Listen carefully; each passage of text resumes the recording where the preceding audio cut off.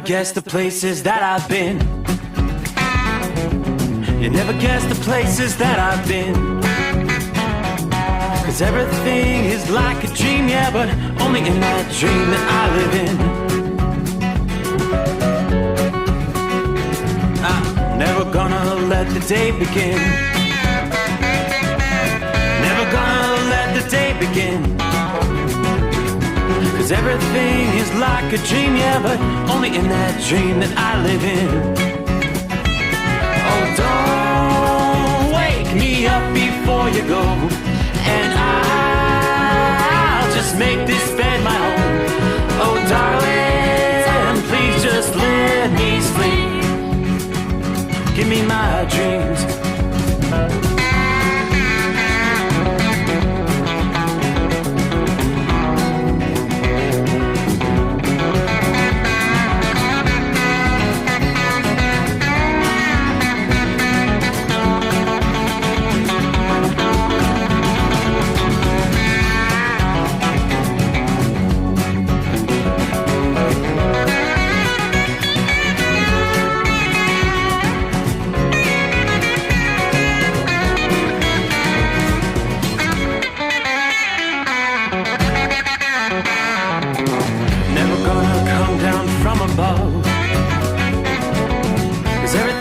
Better from above.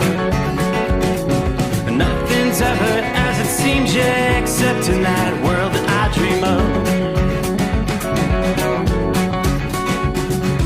Never gonna lose the ones I love.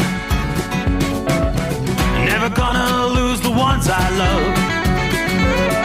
'Cause everything is like a dream, yeah, but only in that world that I dream of. Oh, don't wake me up before you go, 'cause I can't face this day alone. Oh, darling, please just let me sleep. Give me my dreams. Give me my dreams. Give me my dreams.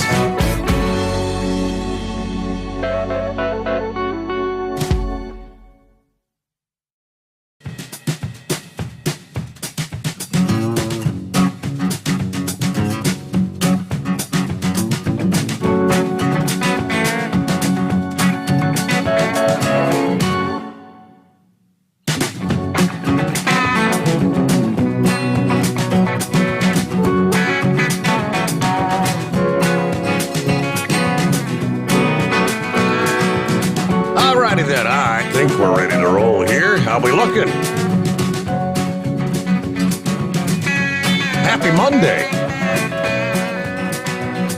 Did he actually say that? He say Happy Monday? Oh, you mean we close out another weekend? Yep, sure enough. That's another in the books. So I guess, we close out the first weekend of the month of June. And a rather busy month underway. You know, in a couple weeks, do you realize Father's Day coincides with the first day of summer this year? How about that? Father's Day coming up on June the 20th. 2 weeks from the day we're closing out here. All right, how was your weekend? Hope everything went well. I know our friends in the Northeast, in the northern tier of the country, it's been a hot weekend. Yeah, the first official heat wave of 2021 is underway, and it will continue through your Monday. Yeah, by the time we get to the middle and latter portions of this week, conditions will be more where we should be this time of year. We've got places right now that are in excess of 90 degrees that should be dealing with daytime highs of about like 75 right now. It is technically still spring. So let's start things off right there with a look at our traveler's weather tonight. Before we get to the heat wave, let me skip back over to the national radar scene, because we do have some rain in the mix tonight. There's actually some good news for our friends in Texas and Louisiana. Looks like you're finally going to see a bit of a break in the action from the relentless range you've been dealing with for much of May and into the first few days of June here. Now, tonight there is a cluster of thunderstorms in southeastern Oklahoma. There's another line of thunderstorms up in the western portions of the southern Texas Panhandle region. And we've been watching a line of thunderstorms coming together there. There is a severe thunderstorm watch in the mix there, and several counties that are currently under severe thunderstorm warnings in that region. But the models are depicting over the next several hours, this line is going to kind of continue to congeal. And eventually, we're going to be looking at, right now, the line of thunderstorms is south of Amarillo. If you're familiar with Hereford, Texas, the line is just to the east of that, but it's kind of making a beeline toward Plainview, Texas. You could see some pretty strong thunderstorms in the next couple of hours. And the line extends all the way down to west of Brownsfield, Texas. But again, the models are depicting this is all supposed to congeal into a pretty solid line. So eventually we'll see showers and thunderstorms sweeping through Brownsfield to Lubbock to Plainview. I think most of the action is going to stay south of I-40 there. Again, from Amarillo further to the south. But we will keep an eye on things there. That's just one cluster of thunderstorms there. The bulk of the rain that had been inundating eastern Texas and Louisiana through much of the weekend has now stretched over into, it's pretty much southern Alabama, and a line that stretches up. You've got showers that are going to be pushing through Montgomery, Alabama, probably within the hour. Some heavy rains right along the Georgia-Alabama line, rolling on up. Some thunderstorms pushing through Chattanooga at this hour as well. Some of that rain extending up may push up through the Knoxville area as we progress through the overnight hours here into a Monday morning. You've got some spotty shower activity through much of northern Georgia. It's all north of Atlanta, and some showers to the east of that. Most of that is light to moderate. Another cluster of thunderstorms pushing through north central Florida tonight. If these things hold together, we could see some thunderstorms pushing through. And let's see, what direction are they moving? Almost due north and slightly to the east. So you've seen some heavy rains in Gainesville. Could see some more shower activity there through the overnight hours. These storms will be pushing through the Jacksonville area over the next several hours as well. Let me see. Aside from that, you zoom out and take a look at the Northeast. Boy, precip cannot really be found because you've got a big dome of high pressure in control of your weather, to which we actually have heat advisories all the way up into Maine. It's incredible. I mean, much of southern and eastern Maine. I mean, we don't have heat advisories here in the Ohio Valley, but essentially it's hotter way up there in the Northeast than it is in much of the southeastern USA tonight. You know, we started the week off last week with the heat out west, the Pacific Northwest. The heat advisories were in place through eastern Washington, Idaho, western Montana. As the week progressed, that heat continued to build to the east, crossing the Dakotas, Minnesota, Wisconsin, into the Great Lakes. And now, over the weekend, it's kind of planted itself there in the Northeast. In other words, Mother Nature has finally flipped the switch. Summer weather across the Northeast. You know, it's just a week after the Memorial Day unofficial start of the season, where we were talking about record cold temperatures. In fact, forecasters predicting the first full-fledged heat wave of the year. That's 3 days or more in a row of high temperatures, 90 degrees or warmer. Cities along the I-95 corridor from Washington, D.C. to Boston predicted to reach that threshold. Highs in the 90s, which you've seen, continuing through the day today, Monday. And most of this corridor had a 2-day stretch of 90-degree heat late in the month of May, but the 90-degree streak started Saturday In our nation's capital, as well as Baltimore, Philadelphia, Boston, New York City's Central Park, just shy. They hit a high of 89 Saturday. But you look back 1 week ago, May the 29th, as we were in the Memorial Day weekend, all those cities were stuck in the 50s for highs. In some areas, Saturday did feature some record-breaking temperatures. Newark, New Jersey broke their 1966 record of 92 when you hit 94 degrees to start the weekend. LaGuardia Airport in New York City hit a high of 93, just a couple degrees above the record from 1953. What else are we looking at? Sunday, temperatures in the 90s once again from D.C. to Boston. Weather observation sites in New York City's Central Park recorded a 90-degree temperature for the first time this year. Newark actually broke yet another record Sunday when you peaked at 97 degrees, breaking the old record of 94 in 2010. Queens, New York reached 95. That was a record as well. Bridgeport, Connecticut broke the record of 88 that was set just last year when you hit 93 degrees this past day. Dulles, Virginia broke the record of 92 from back in 2005 by just 1 degree, so you hit 93. You factor in the sunshine, the dry weather, kind of the perfect combination for people to hit the pools, the lake, the golf course, or even the beach. Locations like Philadelphia that set record low, high temperatures on Memorial Day weekend, climbing into the 90s once again, and you should surpass that 90-degree mark once again today. Some interior locations may not only achieve the heat wave threshold, but also challenge once again your daily record high temperatures. Syracuse, New York is also on the list of cities that may rewrite the history books with this round of heat. Today's record high of 94 could be within reach. You're normally, as I mentioned, at 75 degrees at this point in the month of June. So, we're talking nearly 20 degrees above normal.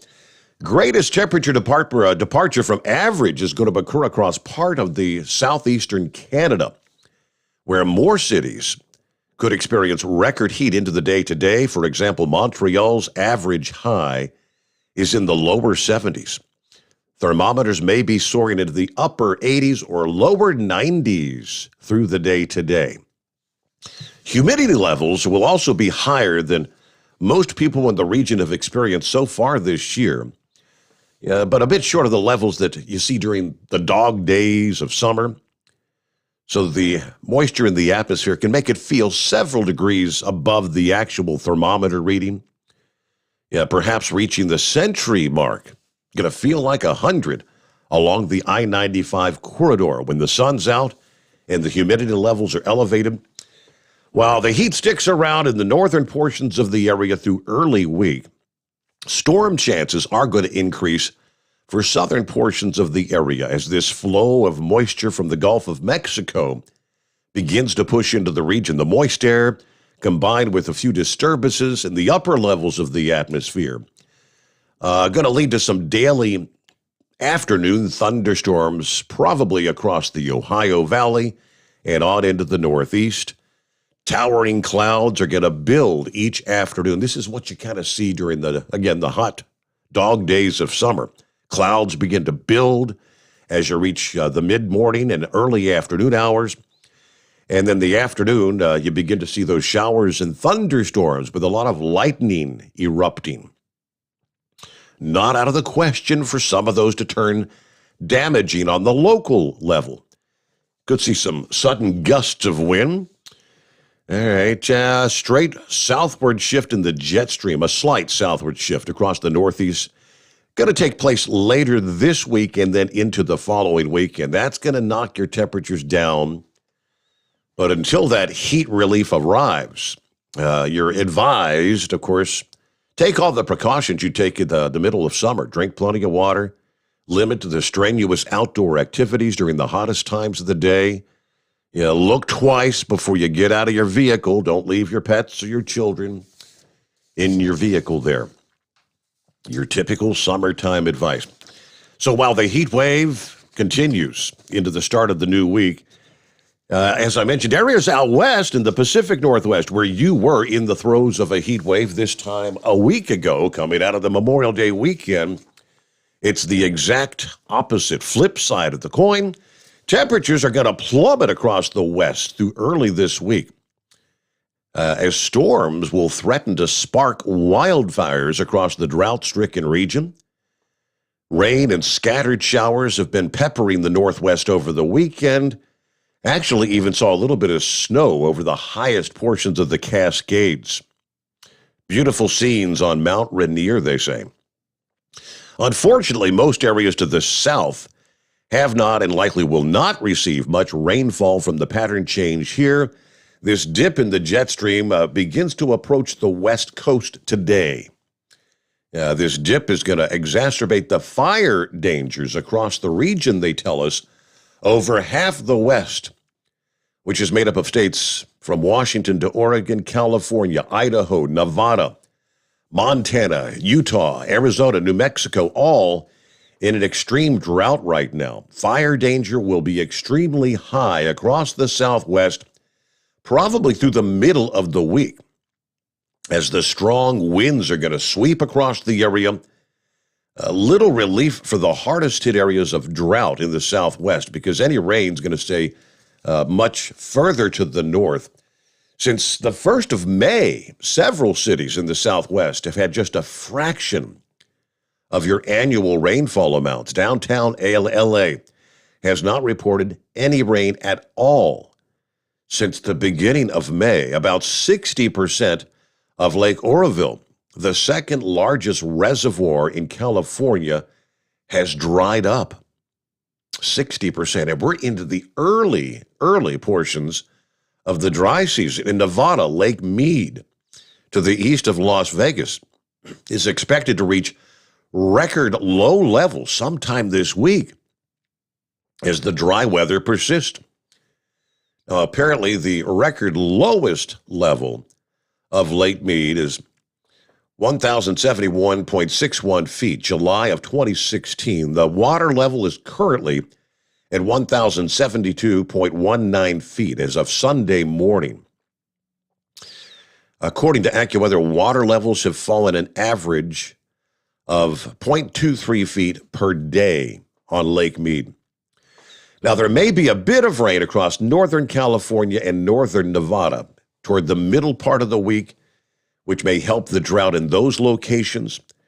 Even still, the amount of rain is not going to be significant. Now, Arizona, southern Utah, southern California, southern Nevada, probably going to remain bone dry through the upcoming week. Any thunderstorms can spell some trouble for areas despite the need of rain. With such dry vegetation, lightning and high winds will be catalysts for wildfires.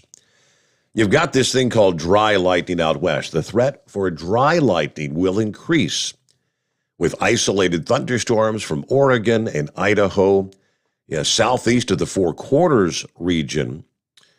Although the drought conditions are not anticipated to lessen, the pattern change is going to cool the region down a bit at least. You are noticeably cooler on Sunday. This dip in the jet stream is going to bring some heat relief across most of the West. Temperatures are going to be anywhere from 5 to 15 degrees below average in most areas across the West by the middle of this week. So after we started the month of June in the 80s, Seattle, you'll be looking for temperatures probably in the mid-50s, about 10 degrees below average. Portland, Oregon, usually you're in the low 70s in early June. Now, you're going to be diving from what was 95 degrees last Tuesday. You were just in the lower 60s this past day. Now, contrasting the red flag warnings, freeze warnings, or freeze watches, I should say, have been issued for areas of southern Oregon and northern California as temperatures are forecast to dive to near freezing at some of the higher elevations overnight tonight, Sunday night into Monday morning. You need to cover up or bring in any sensitive outdoor plants. Snow is possible again at the highest points of the Cascades, probably coming up midweek, Wednesday and Wednesday night, as some of those showers impact the northwest. Not everybody's going to see the chill, though. After being at 91 on Saturday, Denver, you're going to challenge that temperature once again on Tuesday, probably going to be back into the lower 90s. There'll be a little relief for the Rocky Mountains as temperatures are going to remain pretty much above average this week. The heat that once spread across the west, as we mentioned out of the box, has now made its way all the way to the northeast, bringing your first heat wave of the year. This generally cooler time in the west is going to hang around for a bit. Temperature staying at or a little below average, probably into next week when we'll begin to see the heat building in once again. There are signs that an upper-level dome of high pressure is going to build across the southwest. That would produce above-normal temperatures in places like Las Vegas, Phoenix, Tucson, Arizona. All right, there you go. Some of our travelers, whether we've got other areas of concern. Again, we'll get to the good news for the rains, parts of Texas and Louisiana that have been inundated for so many weeks now. I got an email from our old pal, the Big Moose, in the hospital tonight. Yeah, getting ready for the fun of his knee surgery. Sent this to me here about an hour and a half ago. He said, "Hey, bud, just wanted to let everybody know I'm officially prepped for takeoff. Ha ha. They stuck my big baggy ass in one of these hospital gowns about noon today. Started me on the clear liquid diet with a double dose of laxative for dessert. Probably the most unproposing evenings of my life. And that's saying something, considering I learned the mystique of peyote in a Tijuana cat house. Oh, boy. To add insult to injury, the cute little nurse who was taking care of me all day left about 6 p.m. She was replaced by a 6'7" bearded Dan Haggerty lookalike, who may or may not have a little sugar in his tank, if you know what I mean. And he's preoccupied with making sure everything's okay. Anywho, if all goes as planned, I'll be in the spotlight losing my religion and my knee bone about 11 o'clock Monday morning. I'm going to swallow my last dose of liquid plumber for the night and enjoy my sedatives. Everyone keep it between the spotted and the solid, and I'll be 1042 for a week or two." Guess that's out of the mix. 1042, right? I don't know my numbers lingo for CB Talk. Normally it's 1010 till we do it again with the Big Moose. Hey, by the way, he said, will you pass the word along? Tell anyone who wants to contact me to use text. Yeah, the signal sucks in here. The Wi-Fi is very weak.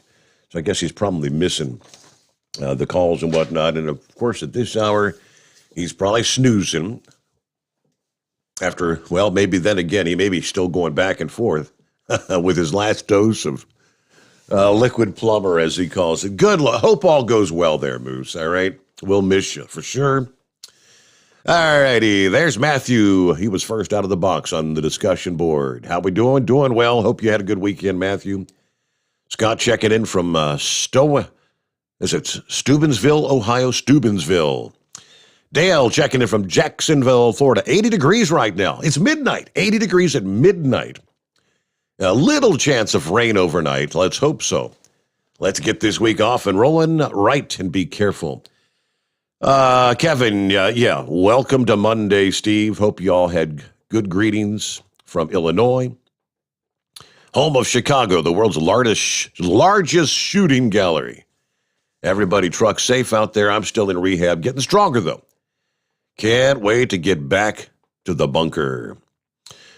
Richard, good morning from Central Florida, 75 degrees there. Looper, let's see. Greetings, Steve and friends. What a great weekend up here in Buffalo, Niagara Falls, New York. Yeah, you had a summer-like weekend, didn't you, Looper? Let's see. Tank, good morning, Steve. Hope everybody had a good weekend. A nice 72 degrees in Memphis tonight. About to get hooked up and head out west. Everybody truck safe. Have a great day. Rowan. Hey, buddy. Rowan. My grandson. It's summertime. School's out, right? Rowan said, hello. Hey, Ro. Captain Ron checking in. That pool installation team is on standby. I sent you a pic of their work. Just trying to be nice and help you out there, Steve. Happy Monday. Yeah, with friends like you, Ron, what are enemies for? He sends me this picture. He said, I came across some pool install guys, and they were able to handle this in one weekend. I'm going to have to see. I'll have to pull that picture up and share that with the listening audience. Oh, yeah, it looks like some sort of a... You talk about the inbred redneck swamp pool. Okay, Justin, watching on the TV at home. Be safe, everybody. Bob says, hi, Steve. Here in Columbus, truckers have the heartbeat of the country. Everybody drive safe tonight. Gonna order some F3. That's the Hotshot secret. F3 for my four-wheeler. Thank you very much, Bob. Thanks for supporting the sponsor of our program. Let's see. Yep, we're getting a downpour here in Chattanooga. I told you, I mentioned that. Got some showers, thunderstorms pushing through. Shouldn't last too long. Buckeye Boy checking in from Lomita, where it's 61 degrees, a little different than the 106 I was driving through in Arizona yesterday. Going to do my 2 deliveries, then head up to San Jose for tomorrow. Everybody be careful out there. Nellie checking in. Miss you on 700. Well, you got us here, Nellie, right?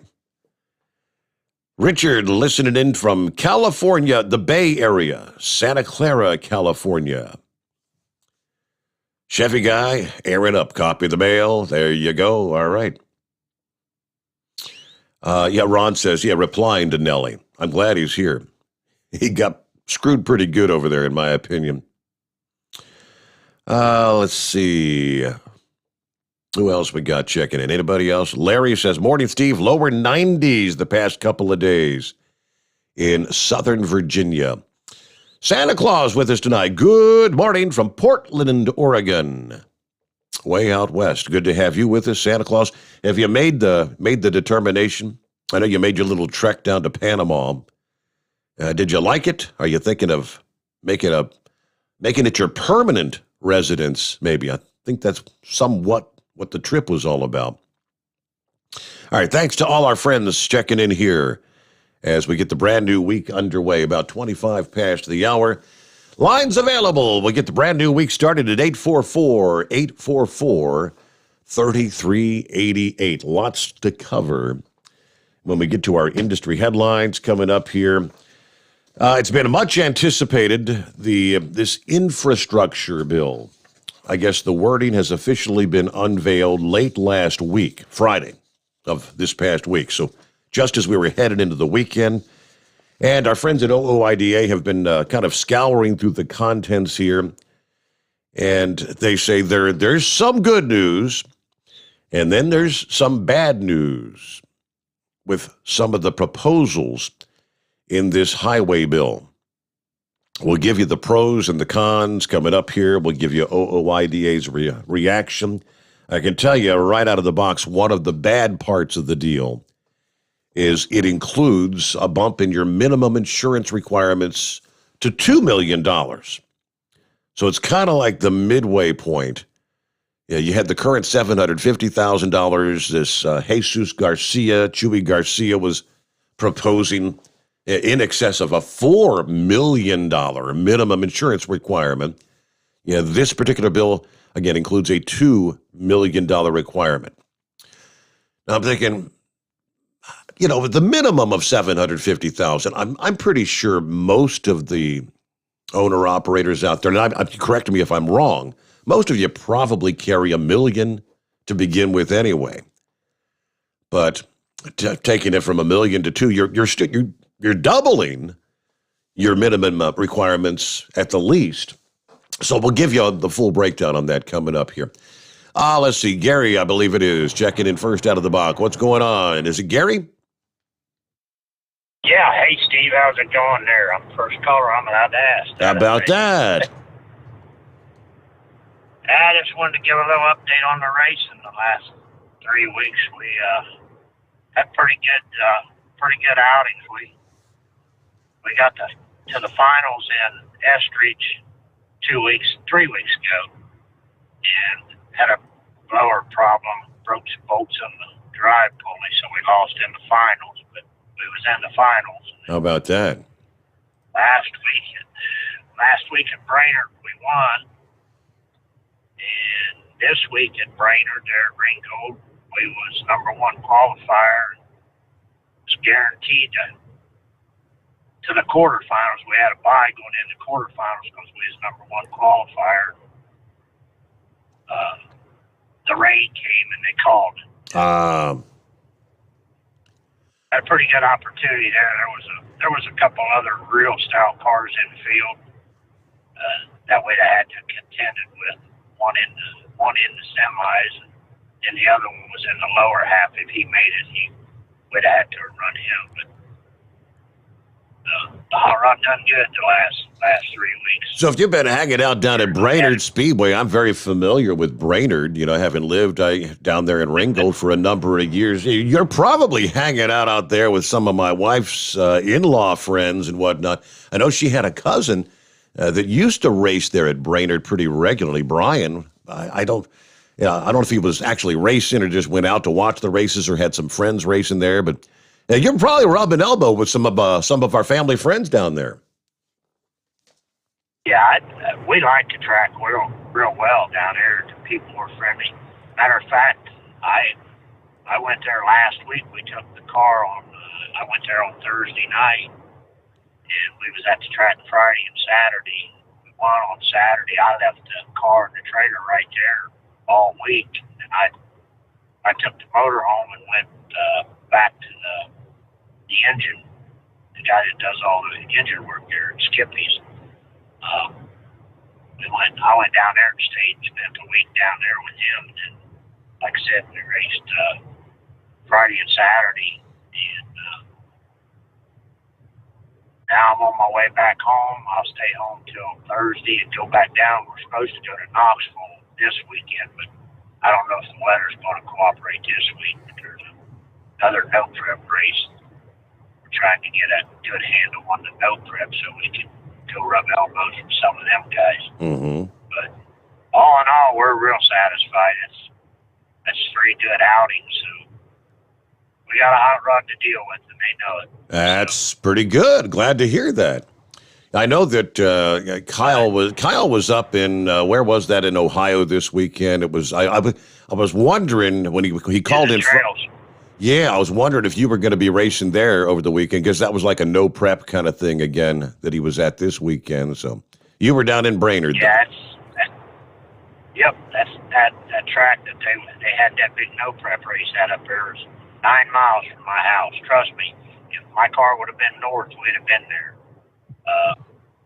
But I'm running the point series. I'm leading the points in one of the series. I don't know where I'm at in the other series. They shuffle around. I was in an 8-way tie for, I think, 6th place or 5th place, but should have moved up a little bit this week. Definitely had the opportunity to, but Mother Nature seemed fit to not do that. But we're right in the middle of the pack, and that's about where we want to be. I'll try and win both championships this year and see what happens. It's just been a fun year so far. That's good.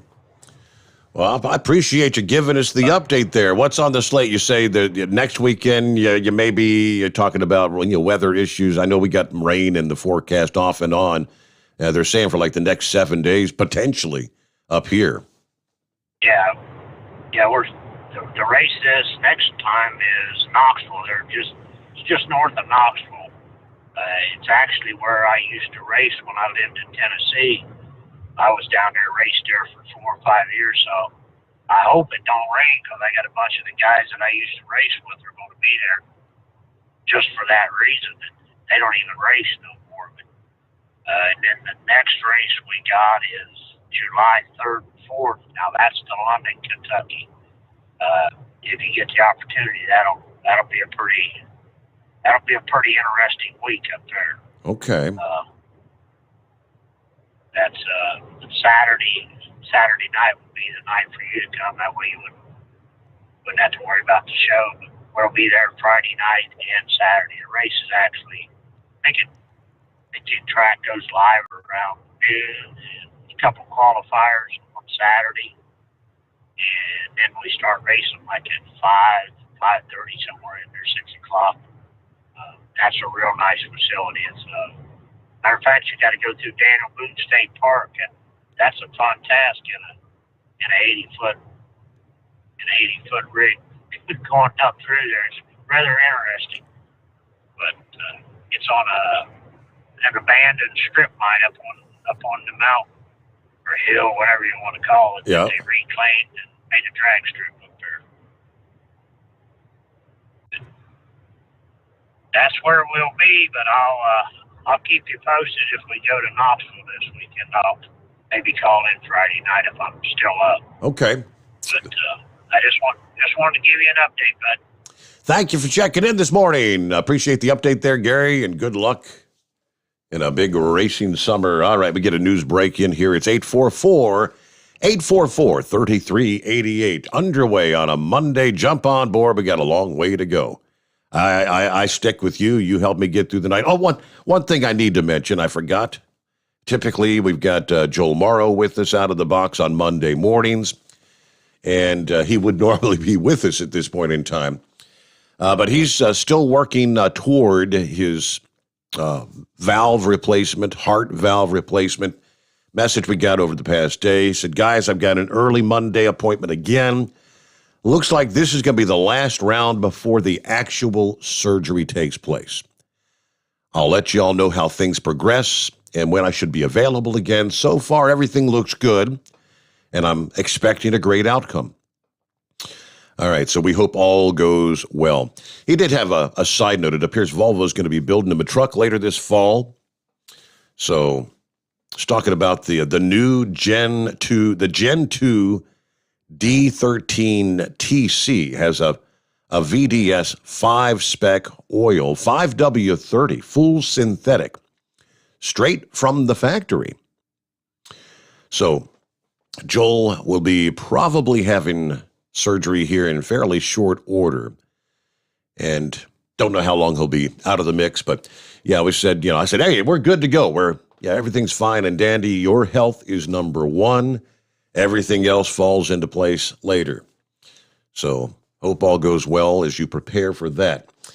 And it is 25 before the hour. It's 844-3388, the Steve Sommers Overnight Drive, live from the Hotshot Secret Studios. USA Radio News with Jeremy Scott. Vice President Kamala Harris will make a visit to Guatemala and Mexico this week, her first overseas trip since taking office. She lands in Guatemala today and will fly to Mexico on Tuesday. White House officials say the vice president's visit will focus on economic development, climate and food insecurity, and women's issues. Her advisors say she will meet with community leaders, workers, and entrepreneurs. The number of migrants taken into custody by U.S. Border Patrol agents along the Mexico border is at the highest levels in 20 years under the Biden administration. West Virginia Democrat Senator Joe Manchin says he will vote against his party on the bill passed in the House to massively overhaul U.S. election law. We must come together on a voting rights bill in a bipartisan way. You can't divide our country further. The senator on CBS's Face the Nation. Manchin says he's not willing to change Senate rules to help his party push through much of President Joe Biden's agenda. This is USA Radio News. I owed the IRS $10,000. The IRS garnished my wages. They put a lien on my house. The IRS is the most powerful collection agency in the world. They do not give up until you pay. I couldn't sleep. We were being audited. I called Tax Solutions Now, and a great big weight was lifted off my shoulders. I called Tax Solutions Now, and they got the IRS off my back. Tax Solutions Now had my wage garnishment lifted in 48 hours. Tax Solutions Now can get you help. Our agents know the rules, can stop the pain, and get you the best deal. We connect you with a team of former IRS agents and tax professionals who will get the IRS off your back. We saved our home and overcame the most powerful collection agency in the world. Call Tax Solutions now. Time is running out. Call 800-987-0577. 800-987-0577. 800-987-0577. 800-987-0577. You're listening to the Overnight Drive with Steve Sommers. At Hot Shot Secret, we share the science behind common diesel problems. For example, Excessive black smoke. excessive black smoke has two causes: carbon buildup and internal diesel injector deposits, also known as IDIDs. Hot Shot Secret Diesel Extreme has the highest concentration of active ingredients allowed by law and will safely remove all types of injector deposits, including IDIDs and carbon buildup, to eliminate black smoke. Hot Shot Secret Diesel Extreme is available nationwide at truck stops, fine farm and auto stores, and online at hotshotsecret.com. Diesel Army is on duty 24 hours a day, 7 days a week. Burning the midnight oil with the best diesel coverage. All the tech, all the torque. Diesel Army, where there's smoke, there's fire. For the latest news and event coverage, as well as feature and tech articles, sign up for the newsletter and don't miss a thing. Visit dieselarmy.com from the Power Auto Media family of digital magazines. Again, it's dieselarmy.com.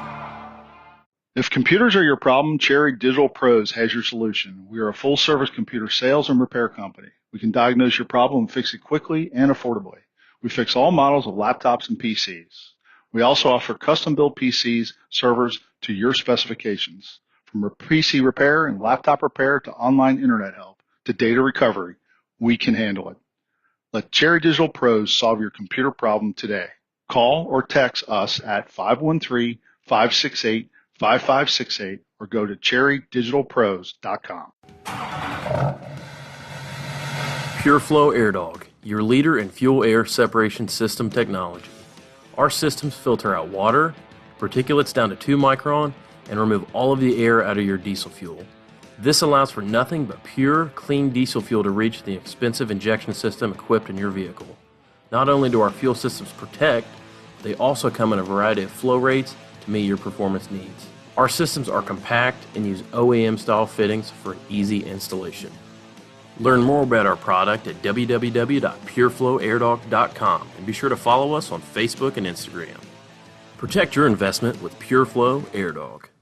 Whether you're a diesel pickup performance enthusiast or just looking for a small upgrade, when selecting common rail fuel system components, look no further than Exergy Performance. At Exergy, you'll find injectors, pumps, and more, engineered like no others on the market using state-of-the-art equipment run by people that have been in the business for decades. So if you're in the market for common rail components at any power level, contact Exergy Performance or one of the many dealers listed on our website at exergyperformance.com. The Overnight Drive with Steve Sommers. Live from the Hot Shot Secret Studios. Call Steve now. 844-844-3388. That's 844-844-3388.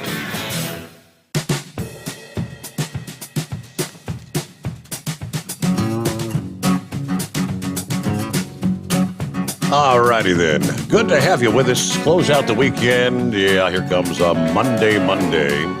Had a couple of others check in there the last few minutes. Who did we have? Gotta scroll back up. Yeah, I did get a response from Santa Claus. I was asking about, are you... He says, indeed, Panama's gonna be my new home soon. Moving to Panama. How about that? Gonna be visiting the grandkids this week. Kentucky Ken out there serving and protecting once again tonight. Good morning, Overnight Drive, and Mr. Sommers. Thank you, Kentucky Ken, for what you do. Keith checking in from Spokane, Washington this morning. Todd says, hello. Peter said, I'm drinking mojitos by the campfire in Ontario, Canada. Listening into our favorite overnight show. How about that? Enjoy that. Yeah, it's almost like a hot summer night out there by the campfire in Ontario, isn't it? How about that? Enjoy that. All right, and let me get to our industry headlines. Top story, of course, from our friends at OOIDA. The House Committee on Transportation and Infrastructure unveiling the framework for the 5-year, $547 billion highway bill Friday. It's called the Invest in America app. Yeah, representing an increase over last year's $494 billion highway bill. It would dedicate $343 billion to roads, bridges, and safety. Let's start with the good news for truck drivers. Following through on the House Transportation and Infrastructure Chairman Peter DeFazio's promise to OOIDA's President Todd Spencer earlier this year, the Invest in America Act includes a significant investment to create truck parking. The bill would invest or provide $1 billion over 5 years for a grant program to address the shortage of parking for commercial motor vehicles. The $1 billion investment surpasses the $755 million over 5 years sought in the Truck Parking Safety Improvement Act. Now, if that's all there is for good news, that ain't much. Now the bad news, and there's plenty of it, they say. This bill includes measures to increase minimum insurance requirements from $750,000 to the $2 million minimum. Let's see. They will initiate a rulemaking for sleep apnea screenings. They will require the FMCSA to review its changes to the hours of service rules established in 2020 and to create specific limits on the use of personal conveyance. It will require new heavy-duty commercial motor vehicles to be equipped with automatic emergency braking. Research and consider the feasibility of installing the side underride guards. It will return the CSA scores to public view, and it will create new authority for what they call congestion pricing. OOIDA said they're pleasantly surprised by the investment of $1 billion to address the truck parking crisis, but they will aggressively oppose the bill until the insurance increase and several other anti-trucking provisions are removed. Everybody knows this increase will do absolutely nothing to improve safety on the highways. It will destroy small trucking businesses. What's good is the highway bill when it does more to support the unbridled greed of trial lawyers than the trucking community. They're calling it the poison pill. OOIDA dubs it the poison pill. When the measure was added to last year's highway bill that ultimately failed in the Senate, the insurance increase would increase motor carrier minimum liability by 167%. We worked to keep the insurance increase from becoming law last year. We'll continue the fight as this measure finds its way into a highway bill for a second consecutive year. As I mentioned earlier, this is far less than Chuy Garcia's standalone bill, calling for the increase to be bumped up to $4.92 million. Yeah, nearly tripling the minimum requirement would be devastating to small business truckers. Now, increasing the minimum from $750,000 to $2 million on the heels of major economic disruption would be nothing short of disastrous for many small motor carriers and owner-operators. According to Todd, if the economic impacts of COVID didn't destroy your business, Congress will by enacting this catastrophic policy. Now, we're thrilled in the truck parking investment, but we cannot support the overall bill with the insurance increase and the other provisions.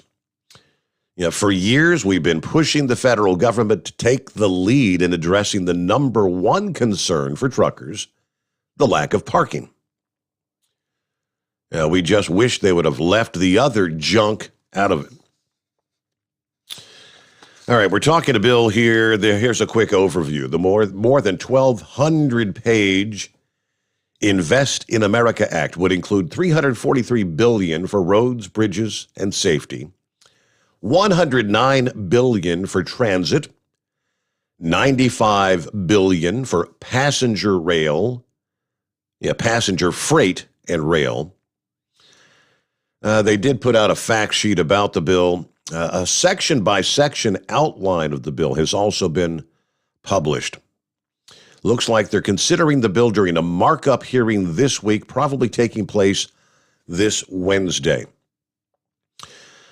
The benefits of transformative investments are far-ranging. We can create and sustain good-paying jobs, many of which do not require a college degree. We can tackle climate change head-on, improve the lives of all Americans through modern infrastructure that emphasizes mobility and access, that spurs our country's long-term economic growth. That's the statement from Peter DeFazio's office. Now, several House Republicans spoke out against the Invest in America Act.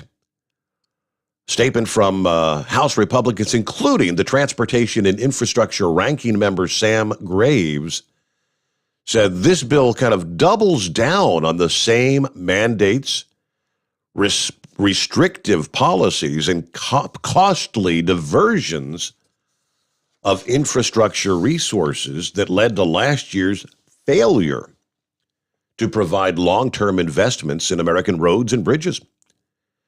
Instead of working with Republicans to find some common ground on a bill that could earn strong bipartisan support, something our Senate counterparts did successfully last month, this bill moves even further to the left to appease the most progressive members of the majority party, being the House of Representatives. So there's your breakdown. The good news, the bad news. Yeah, a lot more bad than good in that bill, is there not? All right, our number is 844-3388. Plenty of room for you here on a Monday. Couple of other tidbits to throw your way. Let's start with on June the 2nd, the Ogdensburg Bridge and Port Authority announced the overnight closure of the Ogdensburg-Prescott International Bridge due to construction on the U.S. portion of the bridge. Yes, starting on June 6th, this past day, the bridge that connects Ogdensburg, New York, to Johnstown, Ontario, will be closed to all traffic, including pedestrians, from 8 p.m. till 6 a.m. daily. Closures are scheduled through October 16th. Now, they do say the bridge will remain open on July 1st as we head into the big travel weekend, July 5th for the return home from the big 4th of July travel weekend. Then you get toward the fall, and of course, which would be Labor Day weekend, September the 6th is one, October the 11th would be that one. So the Canada Border Services Agency recommends commercial drivers or travelers entering or exiting Canada to use the Thousand Islands Bridge or the Seaway International Bridge. Of course, we still have the non-essential travel restrictions between the U.S. and Canada in place. Travelers entering Canada must adhere to the COVID-19 testing and quarantine requirements mandated by the local government there. Of course, the use of the Arrive CAN app to submit your pre-arrival information is also still required. So there you go. I'm not sure how much traffic that particular bridge handles. At least you've got a couple of other alternatives in the mix. All right, so our number is 844-844-3388. See who's on the line here. Not see a name. Who we got? Who's this? Zorro. Well, good morning, Zorro. What's happening? Hey, Steve. Last time I called you, it was back when Obama was getting elected, and I was claiming he was the Messiah.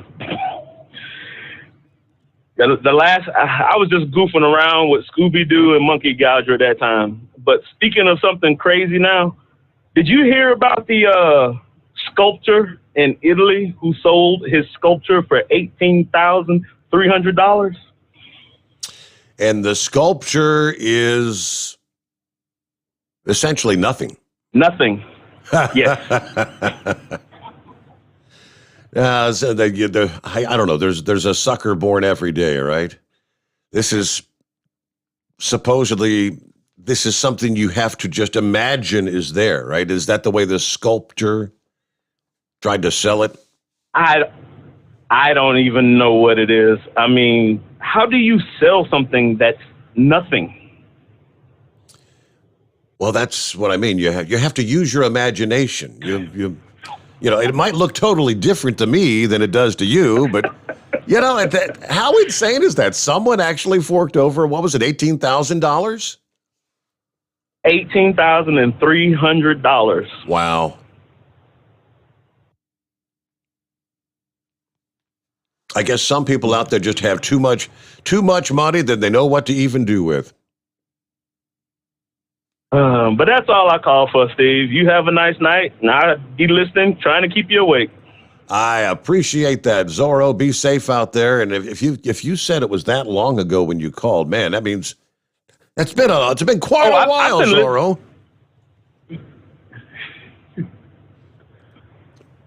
Don't let so much time pass before you dial us back up. And I know you do check in from time to time on the Facebook or the YouTube, wherever you post from time to time. But yeah, I saw that little story late last week. It's almost like this. What's the whole big internet thing become with purchasing things that only exist on the internet? Oh, you get this one of a kind thing, but you can only see it. It's not something you can physically, hang on your wall in your house or anything. Trying to pull up the story. There it is from several days ago. An Italian artist auctions off a, quote, invisible sculpture. It is made literally of nothing. It's a work that asks you to activate the power of your imagination. Okay. I'm in the wrong occupation. If you can sell something that's nothing. From the Department of they sold that for how much? Comes the story. The Italian artist who, for the cool price of $18,300, auctioned an artwork that is essentially nothing. It is an immaterial sculpture, which is to say it doesn't exist.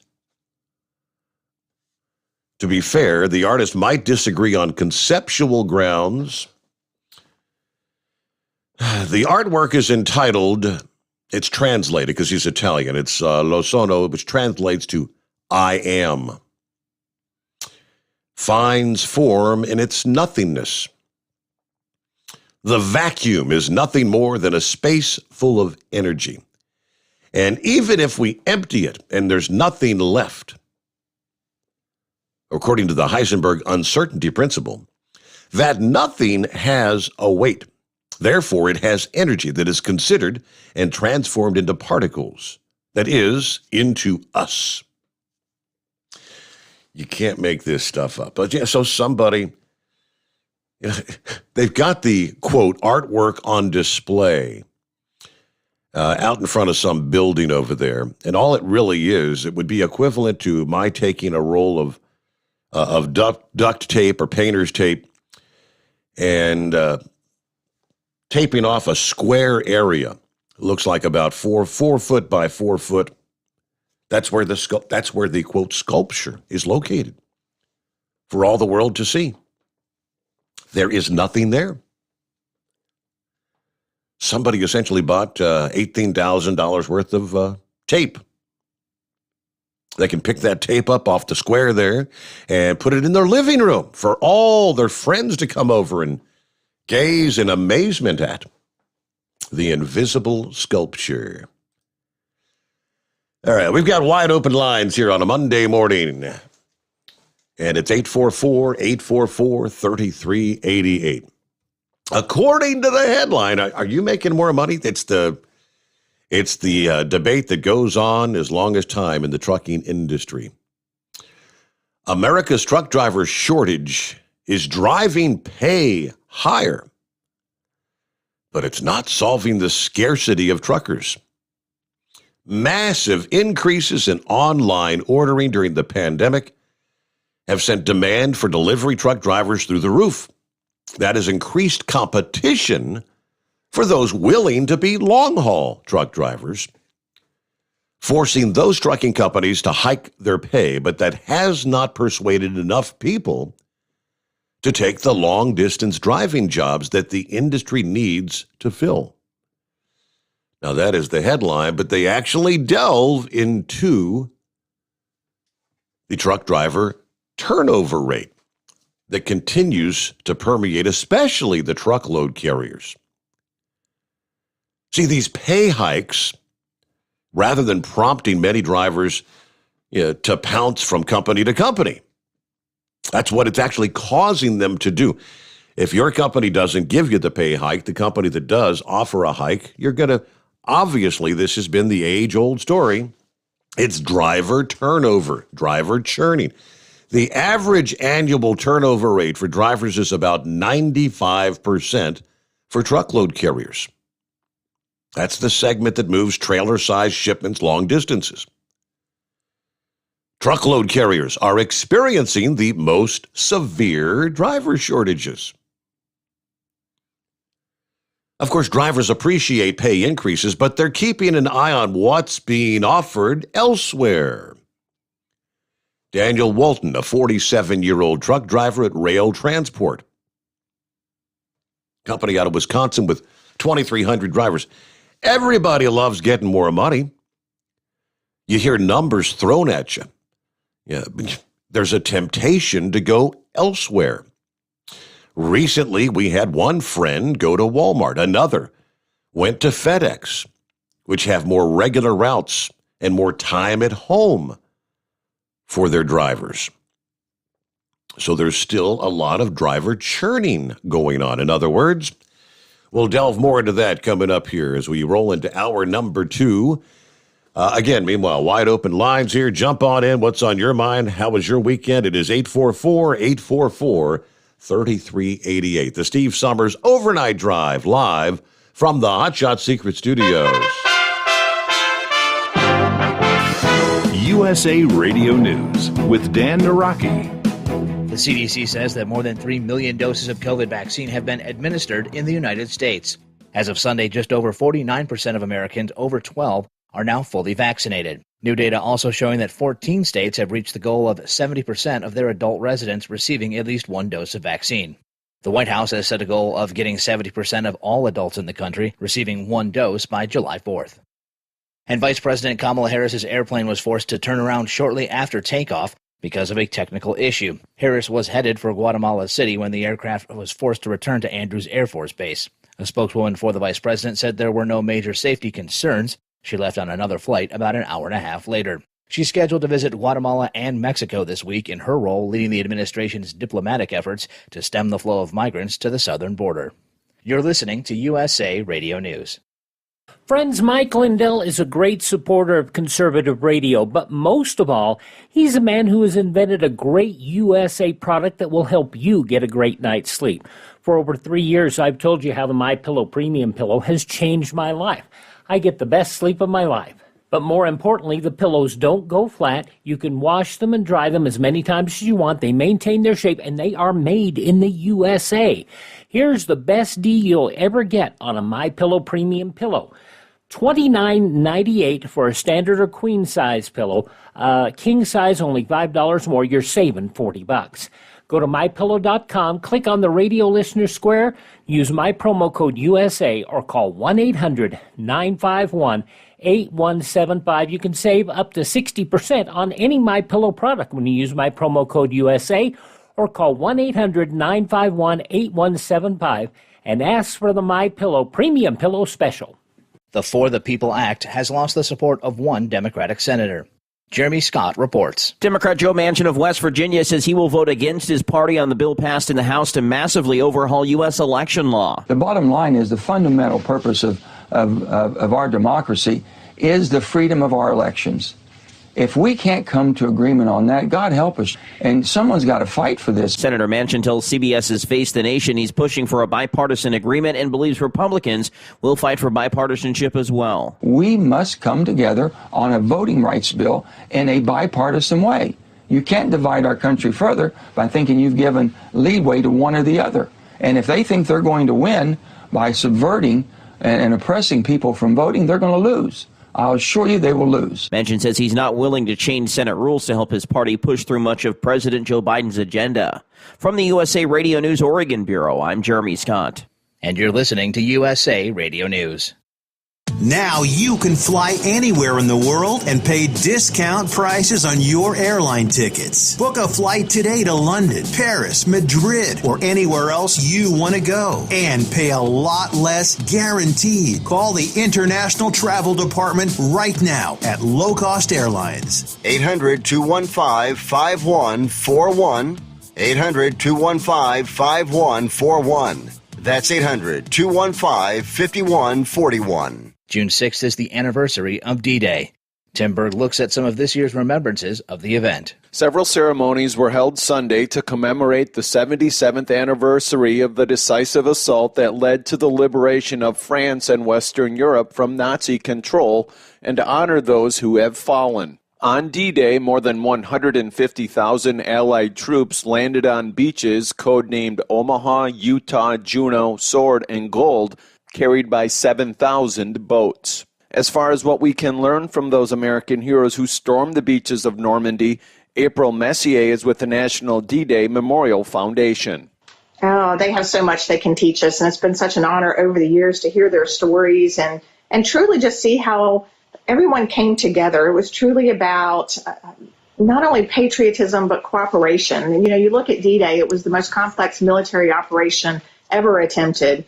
And all of these Allied forces, not just Americans, but the Allies coming together on an international scale to defeat Nazi tyranny. It was not only the achievements that I think we have to remember and reflect on today, what was achieved that day, but also what was lost, because so many were lost. And I think our veterans would want us to remember their comrades, those who paid the ultimate price for their freedoms that we enjoy today. We're reaping the benefits of what happened 77 years ago today. For USA Radio News, I'm Dan Naraki. At Hot Shot Secret, we share the science behind common diesel problems and their solutions. For example, ultra-low sulfur fuels. The primary function of diesel fuel is combustibility. One of the little-known aspects of fuel is its role as a lubricant to metal-on-metal moving parts. The introduction of ultra-low sulfur fuels diminishes the fuel's ability to lubricate because sulfur, which has been mostly removed, has lubricating properties. Hot Shot Secret Everyday Diesel Treatment with LX4 delivers unmatched lubricity. Third-party testing confirms that it takes 3 times the amount of leading fuel treatment to match the lubrication benefit of 1 dose of Hot Shot Secret. Everyday Diesel Treatment is a fully formulated 6-in-1 premium fuel treatment for every fill-up, every time. Everyday Diesel Treatment is available at truck stops, Tractor Supply, O'Reilly's Auto Parts, and online at HotShotSecret.com. Hot Shot Secret, powered by science. The Overnight Drive with Steve Sommers, live from the Hot Shot Secret Studios. Call Steve now, 844-844-3388. That's 844-844-3388. That's right. Dial us up now because we got clean lines on a Monday. It is 844-844-3388. So let's get to the details. Some good news for an area of the country that's been dealt seemingly relentless downpours and flooding problems since last month.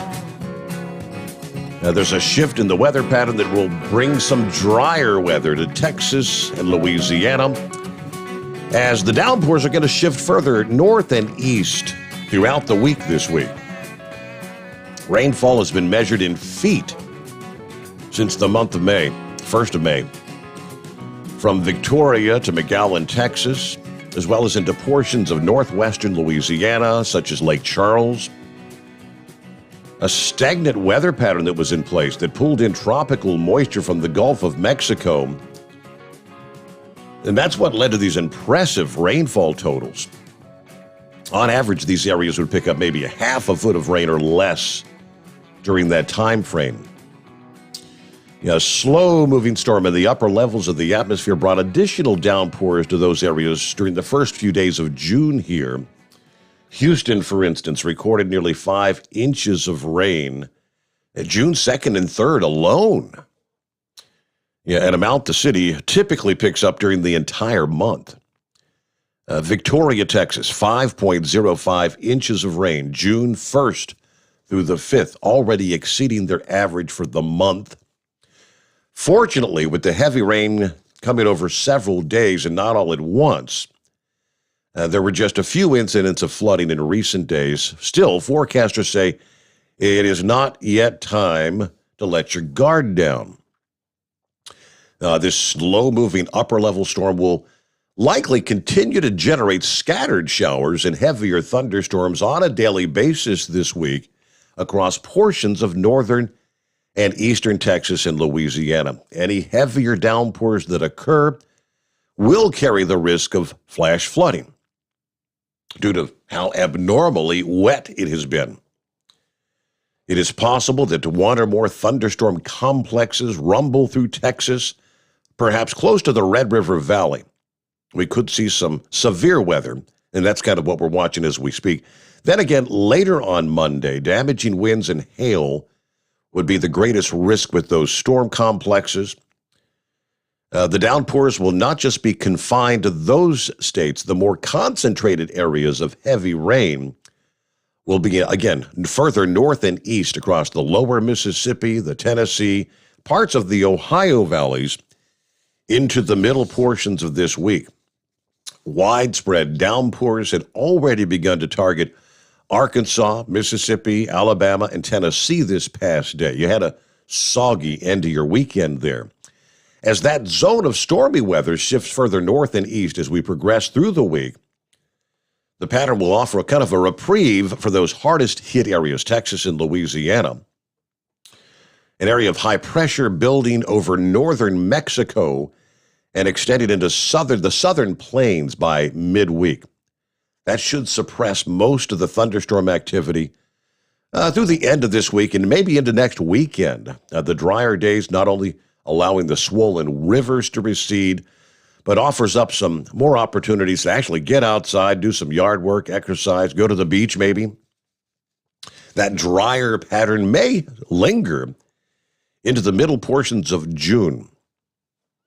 According to the long-range models, as looks like the area from the Ohio Valley to the Mid-Atlantic and the Southeast Coast are going to become the more active corridor to see more of these frequent storms. All right, so I was looking at, I mentioned at the top of the program, that line of thunderstorms in the southern portions of the Texas Panhandle. Plainview, Texas, you're right in that zone where you've got, some severe thunderstorms rumbling through at this hour. Lubbock, looks like you're just seeing some lighter rain, but there's some stronger storms south of Lubbock is kind of sandwiched in between those two particular complexes. Let me zoom on into who's actually seeing the severe thunderstorm warnings at this hour.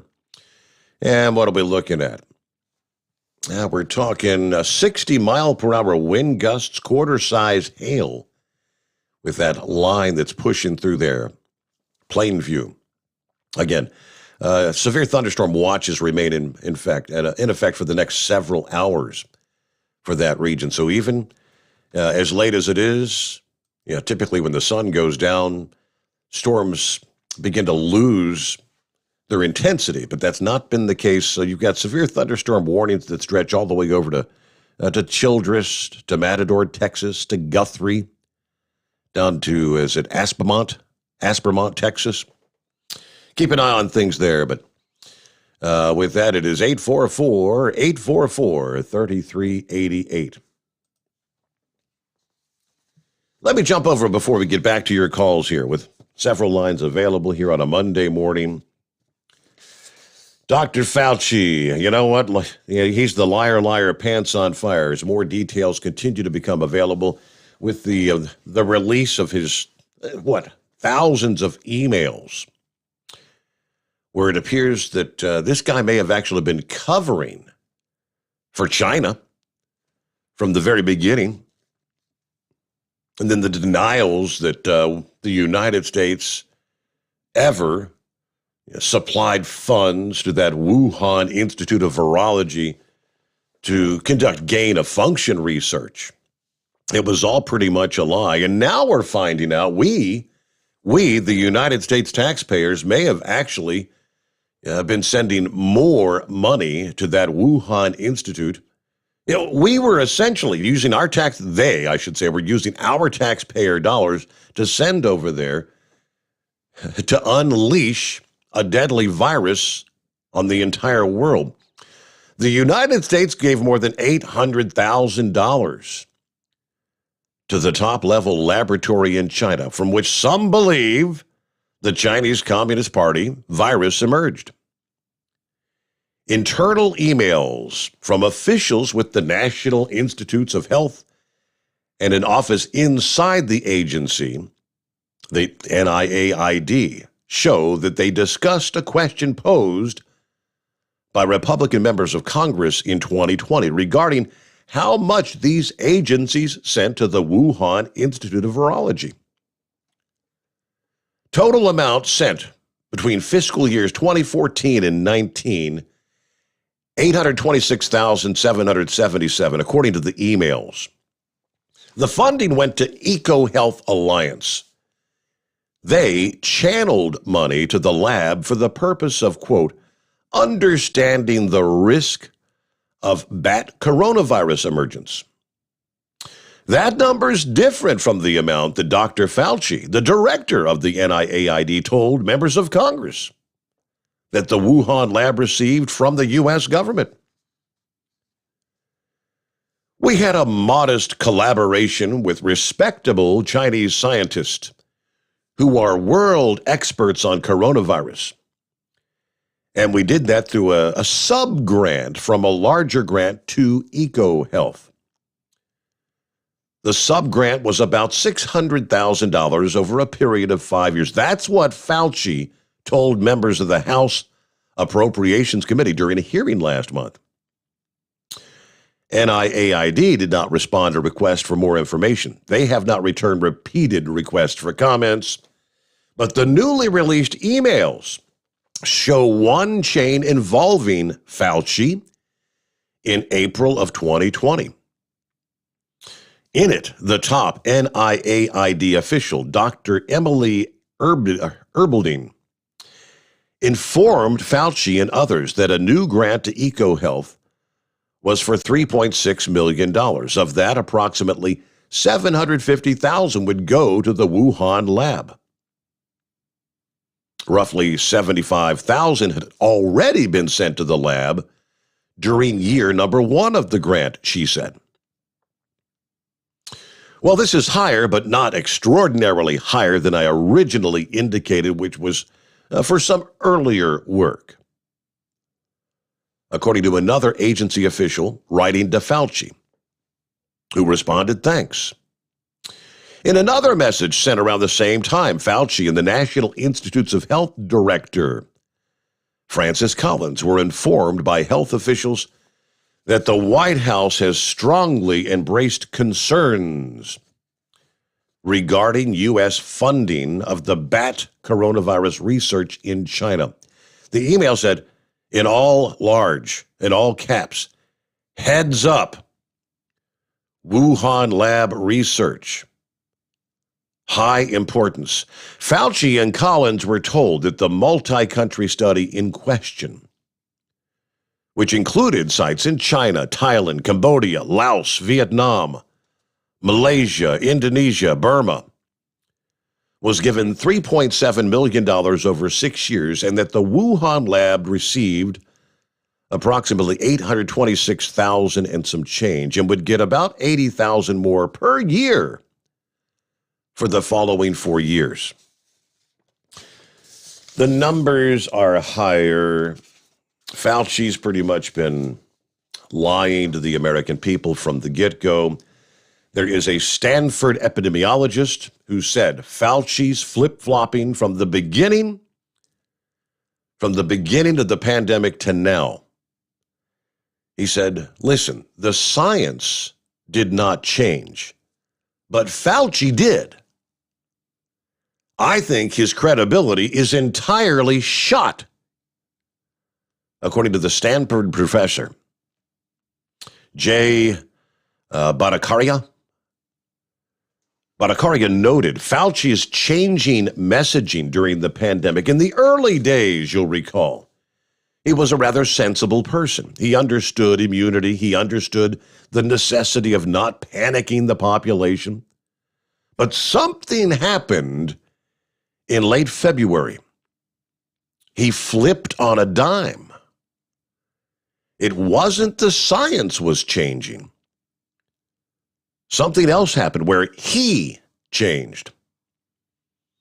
He called out Fauci's rookie mistake in overestimating the fatality rate of COVID-19. Fauci said it was a 2% fatality rate, according to the emails in March of 2020, when that was misinformation to the public.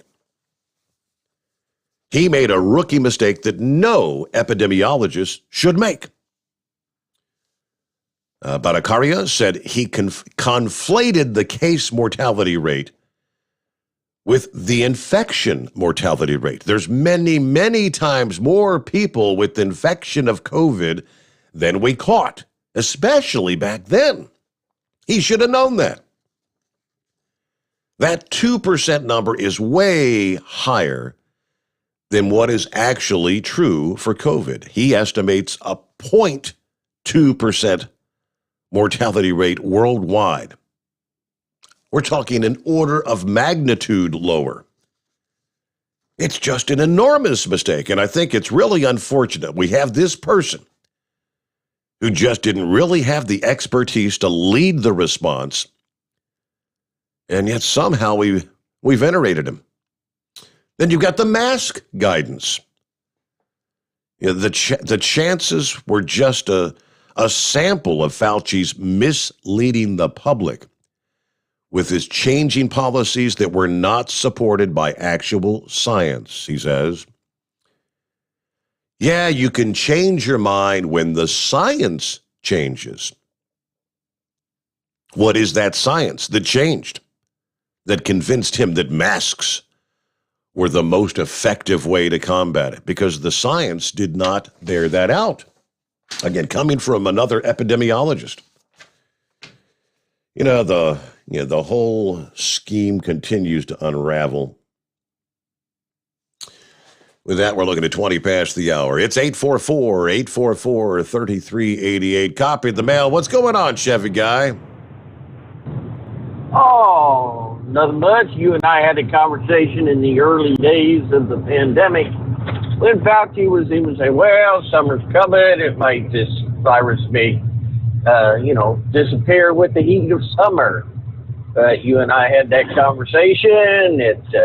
Oddly enough, Tom Hanks and his wife contracted it, and they were in Australia, which is in the middle of their summer. Yeah. And no, we were already questioning the so-called experts. So shame on him. I hope y'all don't mind. I went ahead and posted I did a ride along this on your fan page I took y'all out for a ride into the woods. They had me fill in and haul logs because the mill's hollering for it. You see, because they're cutting so much. And the guys, I mean, these loggers, you know, they work some long hours. So I keep that to myself. But, you know, you have to have the wood in the mills to keep everybody working. So when they work 5 days a week, I tell you what, they put some hours in. So to have them out there working on a full day on a Saturday, that tells you a lot right there. So I throwed a little bit in there, just see what we're doing, sharing that. Now, and so and by the way, no shortage. All the guys are running their tail off. The only shortage is drivers.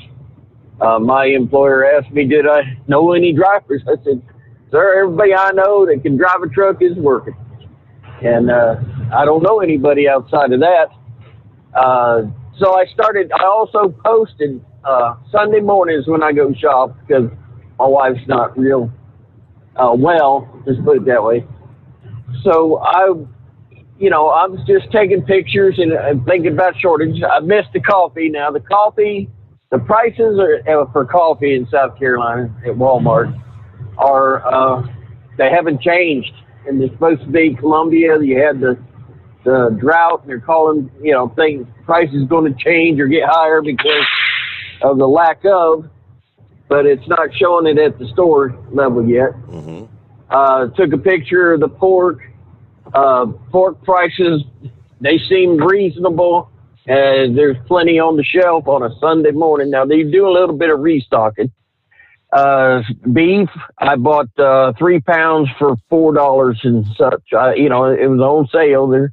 By the way, if you got a shortages, you're not going to have a lot of on sale. It means stuff ain't really moving. Mm-hmm. The chicken was sort of shy, but they were restocking that last Monday. Whenever I did the shopping on Monday, the chicken shell, I mean, it was stuffed. They had it piled up, looked like it was about ready to fall off the shelf.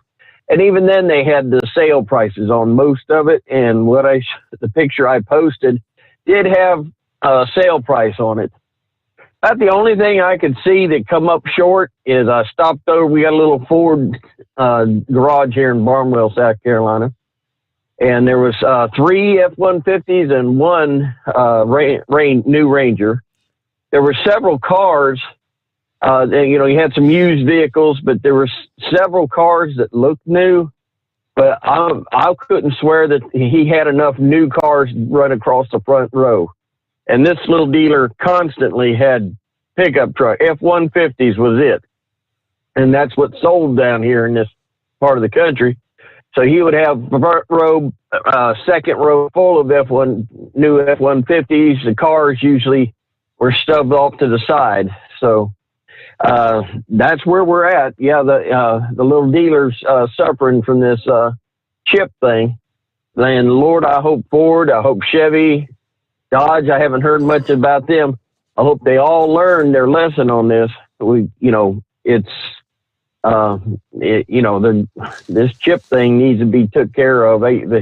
Just like the thing with our medications. If we ever did go to war with China, a lot of people would be out of luck because of their meds. So that's my report from South Carolina this weekend. I hope it helped out somebody, or it just all the shortages I've heard on the radio reported in the last week or so, 2 weeks. So far, the only thing that's really come up or come to reality is the pickup situation. Other than that, and no, I'm hauling everything in the yard's full with sawdust, chips, and everything. So there's plenty of work. So it's heading for the paper mill. Just like I said, I have no idea why. I think it was somebody posted $106 for a sheet of plywood. I have no idea what that is, but I can almost guarantee you that it has something to do with a 3-piece suit and a high-rise building in New York City. So they're making money off I think they're just trying to keep scaring us And there's one other shortage, something I ain't never seen before. There is a true driver shortage down here. Now, I've been sitting between the names tag on the door. Of course, my employer passed away, and his brother took it up. But I've been sitting between here for 20 years. I'm satisfied. These people treat me. Just give me a job, leave me be. So the driver shortage, yeah. But there's worker shortage too. I ain't never seen them. They're posting these little like yard sale signs and wire signs, like election signs along the highway, advertising for front end loader operators, sawmill operations. So we're in full swing down here, and so that's my report from this end of southwestern South Carolina. We're doing our best to keep up with everything, and we're having a time down here. And I'm enjoying the show and the people. Good luck, Moose. Not good luck. God bless you, Moose. Show them how it's done. You'll be up kicking in no time. Yep. Barney and what's his name? Woody. The cowboy. Woody. I drug you into that one, didn't I? Yep. But we're so I'm going to sit back.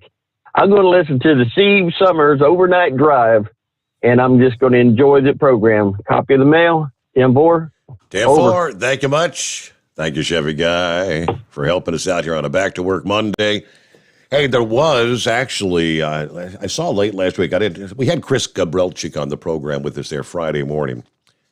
So, of course, regardless of when he's going to be on, I still do my normal show preparation in the event that he may at the last minute not be able to join us or something. You never can tell. You got to be prepared. But I had printed up this story, and I saved most of what's still pertinent from Friday morning's show prep. It was a little bit of good news, as a matter of fact, from General Motors, talking about the global computer chip shortage. GM said that their efforts to manage this problem has worked out better than expected. So their financial results will improve over some of the previous forecast. Thursday, they said they've made engineering changes, prioritized semiconductor use, and pulled some potential deliveries into the second quarter. So now the first half earnings will be significantly better than forecast they issued earlier this year. They had predicted a first half pre-tax profit of around $5.5 billion when they released their first quarter earnings back in May. They now say they're optimistic about the full year. They didn't give further details, but shares for GM jumped nearly 4% in trading early Thursday at nearly a one-year high. In the first quarter, they turned a $2.98 billion net profit as strong consumer demand and higher prices offset the production cuts brought on by the chip shortage. Now, they had previously forecast a full-year pre-tax profit of $10 to $11 billion and said earnings would be at the high end of the range.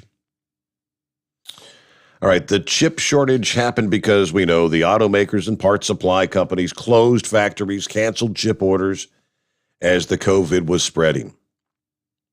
The factories came back in 8 weeks, faster than expected. But by then, the semiconductor industry had switched production to chips for the consumer electronics market. And of course, they had the fire at the facility that makes auto chips that made the problem worse. Ford has said the shortage would cut in half their production from normal levels in the second quarter. Nearly all automakers, of course, have been affected, including Nissan, Honda, Tesla, Volkswagen. So GM's statement said that their factories will still be affected by the chip shortage, probably through the rest of June and into July, but that they're shifting chips to higher margin, high demand vehicles like the pickup trucks and the full-size SUVs. Assembly plants that build those products are not going to take the traditional 2-week summer shutdown this year. Of course, they've already had weeks of shutdown, right? So that's kind of good news for those workers. In addition, GM's heavy-duty truck plant in Flint, Michigan will crank out about 1,000 more trucks per month due to production line efficiencies. According to the statement, GM said they're also starting to install computers in mid-sized trucks that were built without the chips because of the shortage. Those vehicles are going to be shipped in early July, which to me sounds like here over the next month, we should begin to see more newer vehicles showing up on the lots that have been very, very empty as of late. Maybe taking a step forward. Let's hope so. With that, we get our news break. We'll get got the Red Mule coming up next. Lines available. It's 844-3388. The Steve Sommers Overnight Drive live from the Hot Shot Secret Studios. USA Radio News with Dan Naraki. West Virginia Senator Joe Manchin announced Sunday that he would not support the For the People Act, a sweeping elections bill that is supported by his Democratic colleagues. In an op-ed published in the Charleston Gazette-Mail, Manchin said that the partisan support of the bill concerns him, and he instead supports the John Lewis Voting Rights Advancement Act, which is more widely supported. He told CBS's Face the Nation that he's pushing the Voting Rights Act because it already has bipartisan support. We have two bills before us, okay? We have the Voting Rights Act, which has passed over 5 times in our history here since 1965 in a most bipartisan way. And now we name it appropriately the John Lewis Voting Rights Act. We can expand that to all 50 states. We can do so much more with that. And it's starting out to be bipartisan. I have Senator Lisa Murkowski from Alaska signed on in a bipartisan way. And we can work on that one, which truly does protect the voting rights. You're listening to USA Radio News.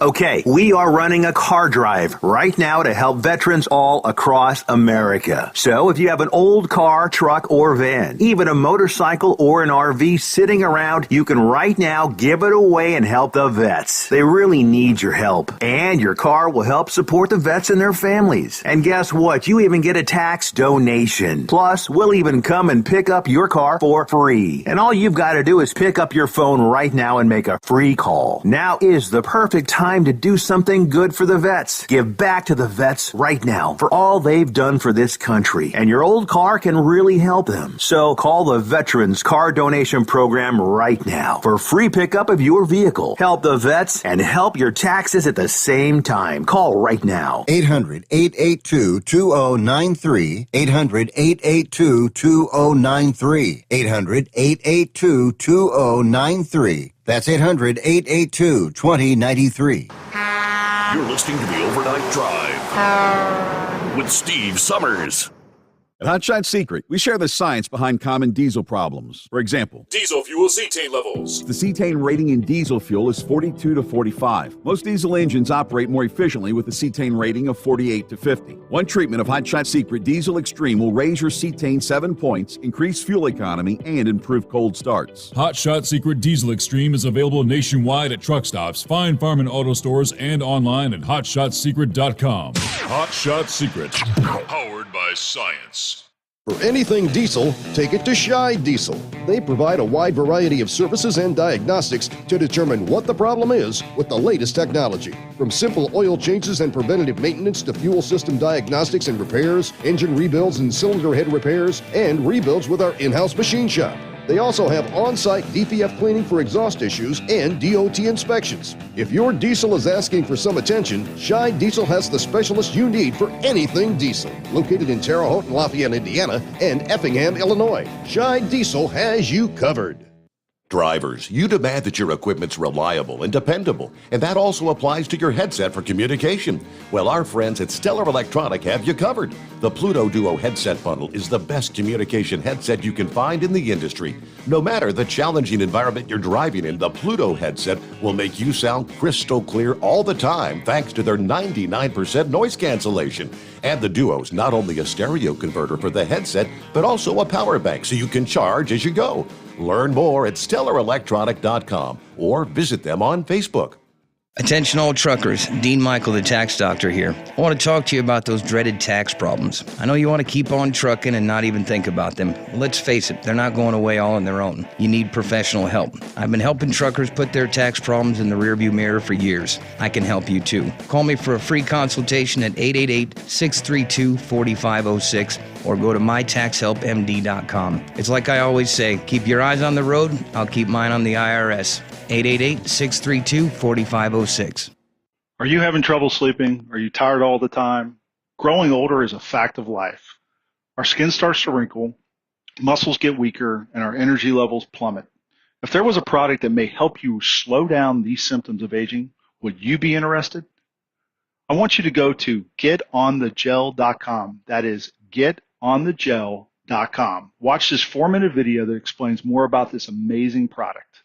Or call us at Youth Fountain HGH today at 513-472-0699 for more information.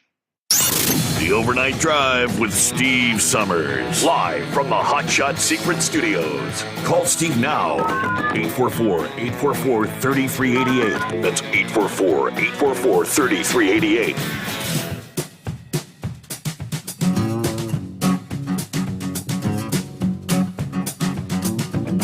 All righty, there you go. Back at it here on a Monday. Who else we got checking in this morning? Hello, Norman. Good to have you with us. Morning, Steve. Cranking it up for another week here. Hello, everybody. 69 degrees here in north central Kansas. We got a clear morning. One Crazy Ray checking in from West Michigan. 77 degrees there. Doughboy said, going back, I guess talking about that invisible sculpture. He said, hey, Steve, I've got some oceanfront property here in Arizona. I'll sell it to you. $18,500. Okay. Just use your imagination. Don't you see that beautiful oceanfront property there? Rodney says, I'm in Cretan, Nebraska. I've been waiting now for 8 hours to unload. What a shish kebab hole. Wow, okay. Let's see, Raymond, I'm in, I guess that's Beckley, West Virginia tonight, headed for North Carolina. All right, again, JS says, Dr. Fauci is what we call around here a bull, you-know-what artist. Yes, I think you are correct. He's a BS artist number one. Good morning, Red Mule. What's happening?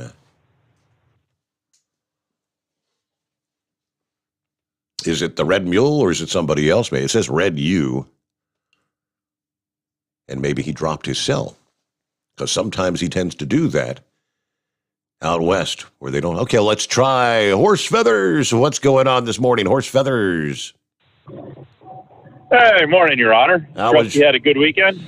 Hey, buddy, the cicadas were in full singing mode. Man, oh man, it was so loud outside our house. Incredible. You ain't kidding. We can actually hear them inside. We got the windows closed with the AC on. You can still hear them inside. See, so I don't know if you got that much. When the sun goes down, doesn't it get a lot quieter at night? I mean, they'll still do a little. Absolutely. Okay, yeah. So it's almost like they just kind of go into hibernation when the sun goes down. But yeah, when the sun comes up, and especially when the sun comes out in the afternoon, boy, they are loud. Yeah, that first 4 or 5 hours in the morning they're really loud in the mornings. So, but yeah, the daughter, she was down closer there to the bay riding on the 95 corridor there yesterday afternoon. She said she could hear them driving in her car with the radio on. She could hear them in her car with the windows up with the air conditioning on. And she said she went through a swarm of them there, and it was about like going through the June bugs down south, she said. Wow. It was just splatter, splatter, splatter. So you could just imagine the mess that they make, the size of them things, about the size of your thumb. So a good size thumb. But I do know here. But anyway, so once they mate, if I understand how it works, they come out, they're doing the whole mating thing.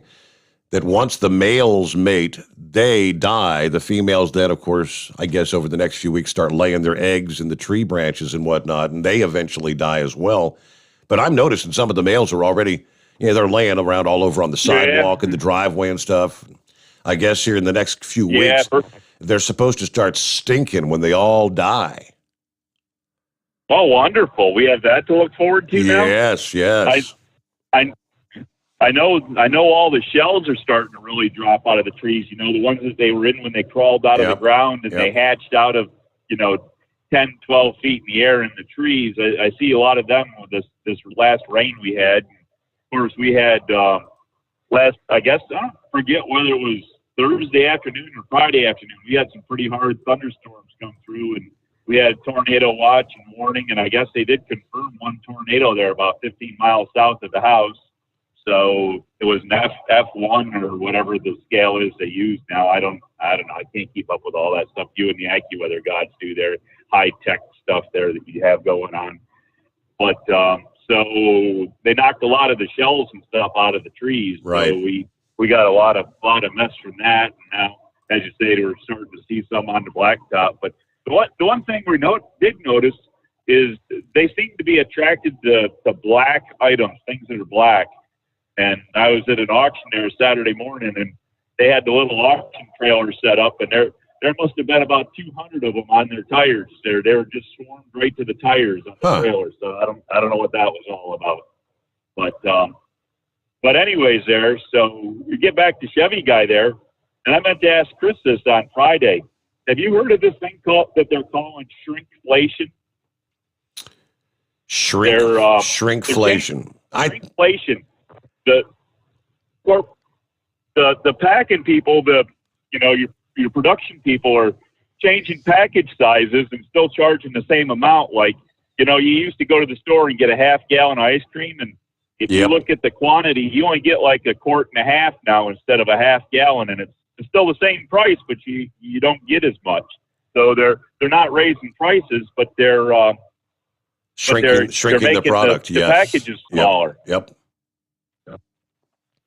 So I didn't know if you noticed that at all. That's been going on I guess one way they're combating this without trying to raise prices. It's been going on for years. Look at the size of your candy bars. Yeah. What used to be a full-size candy bar is about half that size now. And to get what used to be a full-size candy bar is now called a giant. And you have to pay a whole lot more for your giant candy bar. Yeah, you got to buy 4 Reese's peanut butter cups to make up for what used to be 2. Yep. So...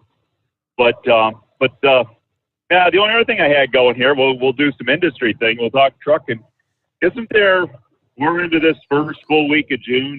Isn't there something that comes up in June that the FMCSS, FSCSS, whatever. How does Monkey Gouger put that? He calls it the FSMCA. He's dyslexic on that. It's the FMCSA. Yeah, that's right. So don't they have a brake check thing coming up for a week or something? Don't they do something like that? Yeah, they do. Absolutely. Yep. So I was thinking that must be coming along here at some point in the nearer future. So I didn't know if you check into that at all. But I meant to go back and try to look at that launch that Philip talked about the other day there, and forgot about that. And so I guess I got to try to do that yet. I don't know. Somehow or another, I found a meme. There of the San Diego chicken. Now I don't know if somebody look it up. You want to see it on YouTube or whatever, but there's a meme of the San Diego chicken kicking the crap out of Barney the dinosaur. So anybody wants to call Mother Goose there, it looked like Mother Goose beating on the Barney the dinosaur there. I don't know if you remember that from a ways back there, but the Barney ended up out on the field there, down in San Diego there. And the chicken was just kicking the living crap right out of him doing that. So anyways, but I don't know. It's kind of funny. But I don't know. I guess that's about all we got for you. We got our official heat wave going on here. So the guy from the West Coast must come over here and spread his wings or something there. Barney there got out here and give us some good temperatures. But anyways, yeah, not a whole lot other than that going on. Didn't see any TV over the weekend, so didn't see any racing or anything, and even missed the Hot Shot Secrets getting put on there on the all girls garage there. They said it was on over the weekend there. I even missed that. Didn't turn TV on one time the whole weekend. So how about that? Well, guess that's I did tune in to some of my dirt track racing both Friday night and Saturday. Had some good racing this weekend, and I'm looking forward to this upcoming weekend because it's called The Dream at Eldora, Tony Stewart's track. He owns the Eldora Speedway. And if you'll remember last year's Eldora Dream weekend, this has got to be one of the largest payout dirt super late model races on any given year. It was canceled last year. So this week, they're going to run the 2021 Dream weekend race for like $127,000 to win kind of thing. And then wow, right behind that, over the next several days, they're going to run what was supposed to be last year's Dream weekend. So there's going to be two well over $100,000 to win races this weekend at Eldora. Wow, sounds like good racing to me. Yep, because this brings out the best dirt track racers from the entire country. Yeah, that it does. Absolutely. So, wow. Yeah, that does sound like good racing. Now, is that going to be on, do you know what channel that's going to be put on, or do you have to look that up yet? Oh, it's going to be one of those. I think Flow Racing is going to have it. I hope and pray they do, because that's what I've got the subscription to. They've got a bunch of other dirt, racing services. Some of them, they want like $40 a month. I don't want to fork over $40 just to watch one weekend worth of racing. Yeah. Hot Shot Secret doesn't give you any news channels or sports channels there to keep up with there for doing the show.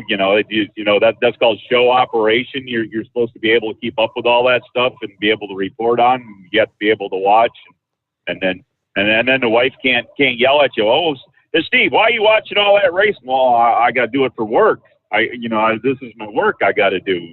Don't you see I'm working over here, drinking a beer, right, watching racing? I'm working. So you got to keep up with that, the racing report there.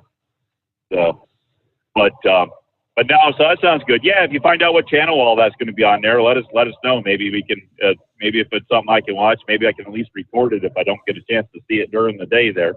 Because we got tractor pull. We got tractor pulling to do Saturday, Steve. We can't be messing around watching TV. Got tractor pulling and truck show. Now, are you participating in the? Are you doing the NTPA stuff, or are you something else? No. I'm just do it for the fun of it. There, I just take my old John Deere tractor out and we go do antique tractor pulling, and there's a couple circuits that are kind of in the area that kind of do points for that if you want to, but I never get to all of them, so there's no sense in me trying to compete. I just go out there and do the fun of it, and I try to come up in the top three. If my old tractor comes up in the top three, I'm pretty happy. I walk home with a ribbon or a trophy or something, but that's about all I do. But all mine just cost me money there. There's no benefits to me doing it other than me going out there for what I call enjoyment. My wife looks at me when I pull the truck out. I set it all up to load the tractor, and I load the tractor, and I chain it down, and I go to the tractor pull, and I unchain it and take it off the truck and move it around and take 3,000 pounds of weight off it during the day, and at the end of the day, hang 3,000 pounds of weight back on it, put it back on the truck, chain it all down, bring it home, unload, unchain it all, get it all off the truck, put the tractor away, put the truck away. She says, your work is more work than your work, or your play is more work than your work. And I'm like, yeah, I think it is. But I don't know. I enjoy it and put a little black smoke in the air and piss off all the tree huggers and find the changers and all that, especially when I drive my truck down the road. Yeah, Greta, what's her name? Greta Thunberg says, "How dare you, you dirty diesel pollutant tractor puller." Yeah, it was announced back in May, but it's going to be one of the biggest weekends in dirt track. One of the most anticipated announcements in the 68-year history of Eldora Speedway. They unveiled the full 2021 schedule, plus the fact that fans are back in the grandstands. All right, they kicked things off several weeks ago. But get ready for a double-down weekend coming up here as they confirmed 3 of their marquee event weeks will feature first the event originally planned for this year, followed by the event that was originally scheduled for last year, which the first of those, the 27th Dirt Late Model Dream, will pay $127,000 to win this Thursday. Then last year's 26th Dirt Late Model Dream will post $126,000 to win coming up this Saturday. So 2 gigantic races. I mean, that's as big as it gets in dirt late model racing.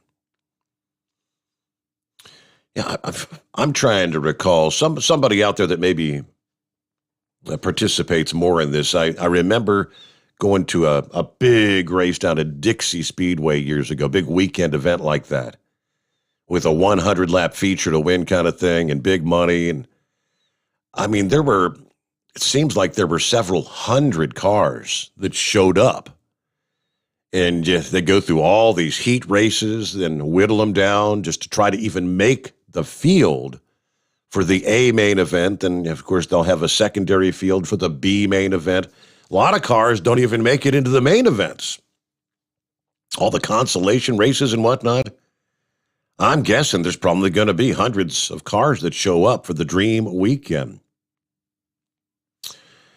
Of course, then you've got for the sprint car fans. Sprint car, the royalty battle it out for what would be this year's 38th King's Royals crown. That's a $175,000 payday coming up on Thursday, July the 15th. Last year's 37th King's Royal posting yet another $175,000 to win Saturday, July the 17th. I mean, it's pretty incredible stuff. All right, so good times, right? It's 844-844-3388.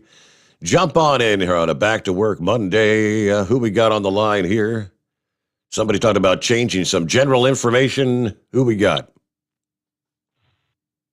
It's Pocket Change. I didn't know if that automated system picked it up, but it's been a while since I called you, man. I just, I'm out here in the shop. I worked on my lawnmowers today. I had both of them break down, the push mower and the riding mower. Really? And, man, I've been wanting to call you, so glad that you're back on the radio. And Chris, it's so great that he sponsors the show. I went and bought my Hot Shot Secret today, and I got it in my lawnmowers. We're going to play with it. We're going to do it. And I know it's going to work because it's got a 100% satisfaction guarantee on the label. Yeah. And I believe the man, will honor that. But anyway, I just, to hear you back on the radio, Steve, we needed it. Trucking needed you. You're a hero. Well, I'm not a hero, but I'm sure. Hey, I'm glad to have a job. Sir. I'm glad to be doing what I know how to do anyway. But yep, it's good to be here. I think sometimes you just need to pitch yourself and say, "Hey, this is real, man. We need you." And that other, you don't have that dynamite, do you? Where you gonna blow me up and nothing like that? No, I don't have the dynamite. I could go boom if you want. All right.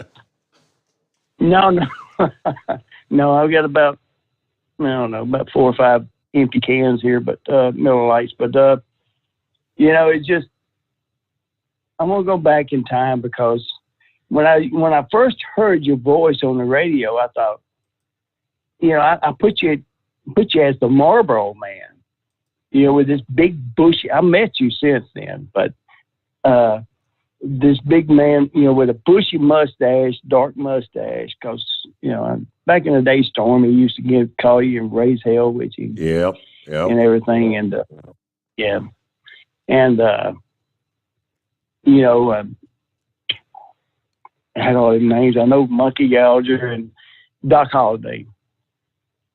And all the days that, they used to call in and have fun with you. But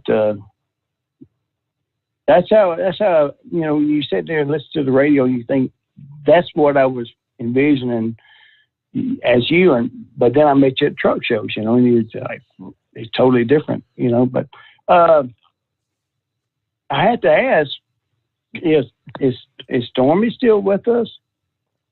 Sadly, she passed away last year. Pocket change, sure enough. That saddens me, because been a lot of them that's passed away. It's been some of the good ones, but I gotta say, Gary, when he, back when he had that ATV accident, it's he's my hero because he takes vacations and he enjoys life. And, this politics stuff, man, it can wear on you if you let it. It's part of our life, but we still got to have fun and we still got to enjoy things that's around us. And we enjoy you. We enjoy your voice on the radio, and man, we're just so grateful for Chris to pick this up and carry it. And I think in his thoughts that he sees the importance of you, and he supports you. And I think he's going to be there through thick and thin. And I'm on board. I'm going to put this stuff that he sells in my vehicles. And, we just appreciate so much, it's just how they could kick you aside from the other stations. It's just like you're, a dirty grease rag. That wasn't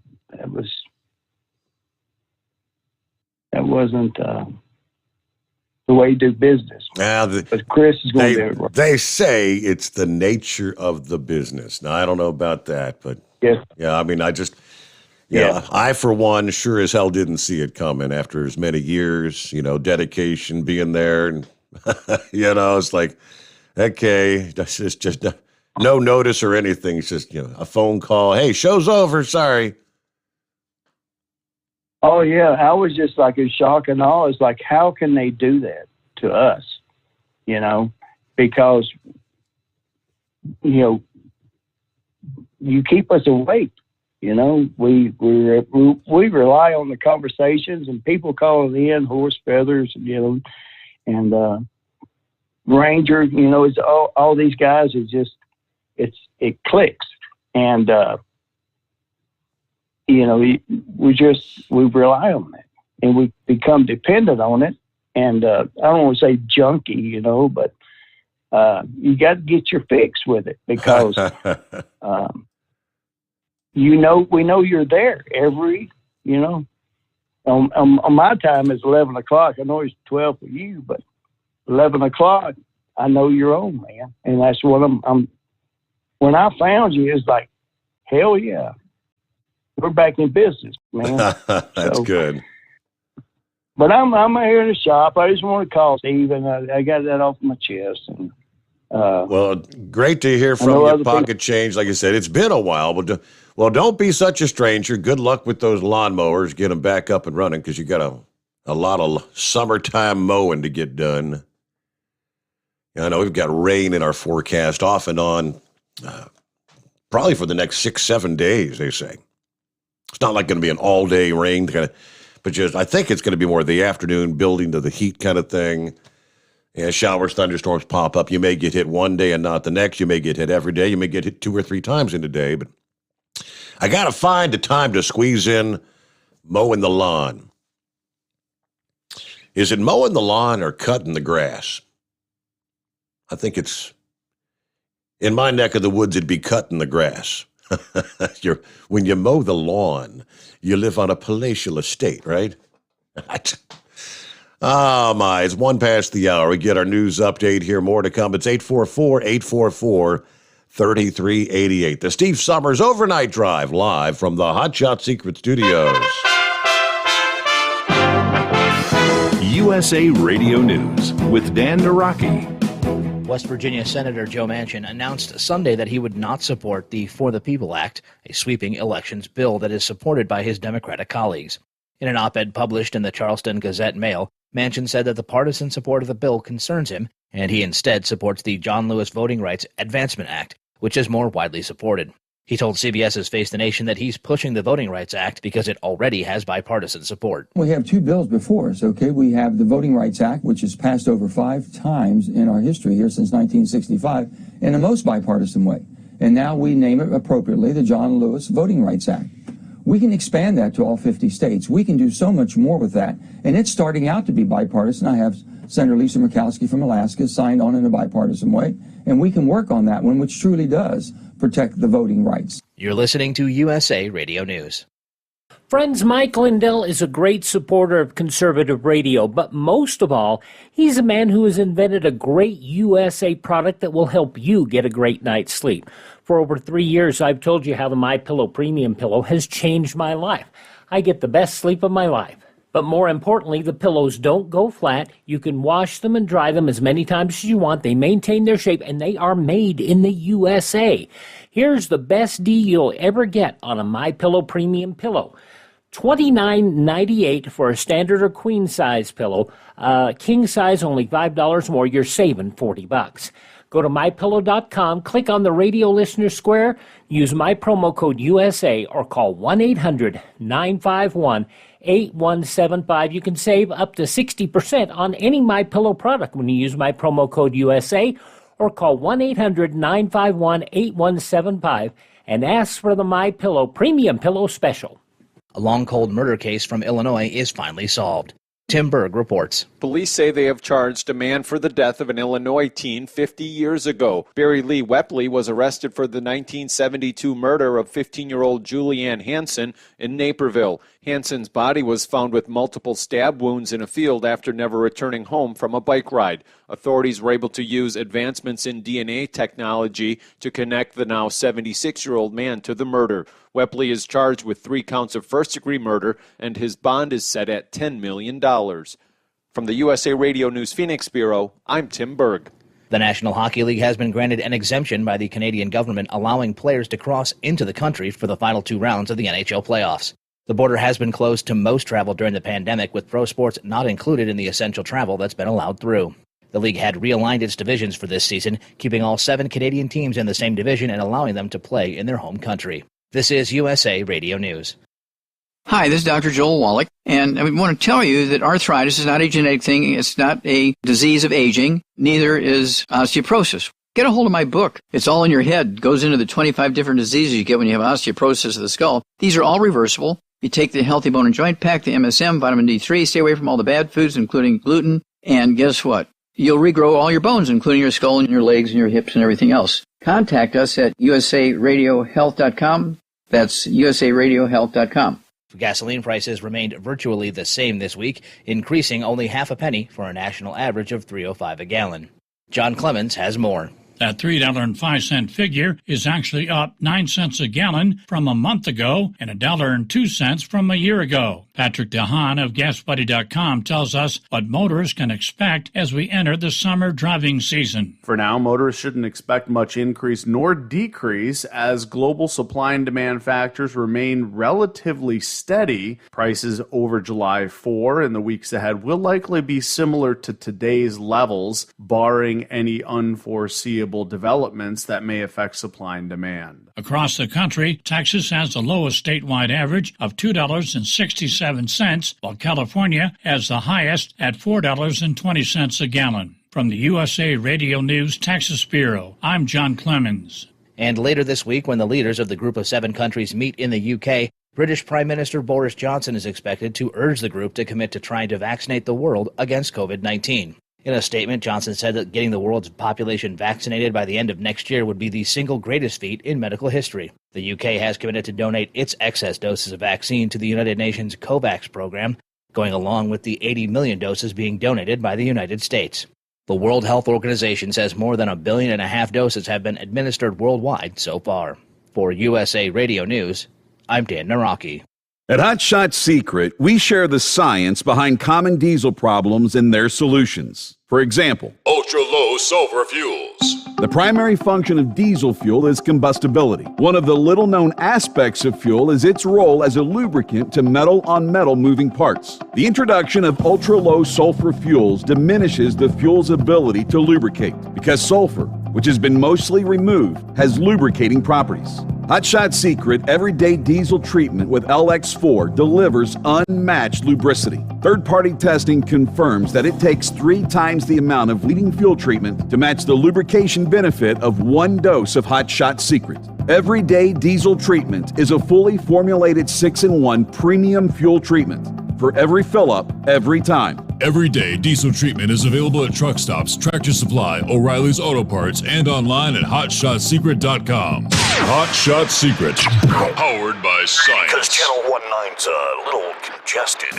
Call Steve now at 844-844-3388. The Overnight Drive.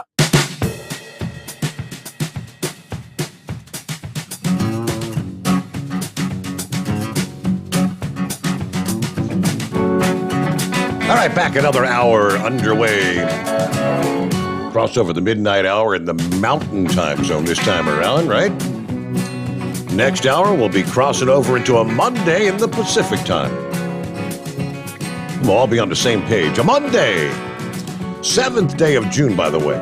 We are 1 full week into the month of June. Wow, a little shake, rattle, and roll over the weekend. A swarm of hundreds of earthquakes, reaching up to 5.3, rattled the Salton Sea in California Saturday and Sunday. According to the U.S. Geological Survey, the other quakes in the swarm ranged from under 2.5 to 4.6. More than a dozen struck since the midnight hour Saturday. The 5.3, 3 miles deep, just before 11 a.m. Pacific time on Saturday. Scores of people, some from as far away as San Francisco and Arizona, reported feeling that tremor.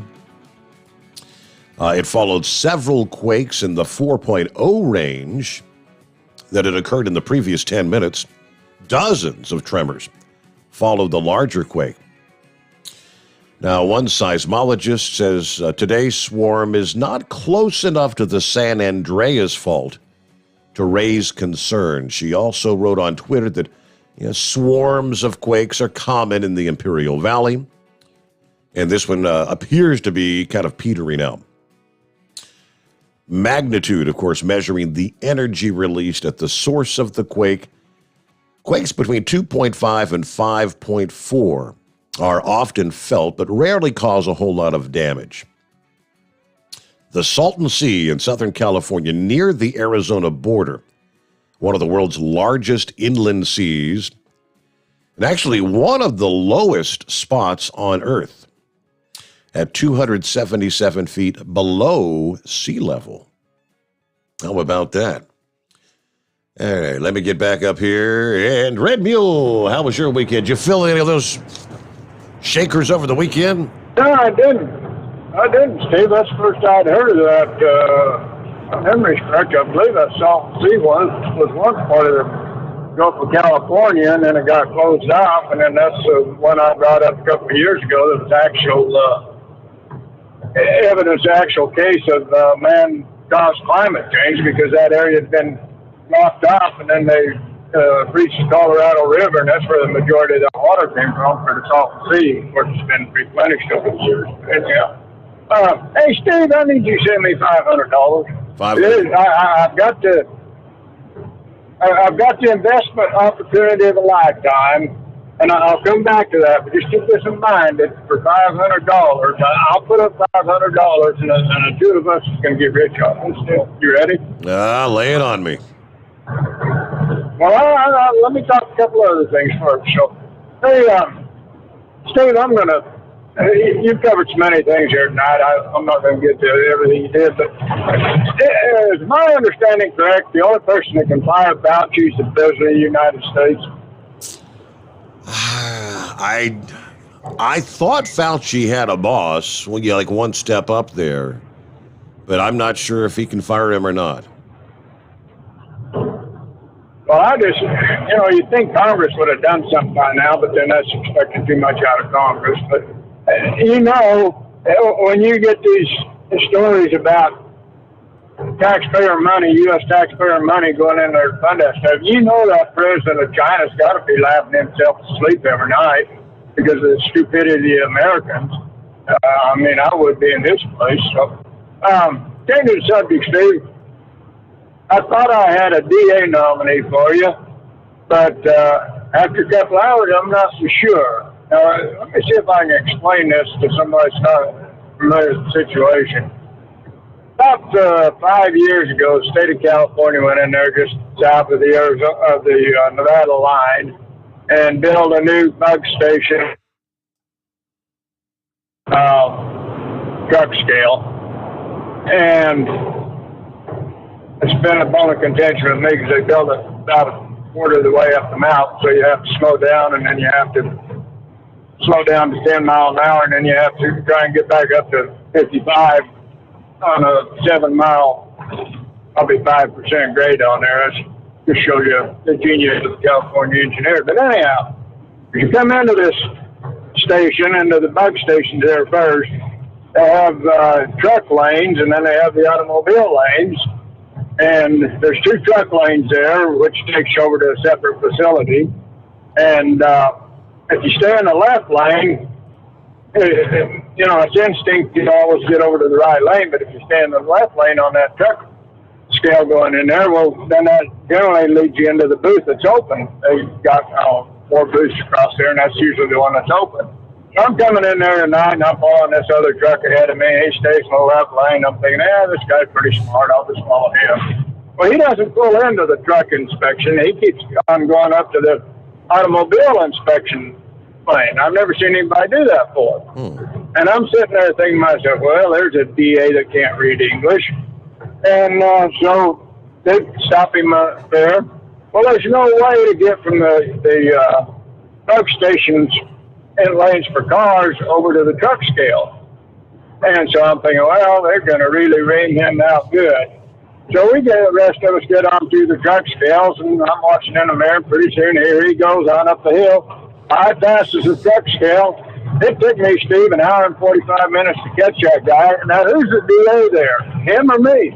All right. He took a shortcut. And got ahead of me, so who's the DA on that deal?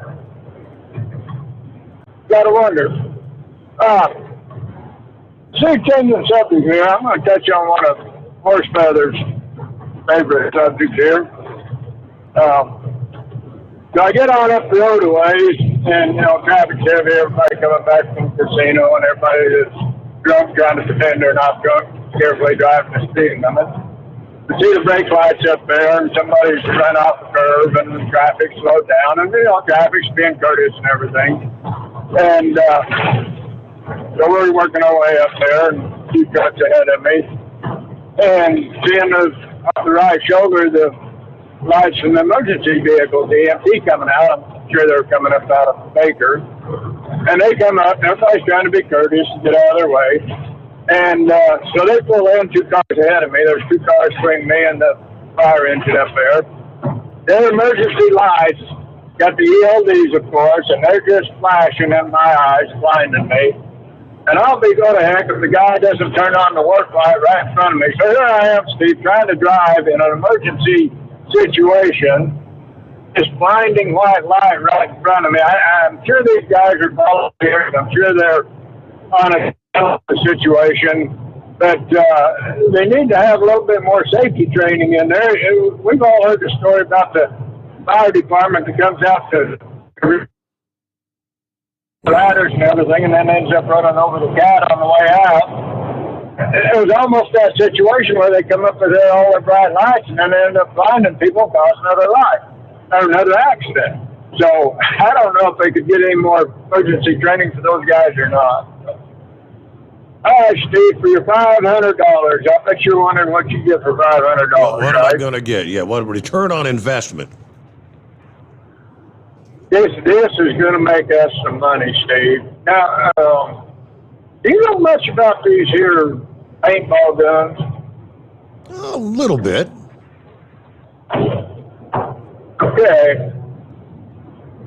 Thursday, coming across Wyoming, I get into Cheyenne, Steve, and there's this humongous billboard up there.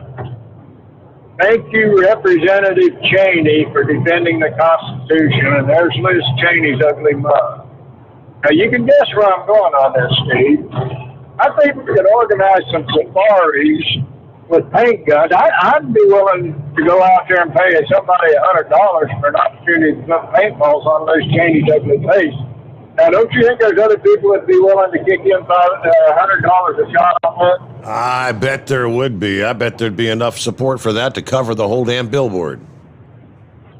Yeah. We could make some big bucks off that, Steve. And I'll tell you what, now it's been a couple of years since I've been through Cheyenne, and if I get back here again very soon, I'm going to be calling this show for advice on how to, or what paintball gun is the best one to buy, because that woman's in my face, and I don't much like that, Steve. So that's all I got this morning. Thanks for checking in. Red Mule, be safe out there. Have a good week.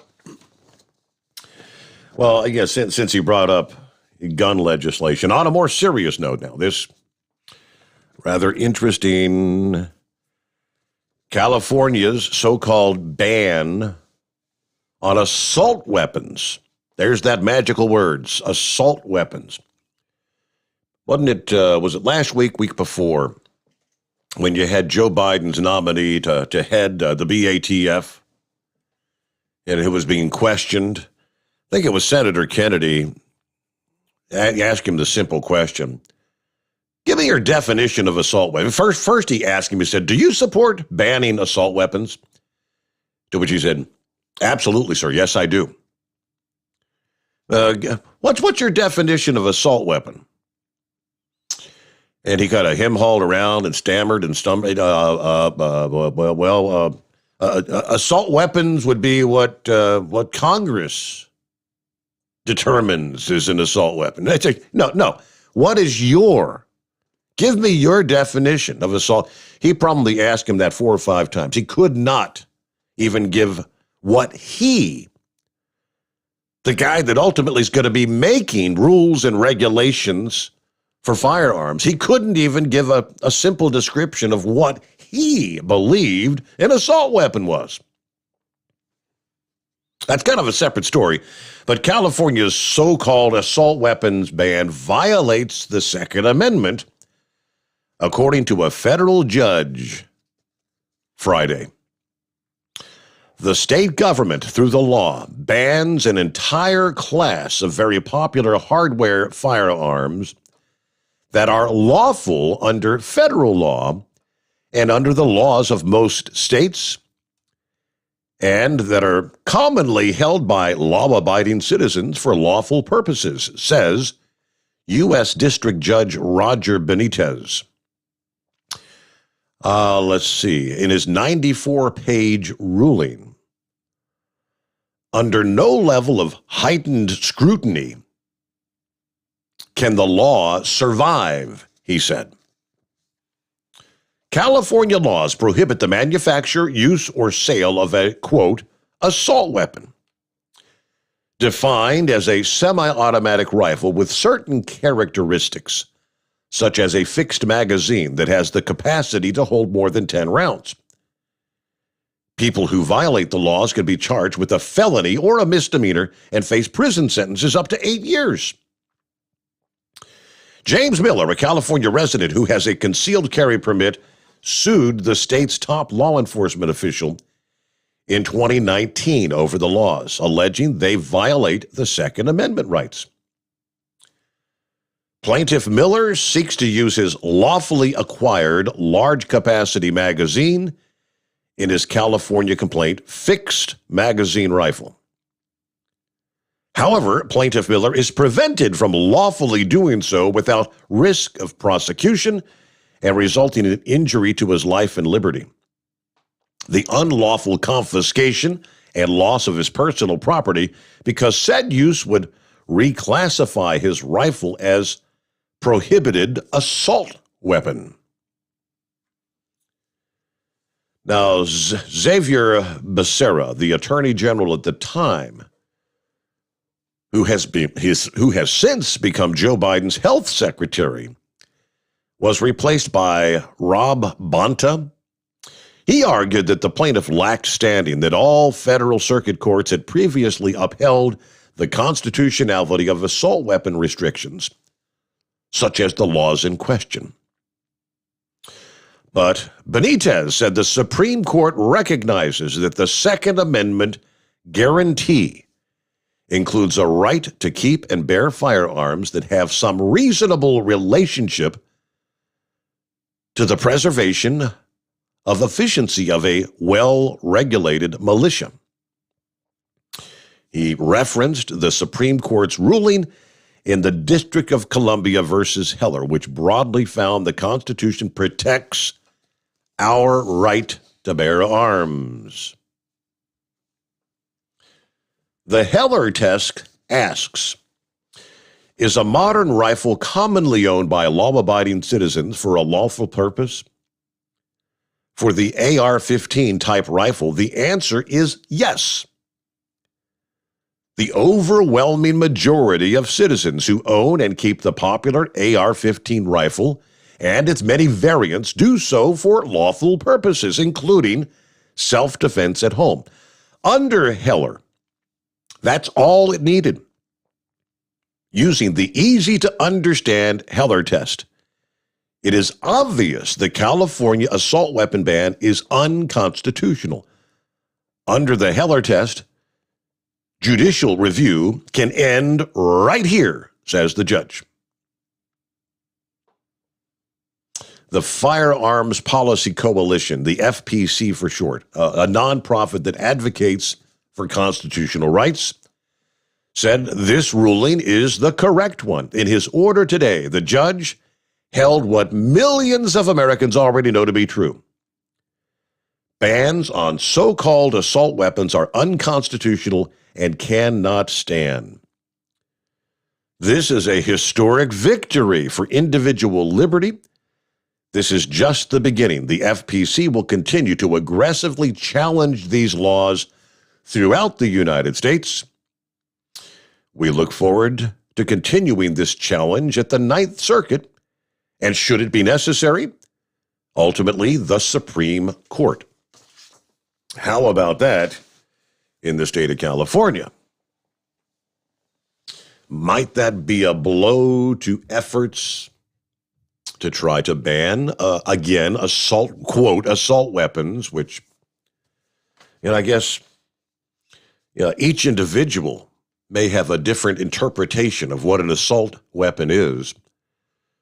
But the guy that's looking to be running the BATF himself could not give any sort of an indication what he would interpret to be an assault weapon. So that gets a Dumbass of the Week nomination, if you ask me. All right, just thought we'd share that for our many Second Amendment upholding, law-abiding listeners out there. Now, there was another interesting tidbit over the weekend. Former President Trump Saturday pushed Republicans to support candidates who are loyal to him in next year's midterm elections as he launches a new, more active phase of his post-presidency. At the Greenville Convention Center in North Carolina, Trump announcing that his endorsement of Loyalist Representative Ted Budd in the crowded Republican primary. That endorsement shortly after his daughter-in-law, North Carolina native Laura Trump, was invited to the stage where she briefly made an announcement that she was not going to run for the Senate because of family obligations.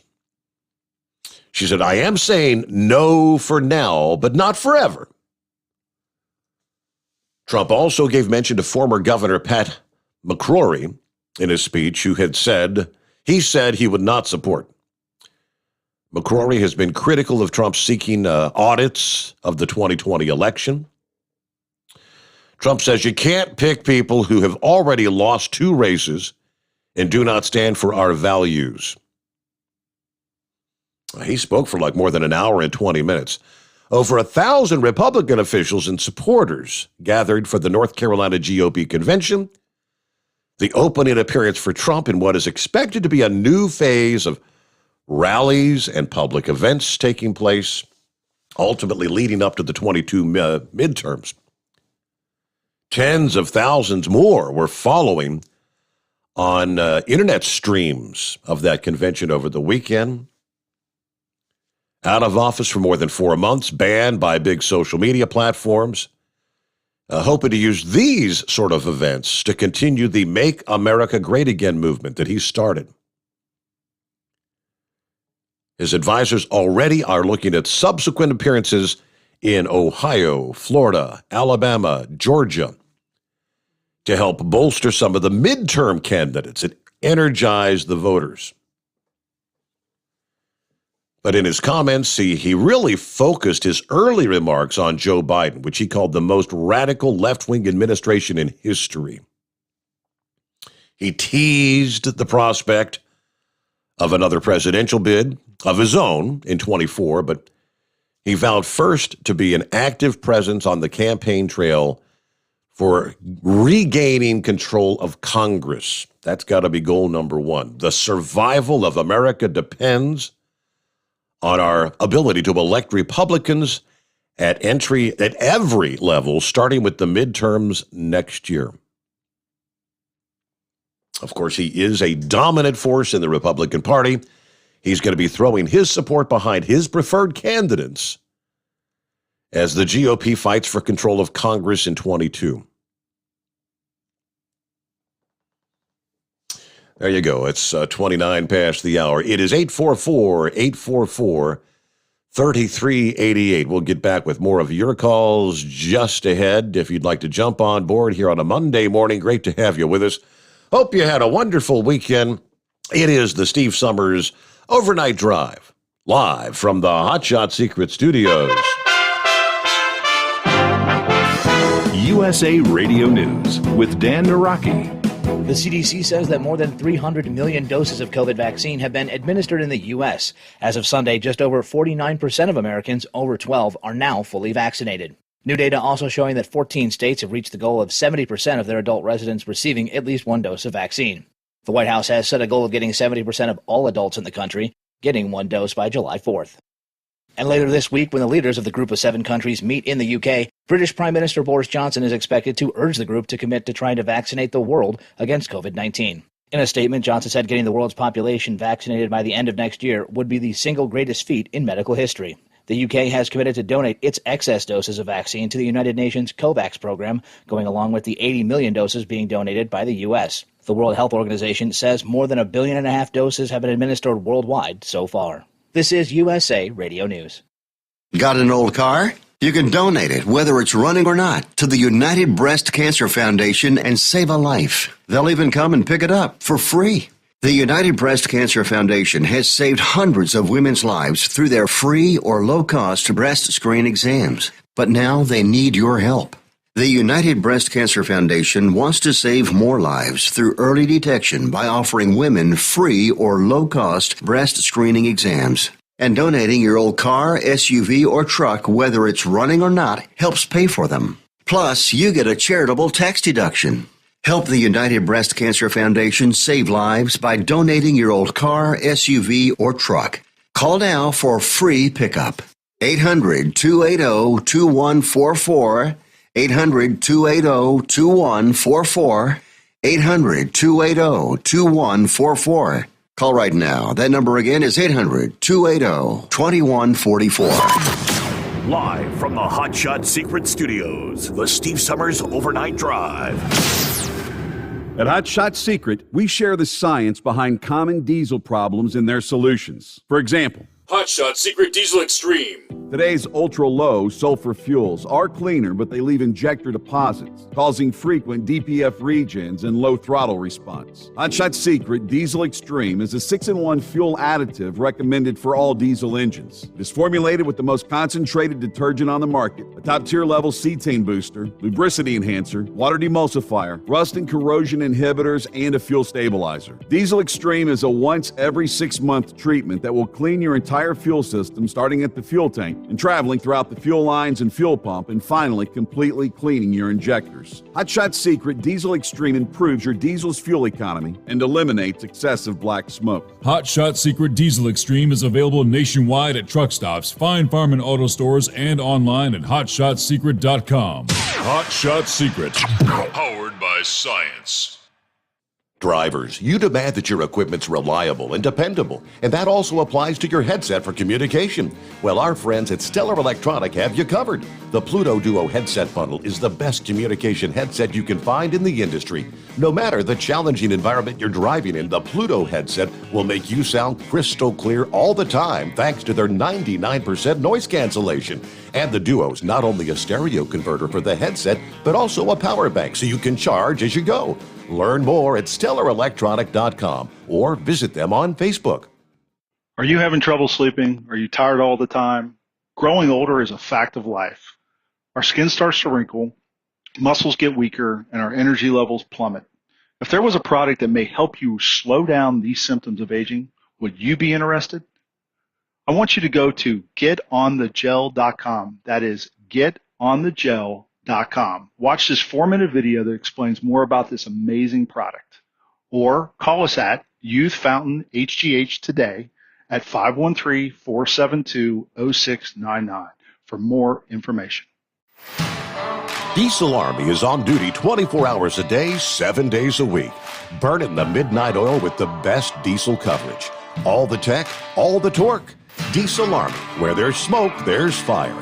For the latest news and event coverage, as well as feature and tech articles, sign up for the newsletter and don't miss a thing. Visit dieselarmy.com from the Power Auto Media family of digital magazines. Again, it's dieselarmy.com. For anything diesel, take it to Scheid Diesel. They provide a wide variety of services and diagnostics to determine what the problem is with the latest technology. From simple oil changes and preventative maintenance to fuel system diagnostics and repairs, engine rebuilds and cylinder head repairs, and rebuilds with our in-house machine shop. They also have on-site DPF cleaning for exhaust issues and DOT inspections. If your diesel is asking for some attention, Scheid Diesel has the specialist you need for anything diesel. Located in Terre Haute and Lafayette, Indiana, and Effingham, Illinois, Scheid Diesel has you covered. Dean Michael, the tax doctor here. Are you tired of those tax problems following you around like a dark cloud, always in the back of your mind, losing sleep at night? Call me now and get your life back. 888-557-4020 or go to mytaxhelpmd.com. Pretending they're not there won't make them go away. The IRS isn't going to forget. They will levy your bank account and garnish your wages. Don't wait for that to happen. I'm not telling you these things to scare you. I'm telling you so you can benefit from my years of experience. Now is the time to act. 888-557-4020. At Hot Shot Secret, we share the science behind common diesel problems and their solutions. For example, Diesel fuel cetane levels. in many states, the cetane rating in diesel fuel is 42 to 45. Most diesel engines operate more efficiently with a cetane rating of 48 to 50. One treatment of Hot Shot Secret Diesel Extreme will raise your cetane 7 points, increase fuel economy, and improve cold starts. Due to a cleaner burn, there are less hydrocarbons and particulate matter in your exhaust. This reduces the blockage of your diesel particulate filter. Using Diesel Extreme generates 83% less DPF regeneration. The 6-in-1 Diesel Extreme formula also includes the most concentrated detergent on the market, lubricity enhancer, water demulsifier, rust and corrosion inhibitors, and a fuel stabilizer. Hot Shot Secret Diesel Extreme is available nationwide at truck stops, fine farm and auto stores, and online at hotshotsecret.com. Hot Shot Secret, powered by science.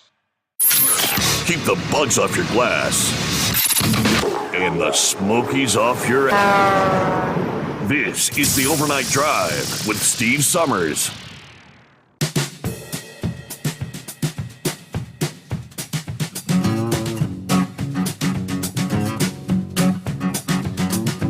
All right, here we find ourselves on a Monday, back to the old grind. Came across a social media post from cousin of my wife, where they had kind of a harrowing experience over the weekend. Wow.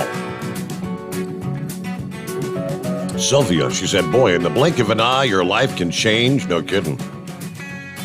Yeah, my daughter-in-law, Sammy, her mother, her grandfather, and the twins and I were in a horrible car accident while on vacation Thursday, traveling on I-95 in South Carolina. We're all a little banged up physically and emotionally, but thank God everyone involved was able to walk away.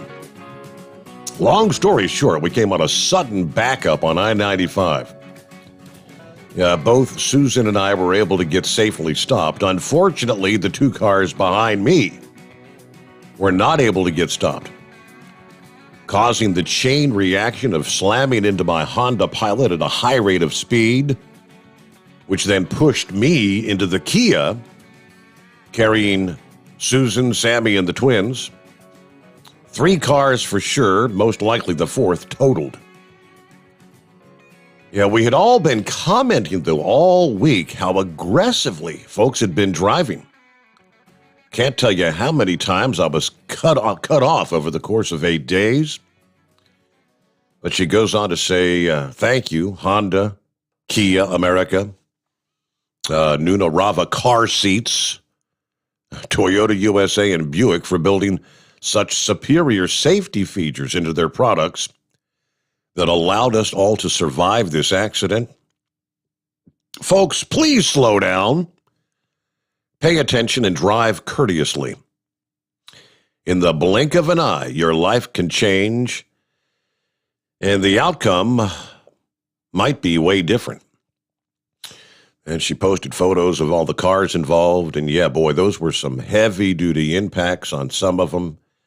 Like they say, the safety with the airbag technology, I'm assuming they were all wearing seatbelts and whatnot, but my. All right, let's get back to the calls here on a Monday. Hello, Pappy. What's happening, Steve? What's going on? What's going on? Number one cause of crashes out here in the United States. Failure to maintain a sure and clear distance. Following too closely. There you go. And having your head up your caboose and not paying attention. Man, glad everybody's all right. Yep. I could be having a better night myself, as a matter of fact. It's just been one of them nights. I picked up a damn bolt in my left rear tire. Luckily, it wasn't leaking. I managed to get it up to the district. And, Steve, you've seen the back of my Explorer, right? I have, yes. You want to call it that. Uh-huh. All that equipment I carry, for the bomb squad and stuff. I mean, so I just parked it, let the garage deal with it tomorrow. And I jumped in a Dodge Charger. I'm not a real big fan of these Dodge Chargers, Steve. I don't know. I got to raise the seat up because you feel like you're sitting down. I keep banging my head getting in and out of this thing. But, man, I just was able to turn you on right before the break, and all I heard was Assault Rifle, California. Mm-hmm. Right? Yep. Steve, if I unconstitutional. Unconstitutional. That's the key, right? Yeah. But, I mean, if I intentionally run somebody over in this car, now it then becomes an assaulted car, right? You hit somebody over the head with a hammer, it then becomes an assault hammer. Mm-hmm. You can just go on down the list. Anything that can be used to harm another individual then becomes an assault weapon. So California can go shove it. Anyway, what's happening, man? Hey, there's water in the pool. Hey, you're kidding me. All right. It's man, it looks like it's going to rain every day for the next week up here. So you could probably leave it a couple inches. Yeah, right. Yep. Let Mother Nature take care of the extra couple inches there. That's what she said anyway. Yeah. Oh. So I'll give you the scoop. We had hired my Uncle Fred, and he had posted on Craigslist, this whole thing.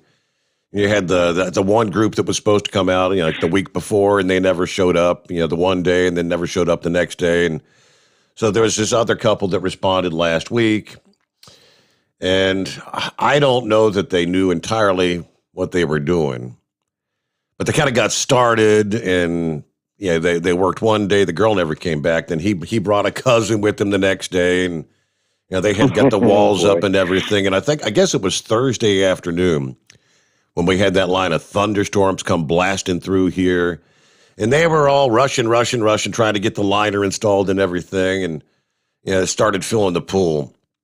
I get up that evening, I go out there, and the liner was effed. I mean, it was all twisted out of shape and big. I mean, you talk about gigantic wrinkles. It wasn't pulled across the top taut or anything. I thought we'd never see him again, but. So I got done Friday morning. I go out. I go up to Home Depot. I buy myself a new drill and everything, and start disassembling, taking all the top rails off and everything. Because I said this ain't gonna work. I actually put the pump in there, the siphon pump, started sucking all the water that had gone in out of it. But believe it or not, dude actually did come back on Saturday, and with my help and the princess's help and my mom's help and some of the neighbors' help. They have us a whole neighborhood task. We were able to get the liner out and get it adjusted, whatnot, and get the damn thing back up again. There's one problem. When he had put that liner in, he had already put the box where the water comes out in and cut the liner. And to cut the liner there. So you can't adjust where he had already cut the liner hole out. So everything got pretty fixed up. There's going to be some big ass wrinkles though, right there around the liner box, which I'm not real happy about. It could be worse, but the only alternative would be to buy a new liner. I think I paid $750, $800 for the liner in this one. Oh man! So, and what can you do when you hire somebody off Craigslist? I'd given him almost all the money when he left. I owed him a couple $100 more. Yeah, that's why he came back on Saturday. I didn't tell him before he got here, though, that we were taking the damn liner out. So he was kind of like, oh, no.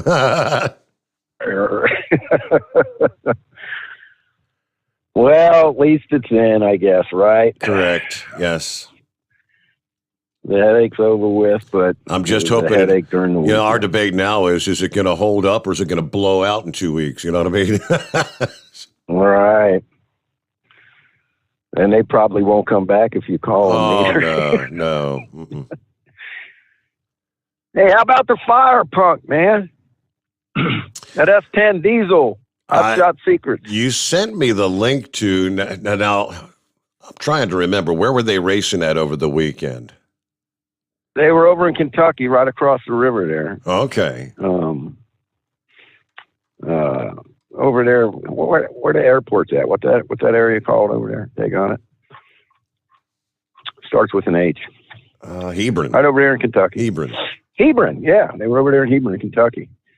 And, Kyle went live on Facebook, and that Chevy, S10 diesel got up. That's a bad looking car too, man. I love the paint job on that thing. But anyway, that light turned green, man, and they took off, Steve. It blew the passenger side door off that Chevy S10. It came off. Talking about blowing your doors off, right? I'm going to scour to see if I can find the actual video of that.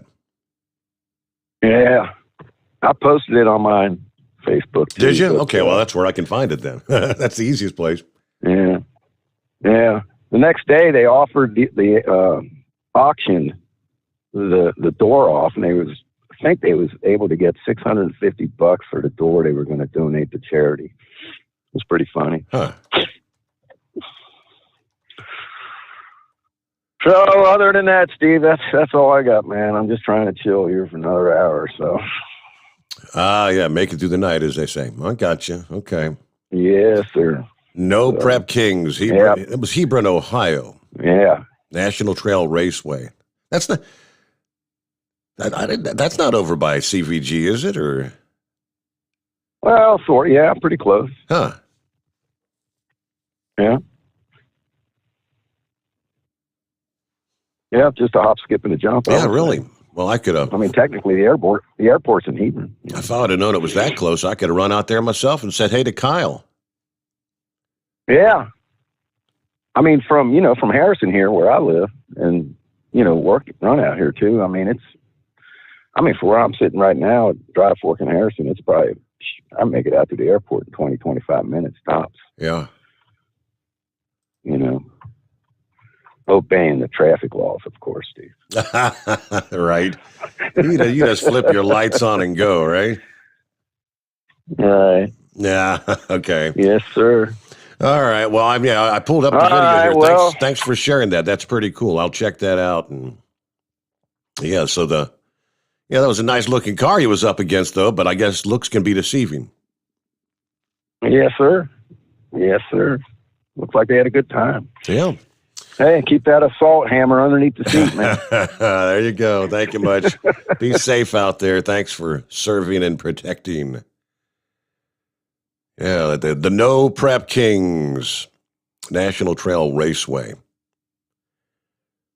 So there you go. That's pretty. I'll share that here in a moment. Yeah, I guess in the video they're showing it. They're auctioning off the door. Somebody's got a Hot Shot Secret Fire Punk Diesel S10 door that they auctioned off.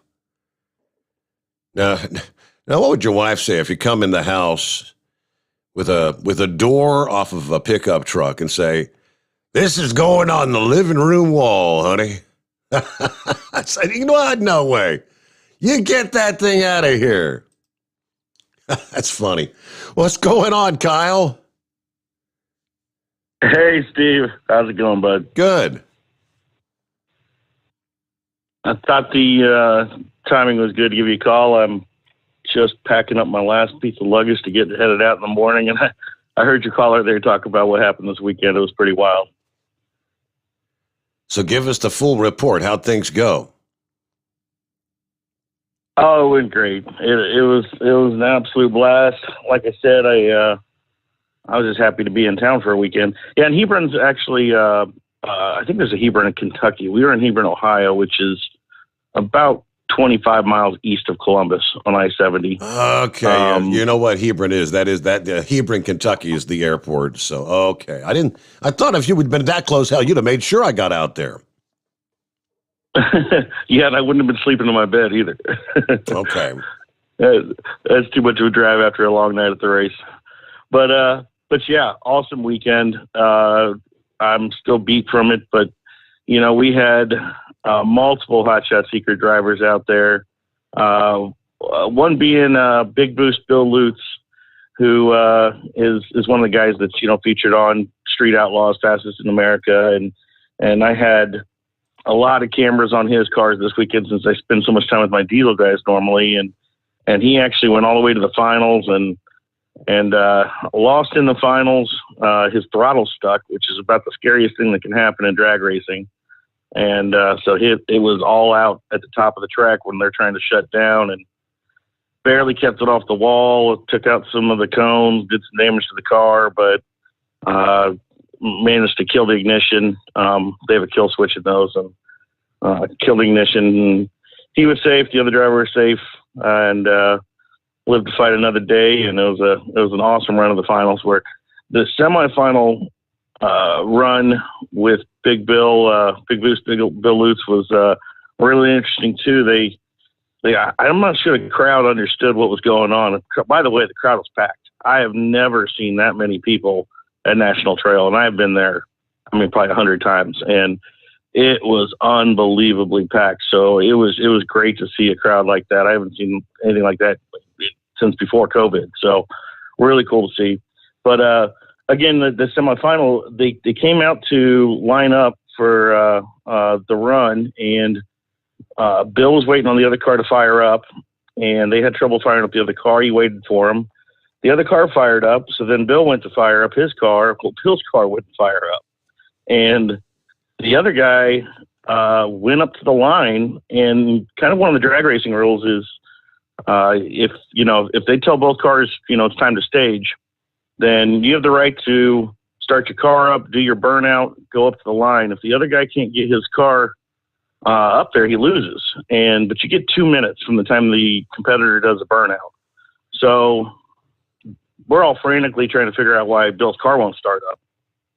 And then finally they figured out, they looked at the computer real quick and figured out that they weren't getting any EGTs off one side of the engine. So they pulled the hood off all while the clock's ticking down. And turns out one of the simplest things you would not believe, they forgot to put the spark plug wires in. Somebody made a boo-boo. So half the engine wasn't receiving any spark. So easy, quick fix, plugged them in. And I'll tell you what was cool as hell is Bill is a true professional. I mean, just in all the chaos, cool as can be, fired that car up, went straight to the water box, rolled through it, did a short burnout, and was lined up in probably 8 seconds, which is usually a 1 minute procedure for these guys. Yeah. And then the other guy in the other lane, his engine shut off. So now everyone's going, what's going on here? So Bill's going to give him the courtesy of getting fired back up. They fire up the other car, light drops, Bill's gone, wins the race to go to the finals. Well, then a big controversy starts because, the other team was saying that, he said he was broke, which is kind of like just giving up, but everybody was asking for, a couple minutes that they're allowed. So it was quite a controversy. I got it all on film. We're going to have a great video to show Bill's weekend. So that's to come. We'll probably have that up this week or possibly next week. But But to get to the fire punk truck, wow, what a cool weekend for these guys. Again, this is a huge stage, big gas event, and just a few diesels out there. Luckily, we had a few out there representing Hot Shot Secret. Austin Deutsch did a great job on a small tire in his, but the fire punk diesel truck, man, I could not be more proud of those guys. The first night on Friday, they were allowed to grudge race, which is, pretty much just kind of call out racing, and allows you to line up. It's more kind of practice time for these guys. And so my two drivers, Big Boost Bill Lutz and the Fire Punk S10, got to line up. And that is just something that I would never thought I'd see. And what a great race. Fire Punk ends up beating Bill Lutz to take the win. But as your caller said there, I just heard the tail end. I didn't know who that was. I didn't catch his name. But sure enough, at about 150 miles an hour, about 3 seconds down the track, the passenger door of the S10 just shot off like a rocket. Smashed into the wall. It got tossed to the other side of the track. But I got to give credit to Larson Miller. He did not lift at all. And you can see in the data, he just had it pegged the whole way. Door blows off, he don't care. He's going for it. And luckily they were in the right lane. That would not have been good if they're in the left lane because those two cars were door to door all the way down the track. So we're glad everyone was safe, and really cool to see a couple of my drivers go at it and the diesel will take the win. So that was really neat on Friday. They had to try to figure out overnight how to get a door on this thing, and it actually ripped the hinges right out of the fiberglass door. So that was useless. And they ran back. They sent some people back to the shop in Plain City, Ohio, to grab one of their old doors and got it there. And it was kind of funny. It used to be white and pink, so we spray painted the whole door black, and it kind of cut the Hot Shots logo in half, and all we have was a small sticker, so we cut half of a sticker and put it on there. Have a funny joke just to get it through the day. But we did. It ended up, this is a big event run by the Street Outlaws, which a lot of people are familiar with from television. And Boosted GT is a well-known racer, and he kind of MCs the whole event.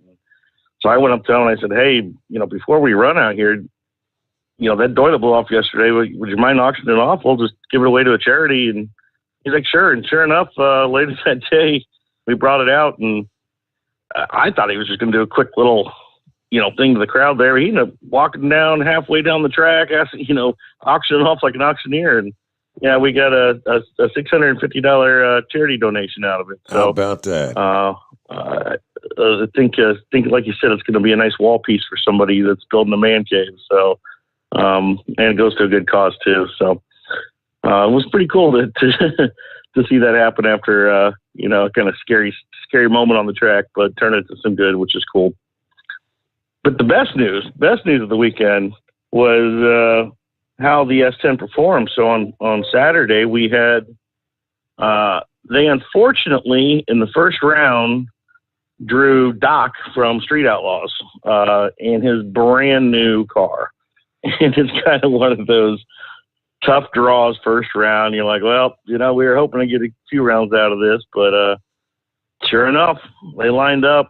I mean, just such a professional team these guys are. They don't even blink, and I don't care who's lining up next to them. They're going to do their thing and race their race. And they took them down, edged them at the line, and sent a very famous driver backing up on his trailer for the weekend in first round. So crowd loved it. They love to see this little diesel truck out there running with these big famous cars, and getting to knock one out was really cool. And then round two comes later in the day, and they drew Larry Larson, who's another street outlaw, and who's got just a gorgeous Cadillac CTSV Pro Mod, and another very famous car. And they pulled up the line, just did their same routine like they do, and sent that thing. And man, they were door to door all the way down the track.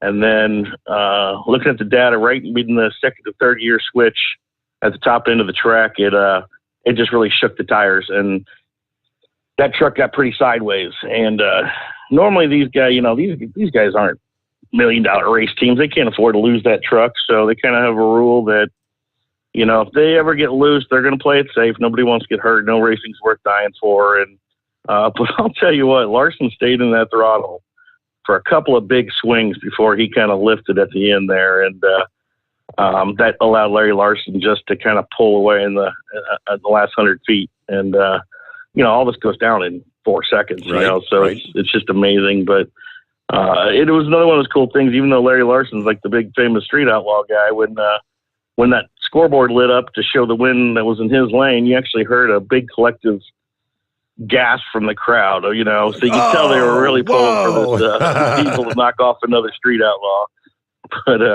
But yeah, overall, just an awesome weekend, and really proud of all of our Hot Shot Secret drivers out there representing us well, and we just really appreciate what they do for us. And I'll be looking forward later today. I talked to Josh this past day, and I think we'll be getting an NTPA update to run this week from the National Tractor Pull Association guys. Awesome. Yeah. I know they're going to be doing those updates for us. So, and we're really starting to get into the polling season. They start polling a lot here. The hotter it gets, they start polling. So we're going to be getting a lot more of those updates with the NTPA ahead as well. So I'm looking forward to that as well. All right. Well, thank you for the update. Why you're up at 3 a.m. is beyond me after a long weekend, but that's Kyle. That's the life he lives.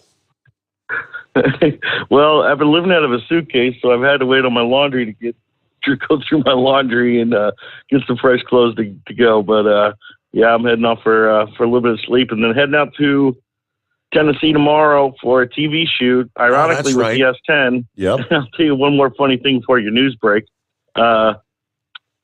When that truck went down the track and blew the door off, we're all sitting there right at the starting line, and I'm looking around. We're all just mesmerized what just happened. And Levon Miller, the first thing he said to me was, "Man, we're supposed to be on TV on Monday." So it's just kind of funny. In the middle of this giant stage on this giant race, that's the first thing he thinks of is, "Oh no, we need a door for the TV shoot." But it should be fun. We're going down to shoot for Engine Power.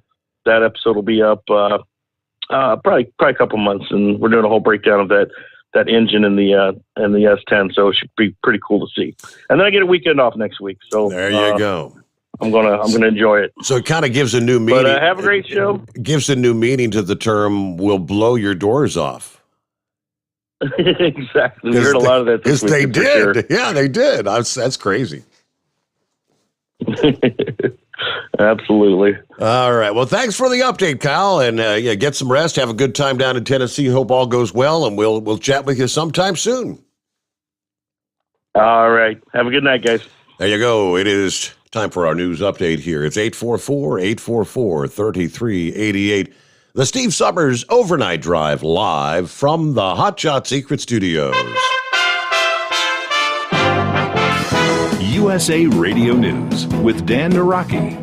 The CDC says that more than 300 million doses of COVID vaccine have been administered in the U.S. As of Sunday, just over 49% of Americans over 12 are now fully vaccinated. New data also showing that 14 states have reached the goal of 70% of their adult residents receiving at least one dose of vaccine. The White House has set a goal of getting 70% of all adults in the country getting one dose by July 4th.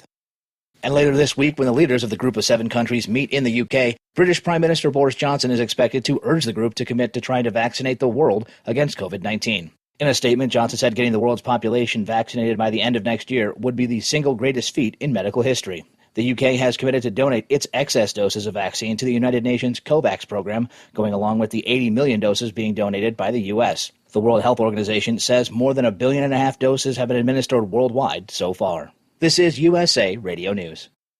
Friends, Mike Lindell is a great supporter of conservative radio, but most of all, he's a man who has invented a great USA product that will help you get a great night's sleep. For over 3 years, I've told you how the MyPillow Premium Pillow has changed my life. I get the best sleep of my life. But more importantly, the pillows don't go flat. You can wash them and dry them as many times as you want. They maintain their shape, and they are made in the USA. Here's the best deal you'll ever get on a MyPillow Premium Pillow. $29.98 for a standard or queen size pillow. King size, only $5 more. You're saving $40. Go to MyPillow.com, click on the radio listener square, use my promo code USA, or call 1-800-951-8175. You can save up to 60% on any MyPillow product when you use my promo code USA, or call 1-800-951-8175 and ask for the MyPillow Premium Pillow Special. In the wake of last week's cyber attack against a major meat supplier in the U.S., there are new calls for increased cybersecurity in public and private operations. Senator Roy Blunt says that the U.S. has to be ready to battle the overseas criminal organizations who are blamed for the recent attacks. He tells NBC's Meet the Press that the hackers who perpetrated the attack on Colonial Pipeline were able to exploit a blatant weakness that might have been easily protected. On the Colonial Pipeline, there was a very simple way in. They used an old account that was no longer even a person who, that account was not even part of the system anymore, but it wasn't taken out of the system. There was a place where maybe a two-part authentication would made a big difference. We've worked hard on this both in Intel and the Republican Policy Committee, trying to alert companies, but also our own colleagues of how broad the danger could be here. And I'm glad this is getting the attention it's now finally getting. You're listening to USA Radio News. Look, bud, I said your money or your life. I'm thinking it over. The Great Gildersleeve. The new Edgar Bergenauer with Charlie McCarthy. Now, if you help me, I'll mow you down. 3 hours a day, 7 days a week of the greatest radio shows of all time. Classic Radio Theater. Available on many of these radio stations or available on demand anytime at any podcast app by searching USA Classic Radio Theater. USA Classic Radio Theater. Vice President Kamala Harris is heading to Guatemala on her first trip to Central America. Tim Berg reports. Amid the crisis at the U.S.-Mexico border, Vice President Kamala Harris is heading to Mexico and Guatemala on her first trip to the region. Harris set to arrive in Guatemala Sunday night. It's her first trip to Central America since President Biden tasked her with tackling the surge of migration from the region. Republican Congressman August Lugar of Texas believes the Biden administration has failed in its responsibility to address the southern border crisis. The administration, President Biden, Vice President Harris, have abdicated their responsibilities to keep Americans safe. They have abdicated their duties. This is a federal issue. The state of Texas had to declare emergencies in 34 counties. Now think about that. We're spending millions of dollars here in the state of Texas to keep ourselves safe. Meanwhile, the administration wants to send $300 million to Northern Triangle country. I think we need to focus right now on what our Border Patrol agents need. That audio courtesy of Fox News. From the USA Radio News Phoenix Bureau, I'm Tim Berg. and her trip started a few hours later than originally scheduled. Her airplane was forced to turn around shortly after takeoff Sunday afternoon because of a technical issue. Harris was headed for Guatemala City when her aircraft was forced to return to Andrews Air Force Base. A spokeswoman for the vice president says there were no major safety concerns. Harris left on another flight about an hour and a half later. For USA Radio News, I'm Dan Naraki. At Hot Shot Secret, we share the science behind common diesel problems and their solutions. For example, ultra-low sulfur fuels. The primary function of diesel fuel is combustibility. One of the little-known aspects of fuel is its role as a lubricant to metal-on-metal moving parts. The introduction of ultra-low sulfur fuels diminishes the fuel's ability to lubricate because sulfur, which has been mostly removed, has lubricating properties. Hot Shot Secret Everyday Diesel Treatment with LX4 delivers unmatched lubricity. Third-party testing confirms that it takes 3 times the amount of leading fuel treatment to match the lubrication benefit of 1 dose of Hot Shot Secret. Everyday Diesel Treatment is a fully formulated 6-in-1 premium fuel treatment for every fill-up, every time. Everyday Diesel Treatment is available at truck stops, Tractor Supply, O'Reilly's Auto Parts, and online at HotShotSecret.com. Hot Shot Secret, powered by science. The Overnight Drive with Steve Sommers. Live from the Hot Shot Secret Studios. Call Steve now. 844-844-3388. That's 844-844-3388. All right, there you go. That's the number to call on a Monday. Good to have you with us. Couple of industry headlines from our friends at CDL Life. A recent Facebook post providing truckers with a potentially life-saving advice about building a safety network while you're out on the road. Last Thursday, Deb LeBray of the nonprofit organization Women in Trucking took to Facebook to write a message about the importance of having a buddy plan in case of an emergency when you're out there on the road. She says, folks, do you have a buddy plan? Someone you check in with a couple times per day. Well, today, a driver died in his truck. Company couldn't get a hold of him and had the police do a welfare check. Unfortunately, the doors were locked and police couldn't get inside. Finally, my husband and another driver called the carrier for permission to break the window. No, instead, the carrier sent a locksmith. This all took a lot of time. If the driver needed help, the wait time was too long. Have a plan. Have a spare key somewhere where law enforcement can get to you faster, maybe saving a life. This is what I woke up to this morning. Carrier was checking on it because he didn't show up to the delivery. Don't let the only ones looking out for you be the carrier. Have a plan. Yeah, anyway, rest in peace, driver, she says. Several other Facebook users chimed in to agree with what she had to say and offered their own advice. Agreed. Me and my brother call each other 3 to 5 times a day. We always let each other know where we stop for the night, and we call as soon as we wake up in the morning. We drive for different companies. It's always good to have someone that knows where you are, and especially if you're feeling a little under the weather. Another said, it's maybe already been said, but every evening, we park most nights, I would text friends and family, 3 or 4 of them, our location, just a quick short text with the city, state, and the truck stop we'd be at. That way they heard something from us each night, and then they also knew where we were last at. I also had them on my tracking app so that they could see where we were at any given point in time. And by the way, the Missing Truck Driver Alert Network, if you're not familiar with that, also shared a list of information for drivers to give to family members, just to have it on hand in case they're unable to get in contact with you. It would be the typical information you would expect. all the pertinent info, right? One other tidbit here. A construction worker seriously hurt last Thursday afternoon after jumping off a bridge to avoid a wreck involving a semi about 3:30 in the afternoon in Evening Shade, Arkansas. According to KAIT News 8, a semi was headed south on Highway 167. When it struck at least two vehicles, the wreck sent those vehicles skidding towards a construction worker doing curb work in the area. The worker jumped 20 feet off the bridge he was working on to avoid being struck. I don't know about you, but a 20-foot drop is a pretty decent drop. The construction worker was airlifted from the site. No other injuries reported.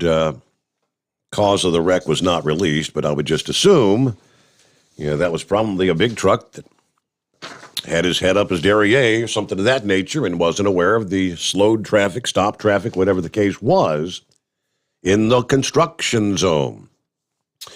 All right, let's get back to our calls here on a Monday morning. Horse feathers, yes. Yeah, thanks for taking me back here. I know it was a good report from Kyle. Now, I will say one thing. I'm not sure how it works in the drag racing world, but in the tractor pullers, at least anything I'm associated with, if you have any item fall off your equipment, it's an automatic disqualification. So if I'm going down a track and a guard falls off or a piece of sheet metal falls off or a weight falls off, that's automatic disqualification for me. So I don't know how that works in the drag racing world, but just a thought there on that door coming off the S10. But anyways, other than that, pretty cool. It's just pretty cool. So, in your last story there, you talk about drivers checking in and that, and I've always been one that, I grew up there and around the fire service and that, and I've always asked drivers, you look back in the bunk there and say, do you have one of them smoke detectors?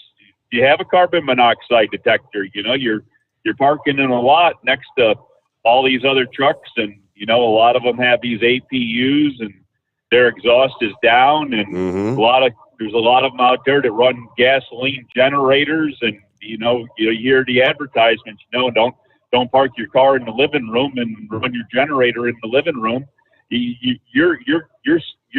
Your bedroom is right there next to somebody running a generator, and you're getting their exhaust right, coming up through into your bunk. You have carbon monoxide in there. You go to bed, not even know it, and wake up dead in the morning there from carbon monoxide poisoning. And I did say it the way I meant to say it there. I did say wake up dead. But yeah, so look back in your bunk, make a $10, $15, $20 investment. Amazon will send one right to your house. Get it. And you don't have. They make them in a one-piece unit now. You don't even have to get two. You can get the combination fire, smoke, and carbon monoxide all in one unit, one small package. So be safe. Wake up in the morning. Yep. But anyways, there's my PSA announcement for the night. But what was I was calling about? There was something else I was actually calling about. Oh, I know what it was. In my travels tonight, I got passed by a truck there, and I know you told us there that they'd been purchased. It was the old UPS freight, and on the door there on the cab of the truck pulling it down the road, it said T-Force. I don't know if I ever caught the name of the company there that was going to be running the UPS freight that purchased the UPS freight, but it said T-Force, T as in Tom, Force, on the side of the door. So that's the first I've seen of that, and they apparently don't abide by the speed limit. They're still being a bunch of overachievers there, which is all right. There's nothing wrong with that, but my people don't allow me to do that anymore. So I gotta be a good truck driver there and not drive more than 5 miles an hour over any of the speed limits. So I kind of feel like I'm in no, it's not YRC anymore, is it? It's yellow. They keep changing these. Can we update the scorecards, Your Honor? I'm having troubles keeping up with all this stuff. You got XPO there. They sold off part of theirs to, what was that? They'd had them before there. They had the cool spots on Mud Flaps. What is that? I can't think of it right now. Yeah, somebody else will call in and tell you what they were there. But anyways, but now, as I say, it's just kind of, I didn't remember who you said who picked up that UPS right there. So I thought that was kind of interesting to see that. Yep. And anyways, but yeah, for anybody out there, look back in your bunk, see if you got a smoke and carbon monoxide detector.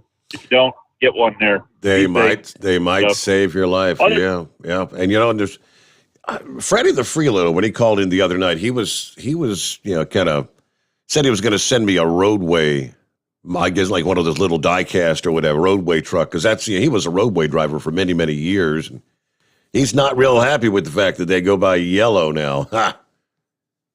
Yeah, did away with the roadway name altogether. I'll tell you the truth, I'm surprised it took them as long as it did. I didn't expect it to stick around that long. And but yeah, I imagine the Holland people kind of feel the same way there, right? You had the USF Holland, and Holland and all that. And I'm sure all that's going away too, just going back to the yellow brand. So, and they have what? New Pen? They also have New Pen as well? Correct. I don't know if they'll change that or not. So, anyway, but congratulations on getting the cement pond put up there. Sorry to hear about your wrinkle situation, but I guess it'll all be good. Couple beers, you won't notice that there, right? Yeah, it's about all you can do. Ignore it. Yep. It'll be all right. Another 8-10 years, you'll need another liner put in there anyways. You get it all fixed up then, it'll be all set to go. Anyways, so, but now, hey, with all that nonsense there, I guess we'll catch you again there. And what do they say? Oh yeah, keep the rubber on the road, and we'll catch you on the rebound. Flip side, something like that. All right, thank you much, Horse Feathers. Again, have a good morning. Be safe. Who's next up here? Let's head on down to the Sunshine State. How was your weekend there, Philip? What's going on? My weekend was great, Steve. How was yours? You're doing all right? Doing all right. Yep. Yeah, it was a busy working weekend. I'm aching all over. 50-pound bags of sand, 50-pound, just trying to get the pool up and running. All right. Did you get her nice level on the bottom? Yeah, that wasn't my job. That was the other guy's job, and I hope he did. Hey, I was glad to hear Kyle talking about that S10. And them guys they were running against, them Street Outlaw guys, they know a lot about blowing doors off. They blowed enough of them off themselves. If you watch the show, especially Murder Nova and Chief, and that was cool that they put the door up for auction. I give Kyle an idea about that truck. He said they were racing against Larry Larson. They need to call Larry Larson and do a charity run and ask Larry Larson to bring out his S10 and run against their S10. Did you ever see Larry Larson's S10, Steve? I have not. No, sir. Larry Larson's got a S10. I kid you not. You take the whole front end of the truck off, and the front of it is a turbo. It's got the turbo from hell in it. It is. I have never seen a turbo that big, and I don't know what the measurements are on it, but he had the fastest of all those guys back in the day. Nobody wanted to run against him because of that S10. It made so much power. But I don't know where he got that turbo. He had one turbo on that engine, and it was big, huge. So Kyle needs to get a hold of him, and they need to have a charity run there between them two S10s. That'd be cool. I saw some interesting stuff yesterday. Steve, do you ever watch Face the Nation? Nah, not often. But I have seen it before, yes. Okay, well, I'm going to tell you what, and I advise anybody, if you got Cablevision right now, just throw that stuff away. You're just paying $100 for somebody else's media. I got the antenna out. I got rid of Cablevision. I've had the antenna now for about a month or two. And so they have a CBS news channel on Pluto that goes through the antenna. Okay, I watched Face the Nation yesterday, and they had Condoleezza Rice on there, and they had, pardon me if I butcher this guy's last name, He used to be the FDA commissioner. His name is Scott Gottlieb. You ever heard of him? I've heard the name, yeah.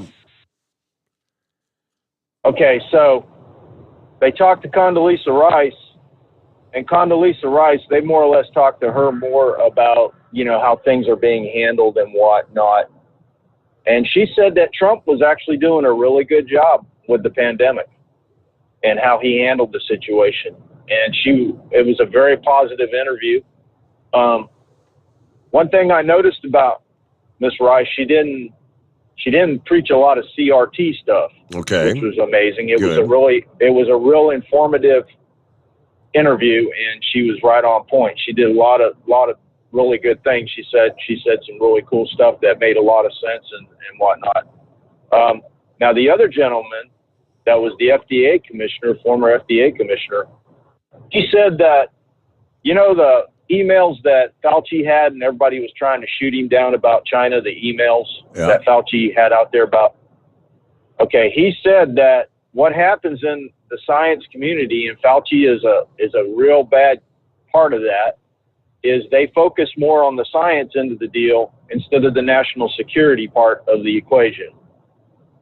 And he said, when you get into that status that Fauci's in, you need to pay attention to both of them instead of one. And what he was trying to say is, if Fauci knew something was going on with China, he should have told the president and the intelligence community about it. But he did not. And he said that's what concerns him about Fauci, is he plays more roles on the science part of it. Oh, this is neat, da-da-da-da-da. But he doesn't pay enough attention to what's going on with the intelligence side of it. That way people know it, even if we're not to know it out here in the general public. Because there's a lot of stuff out here in the general public we don't need to know. But at least the governing authorities know about it, so that if something comes down the pike, like say what happened with us with this last year, we can get a plan together and set things up. Do you agree with that, Steve? Yes, absolutely. And that should have been the case before this. Absolutely. And it was a really interesting interview with him. I very rarely watch those kind of shows. That was just one of those things, there wasn't nothing on, so I just was flipping around just to see if I could find something that was on TV for a moment. But it was an interesting interview, both of them were. And Condoleezza Rice, I'll tell you what, I know she's a really smart lady, and she's very smart, but man, I have a totally different view of her right now. She said some things that were they weren't really, say, pro-Republican, but she said a few things that made a lot of common sense. She seems like to me she's got a little bit more common sense than what the media plays her at. So I don't know if you've ever noticed that, Steve, but also, you were talking about the people checking in on people earlier. I want to thank Tater. Tater is, if anybody needs to see how Moose is doing, talk to Tater. Tater is going to take control of everything, so that, take care of Moose's situation. So if anybody needs to get a hold of anything, and Moose, I hope everything goes all right with you, buddy, and I hope you get back, and we pray that you get back out here with us and get going again. And just everything goes great. But Tater, I really appreciate Tater stepping up to the plate and taking up for Moose. So that's pretty much all I got to say today, Steve. And by the way, SpaceX, you did good, 2 good launches there. The one that went off the other day, that was an older rocket. But the one that was last week, that was the new rocket, and it was flawless and everything. So it did pretty good. I did. I forgot to go back and check the video on that, so I'll have to do that tonight or today. Yeah, you need to check the one. It wasn't. They had one that did the satellite, the Sirius satellite. That was the one. I believe it was either yesterday, or no, the day before yesterday. And the one that was last week was the one you need to check. I think it was 8, something with 8 in it. Okay. The number, but anyway, that was a brand new rocket, and it's got a brand new camera mounted in it that's actually in the booster. And you actually see, you're looking straight down and you see the drone sitting right there, and he goes right to the drone ship, and it shows it landing right on the drone. Now, the one they had the day before yesterday, that was the old rocket where they show, the picture vibrates and goes away, and then it comes back on when you see the rocket land after the rocket's landed. That system has got a problem that it interrupts the cameras for like a split second when that rocket lands, and it shakes the drone. You can see the light coming down, but as soon as the light gets bright, it vibrates, the picture goes away, and then it comes back a split second later, and then you see the rocket sitting there. That's the one they want to get away from that camera. I'm hoping that SpaceX puts them new cameras in the old rockets. I know the Starship has got a lot of that new camera technology on it. They showed a lot more of it on this last one. And SN-15, God bless you, you're retired. So SN-15, she's sitting out in the field, just like an old Mac B model, just hanging out and watching everything go on. So how about that? All right, buddy. Well, I'm going to let you go. Y'all have a good one. Thanks for checking in. Have a great day. You got it. A little more on Fauci once again. It's like his house of cards is tumbling in. More than just ignoring the science and making things up as he went along, ignoring the national security implications of what he had going on with the Wuhan Institute of Virology. Minnesota Representative Jim Hagedorn. He said Fauci may have been, from the very beginning, trying to cover his own tracks in regards to his knowledge as to the origin of COVID. It appears, and I'm quoting here, Hagedorn, it appears as though Dr. Fauci, at a minimum, might have been covering his tracks. It looks like he may have been covering tracks for the communist Chinese, and more importantly now, when we're trying to get to the bottom of it, I don't understand why Nancy Pelosi and the Democrats in the House continue to cover up for Dr. Fauci. Republicans led by Kevin McCarthy, our leader, Steve Scalise, our whip, over 200 of our members have asked the House, let's have an investigation into the origins of this COVID virus. Let's find out what really happened. As an institution of the House, they refused to investigate. Hagedorn kind of joked at the beginning that the liberals were misguided in their approach to science. While all the liberals were telling us, follow the science, follow the science, they were actually following the political science. No doubt about that. Fauci has served his purpose in the sense that who believes him anymore? He has lost credibility. When a doctor of his standing is less accurate than the local weatherman, I think it's time to move on to something else and help the country. The sad thing for the nation is a lot of lives were lost, maybe needlessly. He cited a possibility that better information could have been provided in the wake of the pandemic and better relations with China. We had a foreign relations issue that should have been resolved probably long ago. President Trump should have been given better advice. And look, the American people, COVID-19 cost lives. It cost livelihoods. Think of all the economic and other suffering that we went through along with the loss of life. Yeah, but pretty much, everybody is in agreement. Fauci has lost all credibility, and more calls for a full-fledged investigation.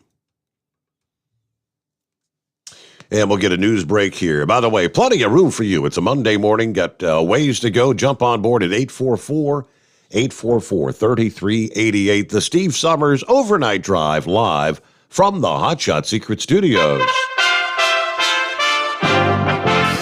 USA Radio News with Dan Naraki. West Virginia Senator Joe Manchin announced Sunday that he would not support the For the People Act, a sweeping elections bill that is supported by his Democratic colleagues. In an op-ed published in the Charleston Gazette-Mail, Manchin said that the partisan support of the bill concerns him, and he instead supports the John Lewis Voting Rights Advancement Act, which is more widely supported. He told CBS's Face the Nation that he's pushing the Voting Rights Act because it already has bipartisan support. We have two bills before us, okay? We have the Voting Rights Act, which has passed over 5 times in our history here since 1965 in a most bipartisan way. And now we name it appropriately the John Lewis Voting Rights Act. We can expand that to all 50 states. We can do so much more with that. And it's starting out to be bipartisan. I have Senator Lisa Murkowski from Alaska signed on in a bipartisan way. And we can work on that one, which truly does protect the voting rights. You're listening to USA Radio News. Got an old car? You can donate it, whether it's running or not, to the United Breast Cancer Foundation and save a life. They'll even come and pick it up for free. The United Breast Cancer Foundation has saved hundreds of women's lives through their free or low-cost breast screen exams. But now they need your help. The United Breast Cancer Foundation wants to save more lives through early detection by offering women free or low-cost breast screening exams. And donating your old car, SUV, or truck, whether it's running or not, helps pay for them. Plus, you get a charitable tax deduction. Help the United Breast Cancer Foundation save lives by donating your old car, SUV, or truck. Call now for free pickup. 800-280-2144. 800-280-2144. 800-280-2144. Call right now. That number again is 800-280-2144. You're listening to the Overnight Drive with Steve Sommers. At Hot Shot Secret, we share the science behind common diesel problems and their solutions. For example, diesel particulate filter regeneration. The DPF catches particulates left over from combustion. The DPF regeneration cycle cleans the filter with temperatures exceeding 1,000 degrees Fahrenheit. A computer sensor triggers the DPF regen, which is often accompanied by a loss of power and fuel economy. The frequency of DPF regens are in correlation to the cleanliness of the fuel burn. Under heavy operation with the dirty burn, DPF regens can occur multiple times per day. Hot Shot Secret Diesel Extreme Fuel Additive promotes a more complete combustion, creating fewer emissions and therefore fewer DPF regens. Vehicles using Diesel Extreme experience 83% less DPF regens. Hot Shot Secret Diesel Extreme is available nationwide at truck stops, Fine Farm and auto stores, and online at hotshotsecret.com. Hot Shot Secret, powered by science. Do you have a Dodge pickup and hate your automatic transmission? Of course you do. Levon Miller at Firepunk Diesel here, and we specialize in heavy-duty and performance transmissions for your 3-quarter or 1-ton Cummins-powered truck. So if you're interested in turning your stock slush box into a towing monster, call us today at 614-733-3744 or visit us online at shop.firepunk.com. You work hard. You deserve a seat that works just as hard as you do. The Bostrom T-Series seat has provided drivers with comfort for millions of miles over the past 3 decades.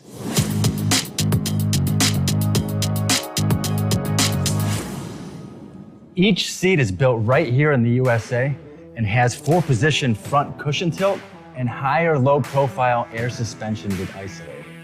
It's also equipped with many standard and optional comfort features, such as high and mid backrests, 9.4-inch fore-aft slide adjustment, adjustable armrests, and manual or dual air lumbar support systems to keep you comfortable throughout your ride.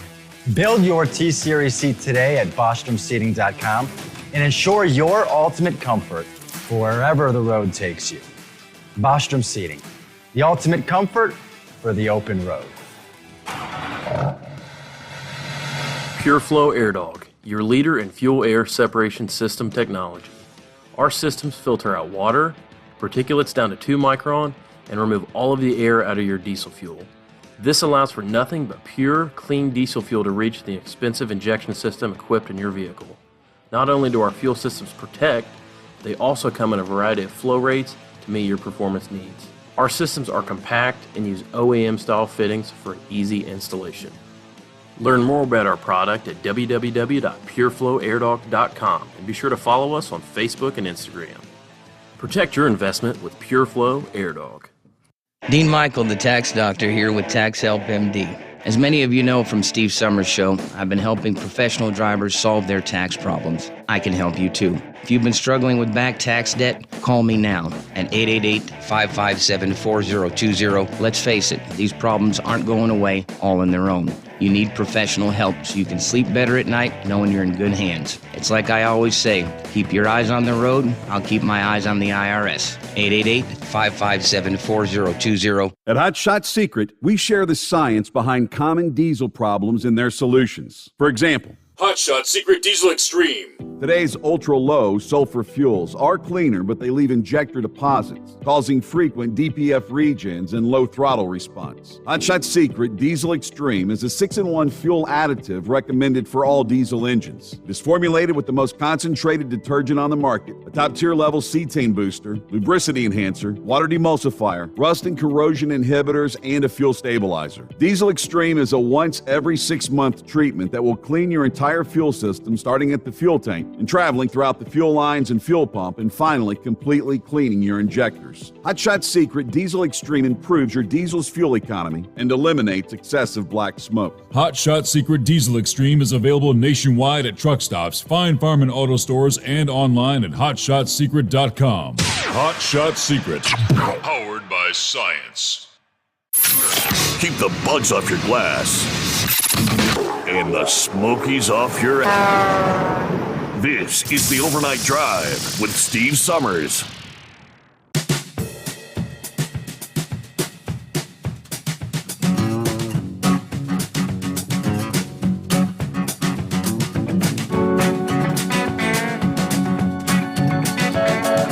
All right, here, let me see here. Got a follow-up email from Kyle. In regards to horse feathers, said like if a piece of equipment falls off, you get disqualified in his tractor pull stuff. And Kyle said rules kind of differ depending on the race, but in this particular race, the rule was that if anything comes off the vehicle in front of the competitor, it's an automatic loss. But in this case, with the S10 in the right lane, the passenger door blew off and hit the outside wall, then passed behind both vehicles. So it did not require a disqualification. Also, I like the idea of lining up the S10 with Larry Larson's old S10. I'm not sure if he still owns it, though. However, there's another street outlaw by the name of Jason Cantu that drives an insanely fast twin-turbo S10, and it's powered by science. Yep, he's a Hot Shot Secret racer as well. He was racing this weekend, too, and he did very well. Maybe we can arrange for a race with him against the Firepunk S10. Pretty cool. All right. Thank you for the clarification there. All right, we've got available lines. Plenty of room for you here on a Monday, and it's 844-844-3388. All right, I saw some of the photographs. Pretty nasty scene. Highway Patrol in Tennessee confirming a truck driver lost his life. A crash involving a highway sign Thursday. A little after 4 in the afternoon on I-24 in Murfreesboro, Tennessee. Highway Patrol says a semi-truck that was westbound on I-24 near the New Salem Highway exit, when the truck veered off the right side of the interstate, struck the highway sign. This is one of them big overhead highway signs, causing the highway sign to crash down into the lanes of westbound I-24. A second semi-truck driven by 57-year-old Tennessee resident Eric Kinman Weigel struck that down sign and lost control, causing his truck to overturn. He passed away at the scene. The driver of the truck that struck the sign was actually not injured. Both truck drivers were wearing seatbelts, but well, the risks you take every time you get behind the wheel of, I don't know, that big truck, car, whatever the case might be.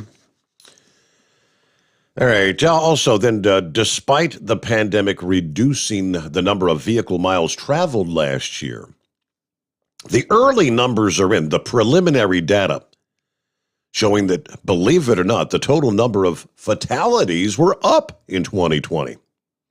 But those involving large trucks were actually down. National Highway Traffic Safety Administration has released the early estimate of motor vehicle fatalities in 2020 report, which reveals more people were killed in crashes last year than were in 2019. In fact, the projected fatality rate would be the highest in 14 years, which, if you think about it, is quite astounding given the fact that the number of miles traveled, the number of people that were out there driving was so dramatically reduced last year. According to the report, an estimated 38,680 were killed in crashes last year, which was up from 36,096 in 2019, a 7.2% increase. However, the vehicle miles traveled plummeted by more than 430 billion miles. We're talking a 13.2% decline. Typically, there's a positive correlation with vehicle miles traveled and traffic fatalities. Far from the truth last year.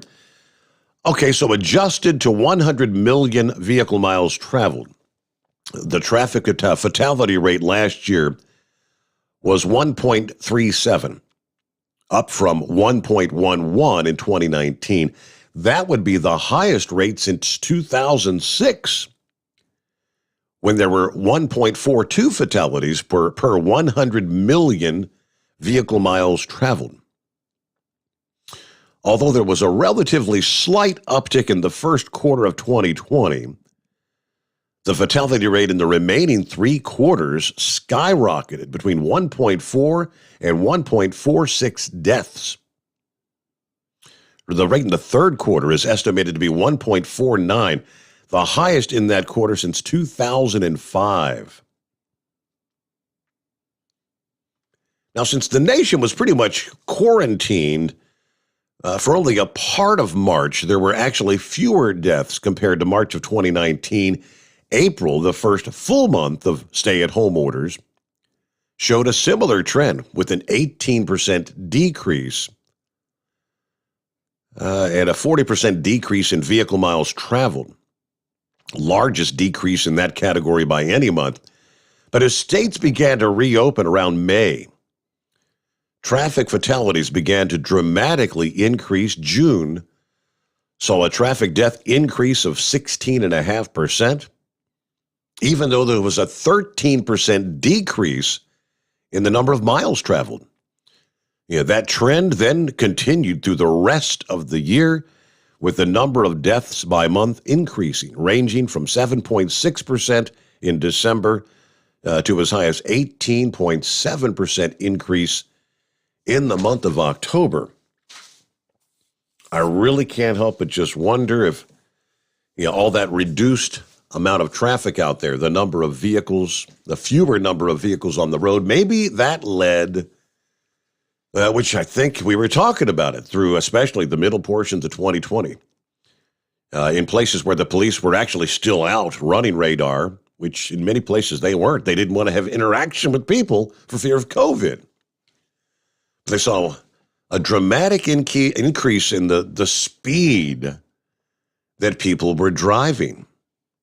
I think many people felt, hey, law enforcement ain't going to pull me over anyway. A lot of people were just taking advantage of the reduced enforcement out there and just hauling ass, I guess would have to be the word.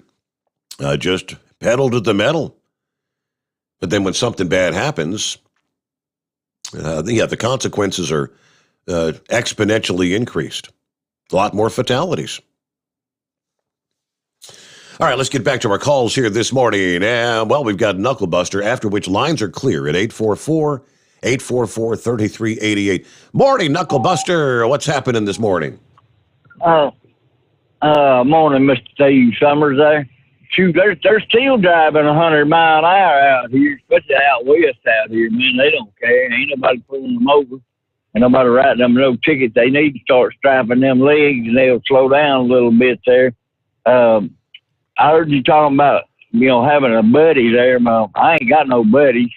My senior drill instructor, Staff Sergeant Chris, I'll put it as nice as I can put it. He said that buddies eat manure, chase rabbits, howl at the moon together, and always want to have sex.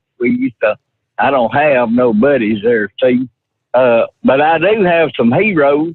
That'd be Monkey Gouger and Red Mule, because the hero's supposed to make you see good in yourself.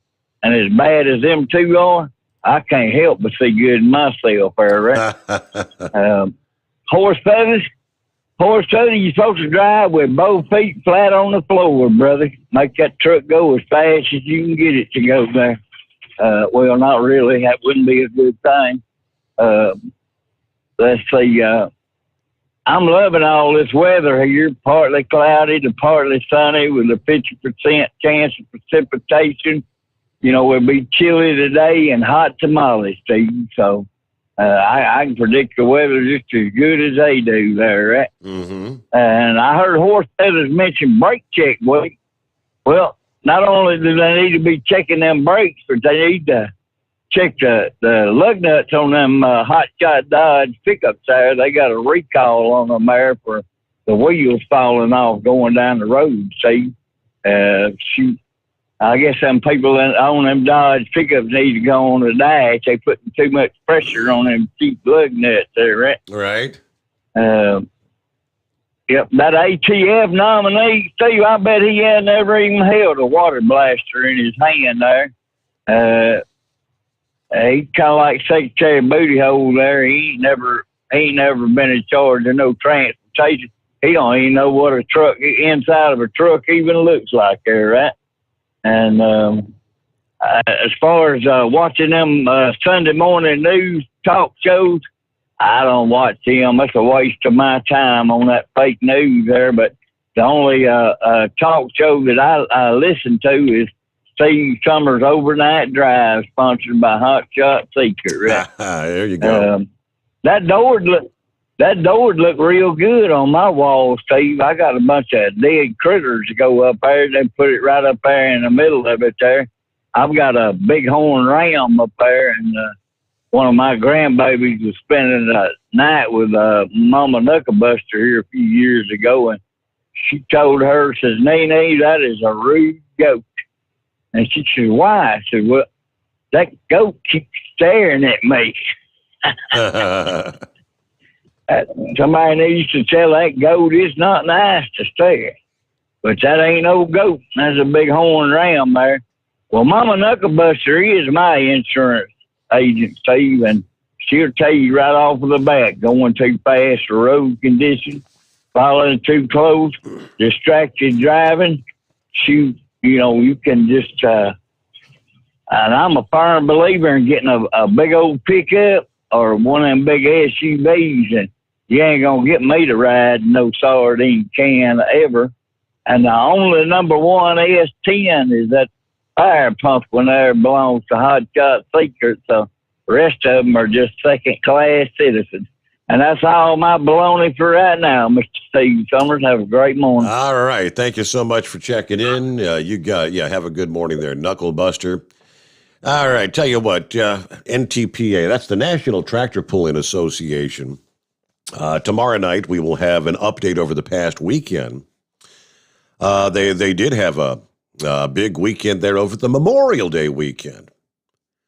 We're going to start, I think we're going to get weekly updates, as Kyle said, now that the NTPA season is kind of kicking into full swing. And NTPA also has some sponsorships via Hot Shot Secret. So since I neglected to share last week's update, figure might as well share that this morning for those that are kind of fans of the tractor pulling. And again, tomorrow night we'll have the live report from this past weekend's action at the tractor pulls around the country. And of course, they'll keep us up to speed. What's going on, where they're going to be from one week to the next, and all the latest in the big names in the National Tractor Pull Association. So we'll be right back and get back with more of your calls at 844-844-3388. The Steve Sommers Overnight Drive live from the Hot Shot Secret Studios.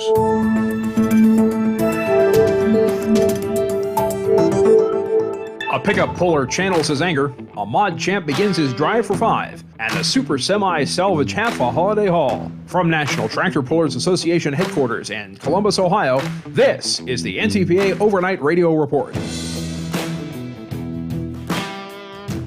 National Pulling returned to the Gopher State for the season opening Granite City NTPA Pro Nationals in Sauk Rapids, Minnesota, and 2 nights of the most powerful motorsport on earth. Grand National Superstock Diesel 4-wheel drive trucks, Super Semis, and multi-engine modifieds met up with 4 regional national divisions to bring the fans of Central Minnesota a brand new Memorial Day weekend event. In the diesel pickup class, Todd Dugan from Bladensburg, Ohio, swept the weekend with his Angry Farmer penetrating spray-sponsored Ford, beating his own team truck Angry Shine, plus 3 others. Dugan is off to a hot start in his quest for a GN title after finishing second in his 2019 rookie campaign. In modifieds, it was the 4-time champion, rank seed moneymaker of Brett Berg from Farmington, lapping the field on night 1 with a 363-foot effort, a tractor and sled length margin over fellow Minnesotans Corey Kielmeyer and Doug Christensen. He matched that result on night 2 to begin his chase for a 5th 7,500-pound mod crown. And after a Sauk Rapids soaker extinguished the semi's flame on Saturday, the rain clouds left St. Cloud early Sunday, and the big rigs came on with a vengeance. New Franken, Wisconsin's Ryan DeBrew and his Playin' with Fire Kenworth were the class of the 8-truck field. In regional action, limited pro stock winners were Mike Boozma's limited edition John Deere from Worthington, Minnesota, and Mike Sather's Adrenaline Rush Case IH from Hammond, Wisconsin. The Lindstrom Sather team departed with the points lead. 2-wheel drives were led both nights by Nurstrand's Dustin Amundsen and Bottoms Up. Friday night saw the Hustler 766 of Jeff Martine take the Superfarm Trophy back to Stratford, Wisconsin, while fellow Dairylander Al Cook and the Black Thunder 5488 from Wilton claimed victory on Saturday night in light pro stock. This weekend, on Friday and Saturday, June 4th and 5th, NTPA action comes to another first-time venue. Atwood in Western Tennessee hosts the inaugural Clay Hill NTPA Summer Sizzler, featuring Grand National Super Farm tractors, 2-wheel drive trucks, and twin-engine light unlimited modifieds in a series presented by Case IH Agriculture. Check out Clay Hill LLC on Facebook, buy your tickets online at shopntpa.com/tickets or at your neighborhood O'Reilly Auto Parts, and visit ntpapull.com for the full national schedule, including information on the Clay Hill Summer Sizzler in Atwood. Reporting for the NTPA on the Overnight Drive, I'm John Dunlap. Stay safe and pull hard. There you go. It's called the NTPA, the National Tractor Pull Association. There's your update.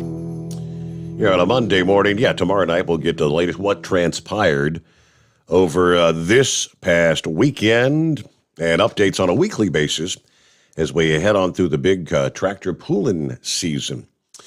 All right, we've got wide open phone lines here at 844-844-3388.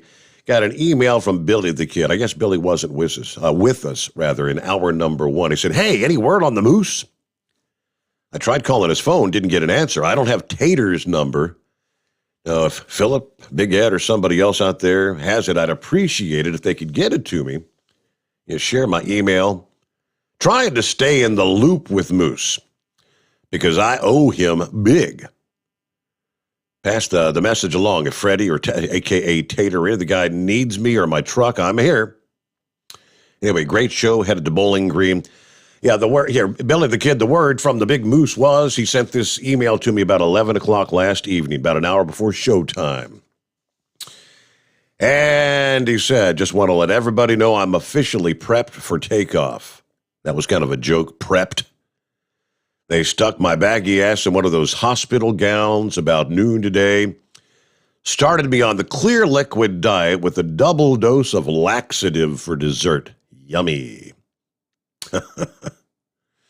Probably the most unproposing evenings of my life, and that's saying something considering the fact that I learned the mystique of peyote in a Tijuana cat house.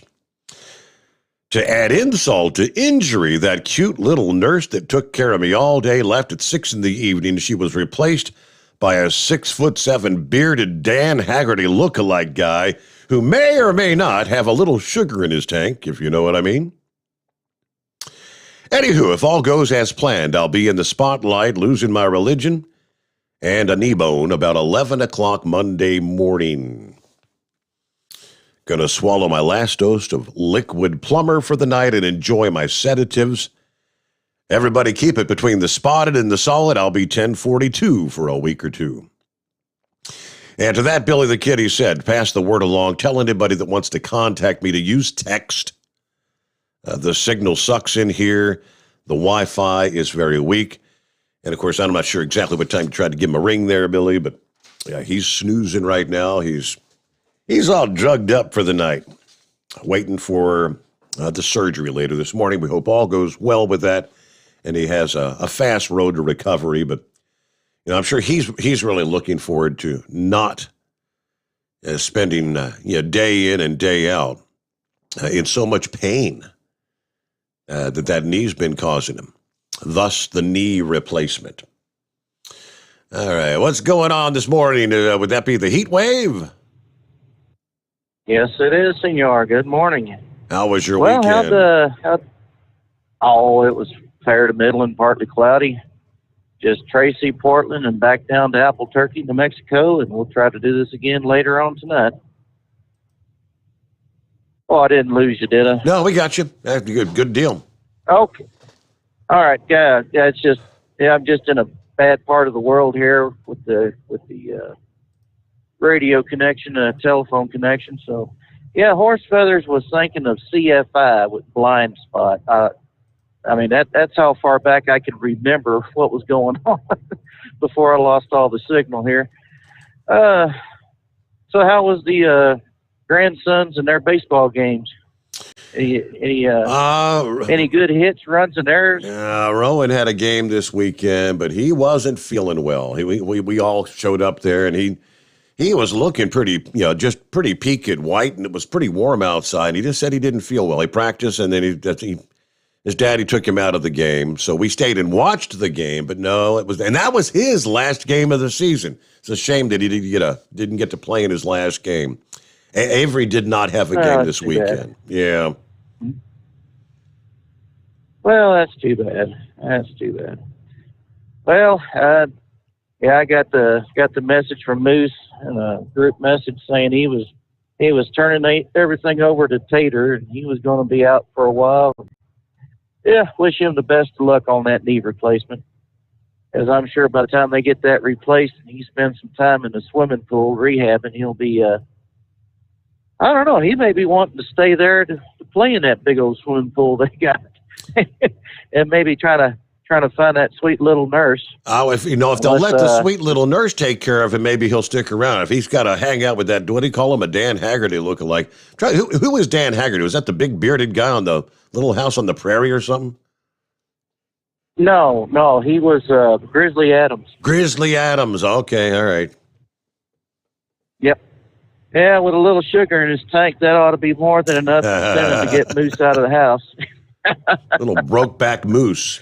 So, broke-back Moose. Good Lord, I hate to see that picture. Ugh. So, anyways, well, I won't worry about talking about the wrestling match later on. Just knowing you got the swimming pool up and running is all I need to know. Because, like I said, whenever I get done and Smash gets done dealing with the Moose, we're definitely going to need something to soak our sore bones and muscles in. So thank you very much. I sure appreciate it. You got serving trays around that pool too? Serving trays? I don't serving know. Trays, are you saying we need to hire us like a pool boy or something, or a pool girl? Well, a pool girl will be fine. Yeah. Okay, all right. I was just thinking just put the trays on the side. That way we can put our margaritas and Shiner Bock, and Moose can have his splats in there too. So, yeah, that'd be a nice grand old time. So, yeah, not a whole lot happening. Just out here on the road, just a rolling. So, like I said, heading Apple Turkey, take a break, come back out here and do it again. Co-driver's down in Phillips World, and in Florida. They're at the Disney World, and Jeff Dunham was down there too with his wife and kids. So I told Philip, just keep an eye out for them because he may get famous once more. So other than that, I'll go ahead and I'll let you go, senor. You have yourself a good morning, and we'll holler at y'all tomorrow. All right. Well, hey, I'm glad to hear from you. Thanks for checking in. As always, be safe out there, and we'll chat again. As I look at the clock, we've reached the 4 a.m. Eastern Time hour. It is a Monday morning. We've got an hour yet to go, an hour yet to fill. And that means you need to jump on board because we've got wide open lines at 844-844-3388. Back after this, the Steve Sommers Overnight Drive live from the Hot Shot Secret Studios. USA Radio News with Dan Naraki. West Virginia Senator Joe Manchin announced Sunday that he would not support the For the People Act, a sweeping elections bill that is supported by his Democratic colleagues. In an op-ed published in the Charleston Gazette-Mail, Manchin said that the partisan support of the bill concerns him, and he instead supports the John Lewis Voting Rights Advancement Act, which is more widely supported.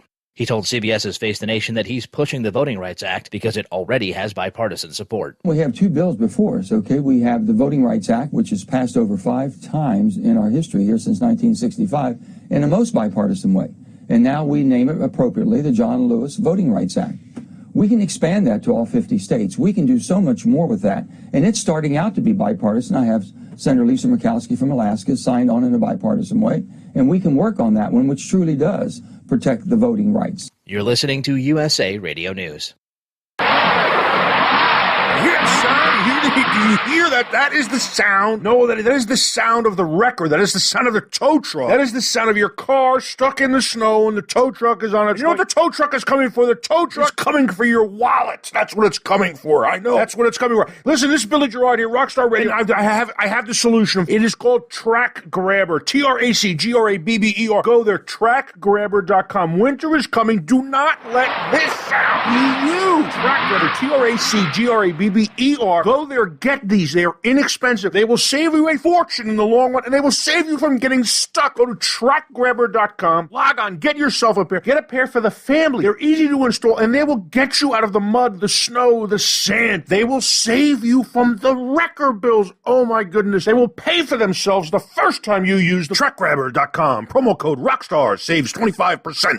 That's trackgrabber.com. Promo code ROCKSTAR. Georgia's Republican Party has censured the state's top election official. Jeremy Scott explains. The Georgia Republican Party has approved a resolution censuring Secretary of State Brad Raffensperger. The resolution says he failed to perform his duties in accordance with the laws of the Constitution of the state of Georgia. Epoch Times reports that Republicans accused Raffensperger of, quote, undermining the security of our elections by allowing mass mailings of absentee applications by his office and third parties, which created opportunities for fraud and overwhelmed election offices, rendering accurate signature matching nearly impossible, allowing ballot drop boxes without proper chain of custody, and ignoring sworn affidavits and disregarding evidence of voter fraud. Raffensperger has said there is no evidence of widespread fraud occurring in the 2020 election. The state election board, which he chairs, has sent dozens of election fraud cases to prosecutors. From the USA Radio News Oregon Bureau, I'm Jeremy Scott. And you're listening to USA Radio News. Now you can fly anywhere in the world and pay discount prices on your airline tickets. Book a flight today to London, Paris, Madrid, or anywhere else you want to go and pay a lot less guaranteed. Call the International Travel Department right now at Low Cost Airlines. 800-215-5141. 800-215-5141. That's 800-215-5141. Gasoline prices remained virtually the same this week, increasing only half a penny for a national average of $3.05 a gallon. John Clemens has more. That $3.05 figure is actually up 9 cents a gallon from a month ago and $1.02 from a year ago. Patrick DeHaan of GasBuddy.com tells us what motorists can expect as we enter the summer driving season. For now, motorists shouldn't expect much increase nor decrease as global supply and demand factors remain relatively steady. Prices over July 4 in the weeks ahead will likely be similar to today's levels, barring any unforeseeable foreseeable developments that may affect supply and demand. Across the country, Texas has the lowest statewide average of $2.67, while California has the highest at $4.20 a gallon. From the USA Radio News Texas Bureau, I'm John Clemens. And later this week, when the leaders of the Group of 7 countries meet in the UK, British Prime Minister Boris Johnson is expected to urge the group to commit to trying to vaccinate the world against COVID-19. In a statement, Johnson said that getting the world's population vaccinated by the end of next year would be the single greatest feat in medical history. The UK has committed to donate its excess doses of vaccine to the United Nations COVAX program, going along with the 80 million doses being donated by the United States. The World Health Organization says more than 1.5 billion doses have been administered worldwide so far. For USA Radio News, I'm Dan Naraki. At Hot Shot Secret, we share the science behind common diesel problems and their solutions. For example, ultra-low sulfur fuels. The primary function of diesel fuel is combustibility. One of the little-known aspects of fuel is its role as a lubricant to metal-on-metal moving parts. The introduction of ultra-low sulfur fuels diminishes the fuel's ability to lubricate because sulfur, which has been mostly removed, has lubricating properties. Hot Shot Secret Everyday Diesel Treatment with LX4 delivers unmatched lubricity. Third-party testing confirms that it takes 3 times the amount of leading fuel treatment to match the lubrication benefit of 1 dose of Hot Shot Secret. Everyday Diesel Treatment is a fully formulated 6-in-1 premium fuel treatment for every fill-up, every time. Everyday Diesel Treatment is available at truck stops, Tractor Supply, O'Reilly's Auto Parts, and online at HotShotSecret.com. Hot Shot Secret, powered by science. The Overnight Drive with Steve Summers, live from the Hot Shot Secret Studios. Call Steve now, 844-844-3388. That's 844-844-3388.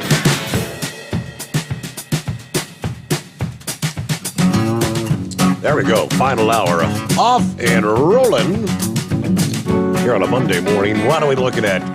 Hey, there's, still even at this hour, some storms packing a punch. Parts of, Texas, it's north central Texas. Now moving over into some of those adjoining counties, southwestern Oklahoma. A couple of these cells, let me look at this particular warned cell right now. About 5 miles southwest of the Tom Steed Reservoir. 2-inch diameter hail. That's some pretty big hail. 60-mile-an-hour winds. So, that's one cell that's packing a punch. Severe thunderstorm warning there. Here's another from the Weather Service office out of Norman, Oklahoma. In effect until 4:30 a.m. Eastern, 3:30 Central Time. So about another 22 minutes. In southwest Oklahoma, I mentioned this, these cells are moving into southwest. 60-mile-an-hour winds, quarter-size hail. So just, be aware. Let me skip back here. And looks like we now have severe thunderstorm watches extending from, Hobart, Oklahoma, down through Lawton, Oklahoma. Lawton, Oklahoma, right now, you're under a severe thunderstorm warning. Watch boxes on down through Wichita Falls, Texas. Also a severe thunderstorm warning at this hour in Guthrie, Texas. Like I said, some of these storms packing a punch. See if I can click on how long do our severe thunderstorm watches continue. They've been in place most of the night since we got things started here. The midnight hour. These are going to go till 5 a.m. Eastern, 4 a.m. Central Time this morning. Handful of counties. So just be aware. Most of them are in Texas. There's just a few counties there in southwestern Oklahoma. All right, what else we got in the mix here? Let's see. Wintertime is kind of wrapped up now. I'm going to get the official tabulation numbers that start to come in. Now, we did see a touch of wet snow that fell over what turned out to be a mostly dismal Memorial Day weekend in parts of the Northeast. Final flakes of the season have likely fallen there as summer approaches. The heat wave is in place now. Let's cool off with a look back at some of the numbers. The 2020 into 21 winter season. Who piled up the highest snowfall totals? Yeah, for many residents across the Northeast and the Mid-Atlantic, this past winter may have seemed very snowy compared to normal, but the official totals compiled by the National Weather Service actually tell a different story. It was snowy at times, but this winter was mostly a sleeper, according to AccuWeather. Snowfall totals were near or just above normal. It can be deceptive looking at the season as a whole. There were 2 active periods in the East this winter. We had kind of what they call a one-hit wonder in mid-December. Rounds of snow in late January, early February. The distribution of snow in the region, not normal. If those 2 periods were removed, it was very quiet. State College, Pennsylvania, perfect example of this. The central PA town reported 45.7 inches of snow from October to May, just barely topping off the norm of 45.6 inches in any given season. But nearly a third of that came with one storm in December, when you got 15 inches of snow in like 24 hours, back on December the 16th. So who were the big winners in terms of total accumulation in the East this year? Caribou, Maine finished the season with the highest total, 107.9 inches. But that was still just short of the norm for that town. Let's see. The second highest total was Binghamton, New York. 104.7 inches of snow fell there. Normal snowfall there's about 83.4. Even though Binghamton had an above normal snowfall season with over 100 inches of snow, including the historic 40-inch snowstorm in mid-December. A snow season ended quickly and pretty much with a whimper in the month of March. Other cities in the Northeast that had above normal snowfall: New York City, 38.6 inches. Pittsburgh, 57.7. Philadelphia checked in with 23.9. Scranton, Wilkes-Barre area in Pennsylvania. And normal totals for these cities would be like 25.8, 44.1. Many residents across parts of the Northeast and the Mid-Atlantic may feel like this season was actually snowier than previous winters, though. Yeah, we had kind of a snow drought the previous winter east of the mountains, so a near normal, in some places slightly above normal winter, just made it feel like it was a whole lot snowier this past winter. Yeah, no matter where the snowfall totals fell compared to normal, cities along the I-95 corridor received more snowfall this past winter than we saw in the winter of 2019 into 2020. Washington, D.C., for example, 12 inches of snow this winter compared to just 2.9 inches in 2019 to 20. They normally pick up like 22 inches of snow in any given season. Typically, one of the snowiest spots in the country was the Great Lakes region. That was not the case in the 2020 to 21 winter, as many locations struggled to reach normal snowfall amounts. Portions of the Great Lakes that are known for staggering snowfall totals, due to the lake effect enhanced snowfalls, the heavy lake bands. This year was a different story. Buffalo and Syracuse, New York, Erie, PA. They typically report Buffalo's like 94.7, 123 inches for Syracuse, 100 inches for Erie, PA. This year, Buffalo picked up a mere 77.2, 73 in Syracuse. Erie picked up 64.3 inches. This is at least the second year in a row for below normal snowfall for the Great Lakes cities. Snow was below normal around the Great Lakes. Even though the season was not conductive for lake effect snow events. The front that kind of oscillated back and forth over the Northeast and the Mid-Atlantic throughout much of the season prevented those persistent northwest winds and the intrusions of Arctic air to set up those lake effect snow bands. That sort of pattern also prevented the formation of ice on the lakes. You'll recall through much of the winter, it was very late in the season when we got several Arctic blasts that finally led to some ice coverage over a more significant portion of the Great Lakes. All right, our number is 844-844-3388. What's going on with the wheelchair Dave? A long time no talk. How you been, Dave? Well, hey there, Stowe. Doing all right. Just slowing down a little bit with things, you know. Yeah, so you there? Been catching any racing action as of late? Well, yeah, I heard you tonight talking a little bit. I've been wanting to call in for a while. I just, I don't stay up as much as I used to, you know, with you all night long. I did that for, I don't know, last 20 years, 25 years or so. Right. A long time. But I am kind of jealous of you.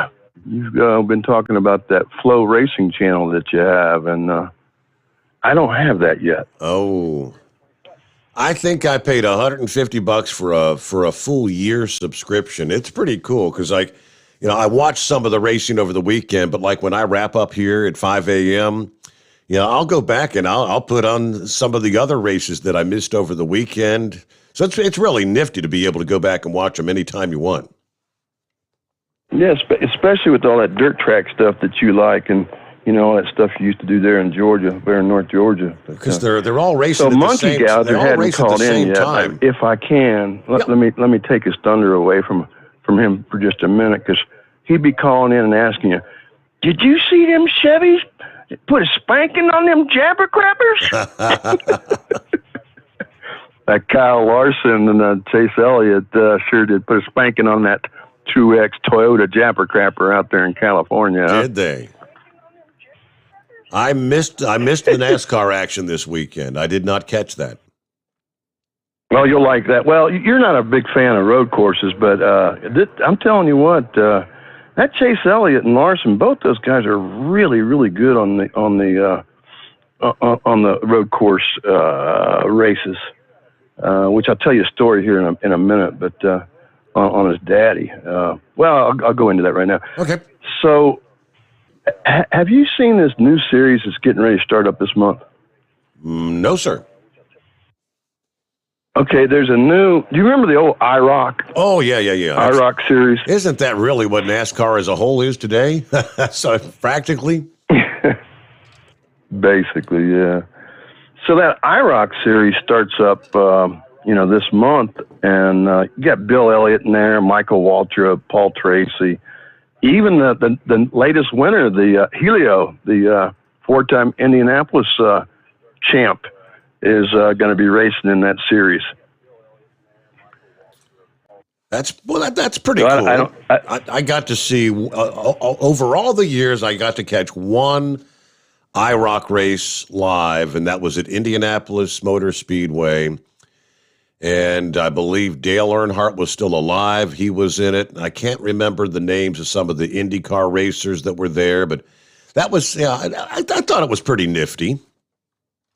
Yeah, he was alive, and Al Unser Jr. was running against him in that race when you saw that race. Okay. And probably Al Sr. too. Probably his daddy was there. And by the way, thank you for reading all about Bob Unser and giving him some tribute a week or two ago. Yes. I appreciate that.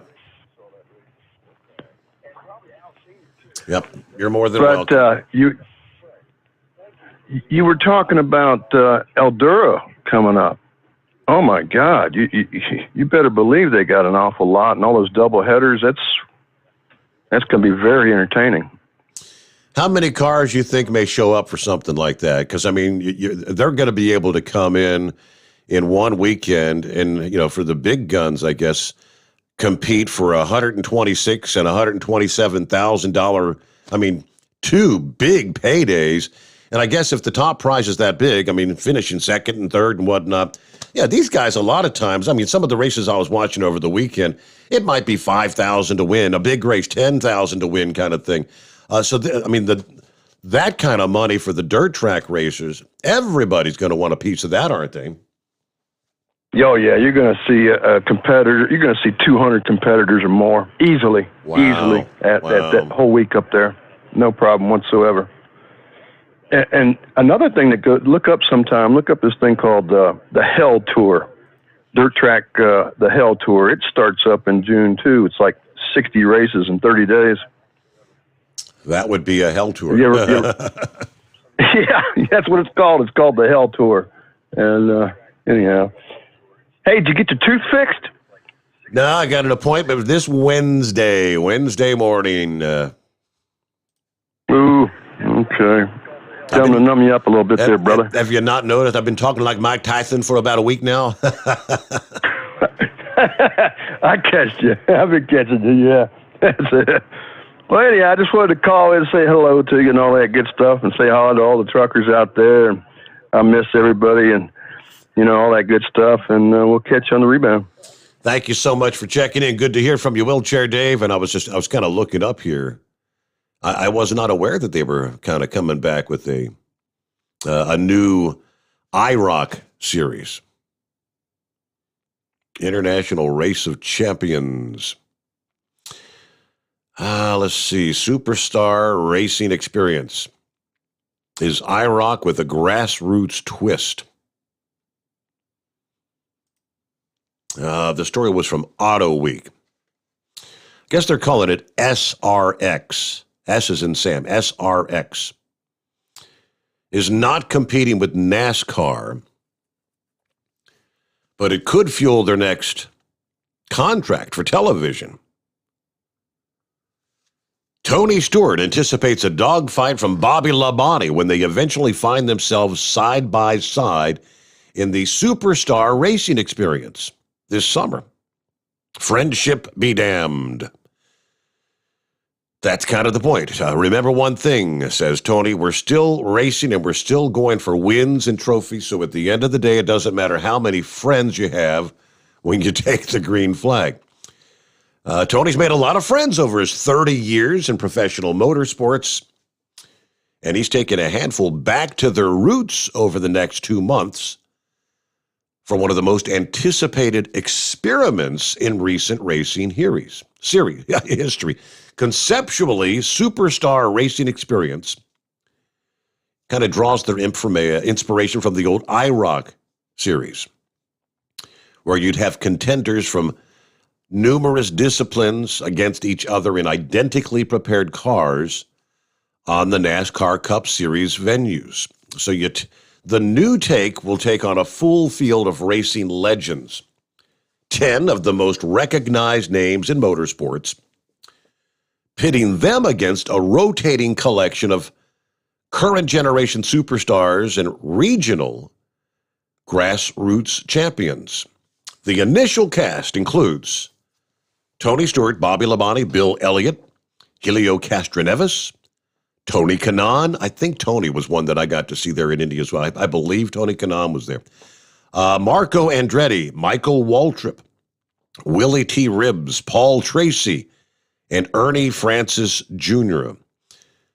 This begins on June the 12th. It will take place over 6 consecutive Saturday nights on over-the-air CBS from Stafford Motor Speedway, Knoxville Speedway, Eldora Speedway, Lucas Oil Raceway, Slingers Speedway, and Nashville Fairgrounds Speedway.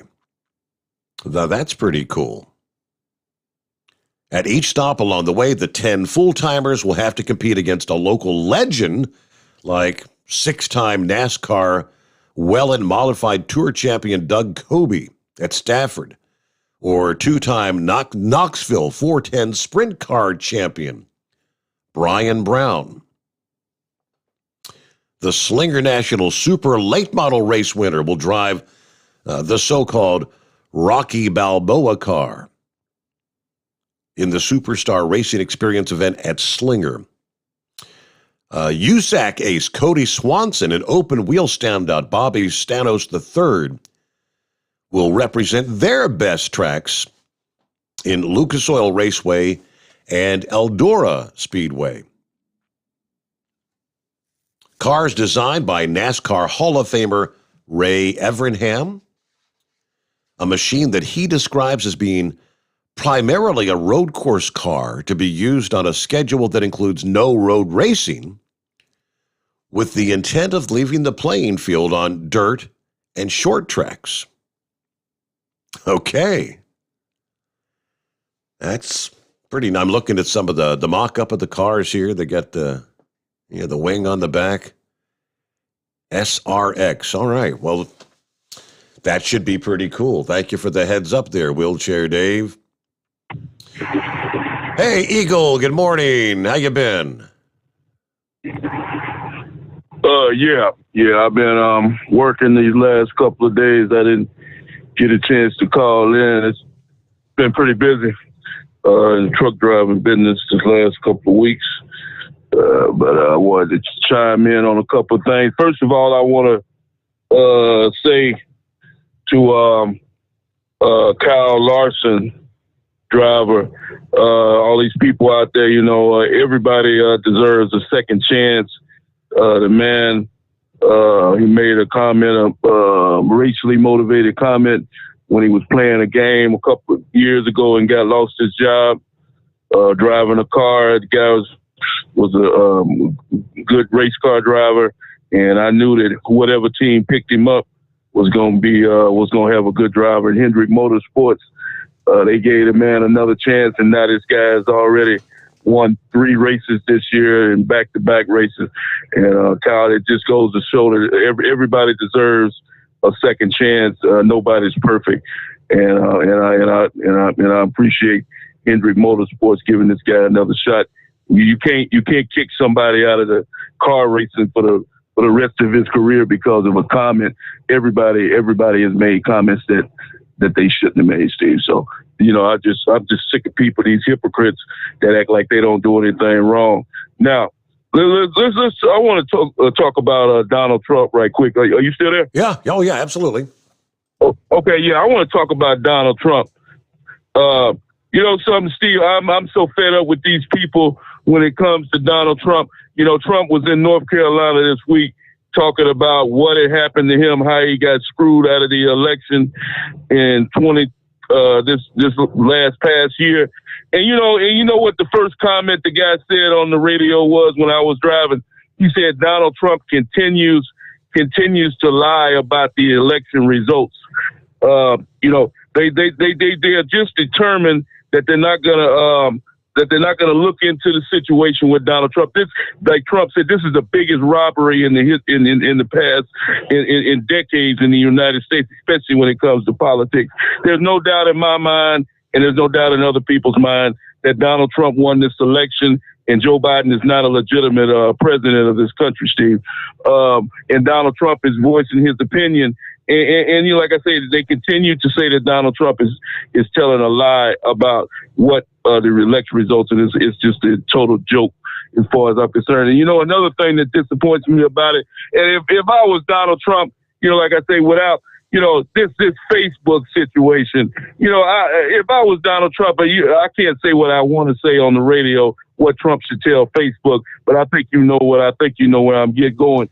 Like I said, Facebook had the nerve to say that they're going to look into Donald Trump reinstating his platform in 2 years. Who cares? Donald Trump, if I was him, I would start my own platform. Facebook means absolutely nothing. I've erased that off of my cell phone. I've erased Facebook, Twitter, Instagram, any other social media. Nobody tells me what I can say, Steve, as you clearly know.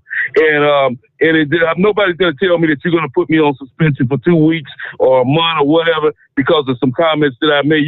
Facebook can take their program, and you know what they can do with it. As far as I'm concerned, Steve, it's just embarrassing that the president of the United States of America will be treated that way. And like I say, Twitter has him permanently banned, which, like I say, who really cares? Like I say, I wish that all the Trump people that follow Donald Trump would just delete it out of their cell phone and don't even deal with these people, because that's voice censorship if I've never heard of it. If you put somebody on probation for something they say. So, like I said, hopefully Donald Trump, he said basically his words came out of his mouth that, he didn't actually say he was going to run for president in 2024, but he made comments that he's just looking, he's trying to line things up.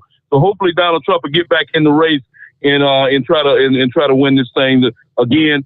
But like I say, the Democrats have already set it up basically to keep him from getting back in. But I think Donald Trump, he's laying in the weeds and he's keeping a close eye on things, and we'll see a different outcome in 2024. And I thank you for taking my call tonight, Steve. All right, Eagle. Hey, good to hear from you. Thanks for checking in here on a Monday. The whole idea would be before you continue to say, he's spreading a lie or feeding a false narrative or feeding a conspiracy theory.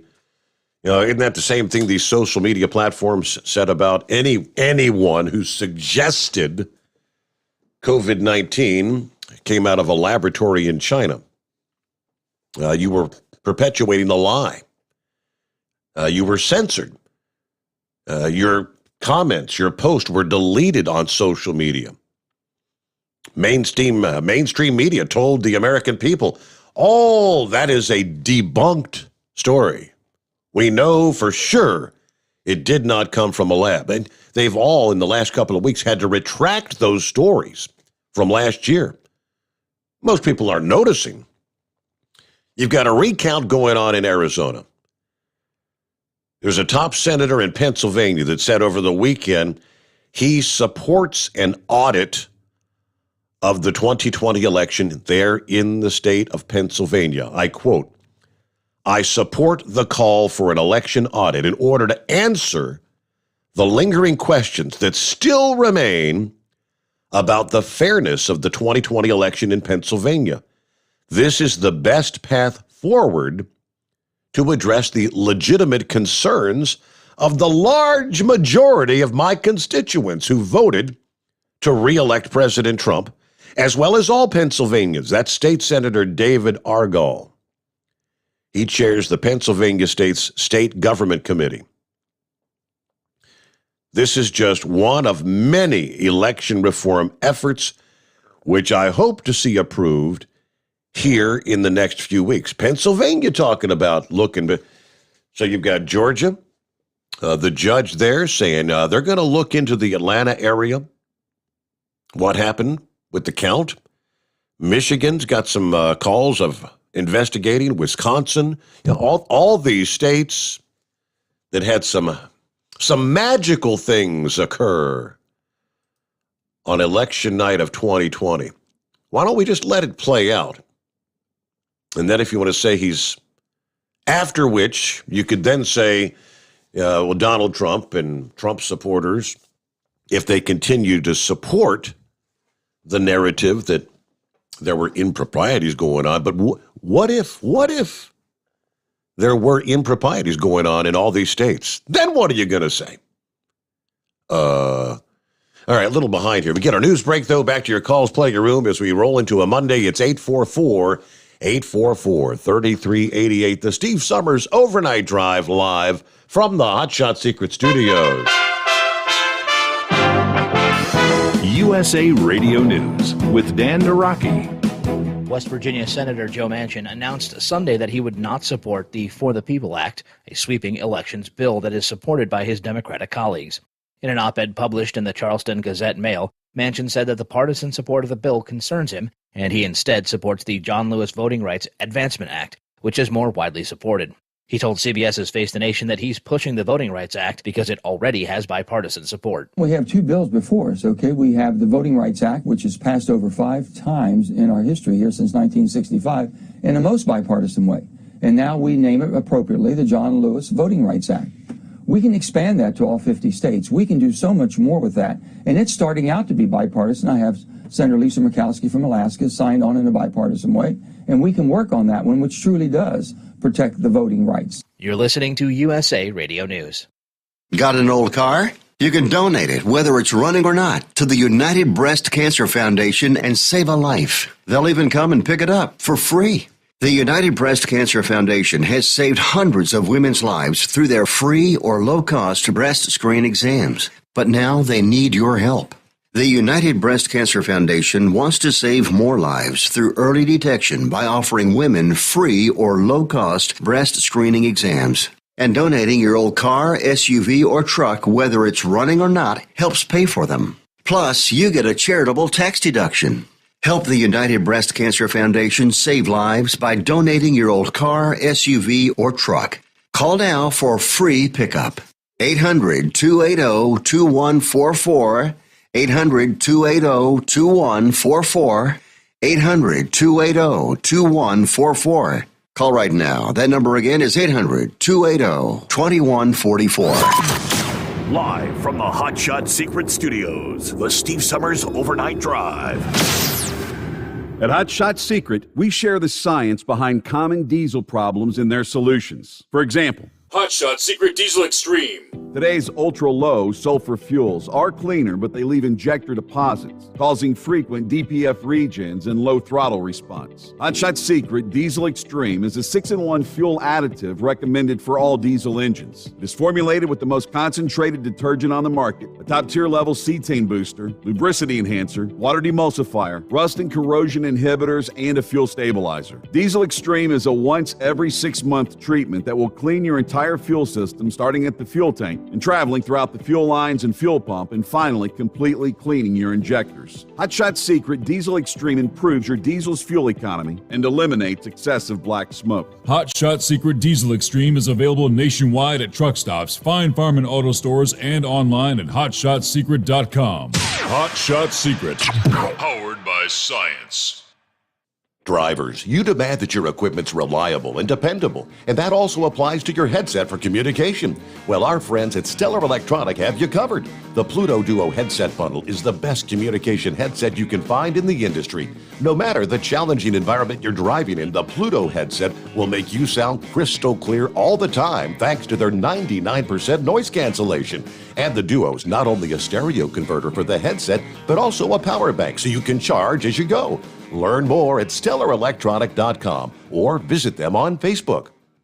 Are you having trouble sleeping? Are you tired all the time? Growing older is a fact of life. Our skin starts to wrinkle, muscles get weaker, and our energy levels plummet. If there was a product that may help you slow down these symptoms of aging, would you be interested? I want you to go to getonthegel.com. That is getonthegel.com. Watch this 4-minute video that explains more about this amazing product. Or call us at Youth Fountain HGH today at 513-472-0699 for more information. Diesel Army is on duty 24 hours a day, 7 days a week. Burning the midnight oil with the best diesel coverage. All the tech, all the torque. Diesel Army, where there's smoke, there's fire. For the latest news and event coverage, as well as feature and tech articles, sign up for the newsletter and don't miss a thing. Visit dieselarmy.com from the Power Auto Media family of digital magazines. Again, it's dieselarmy.com. For anything diesel, take it to Scheid Diesel. They provide a wide variety of services and diagnostics to determine what the problem is with the latest technology. From simple oil changes and preventative maintenance to fuel system diagnostics and repairs, engine rebuilds and cylinder head repairs, and rebuilds with our in-house machine shop.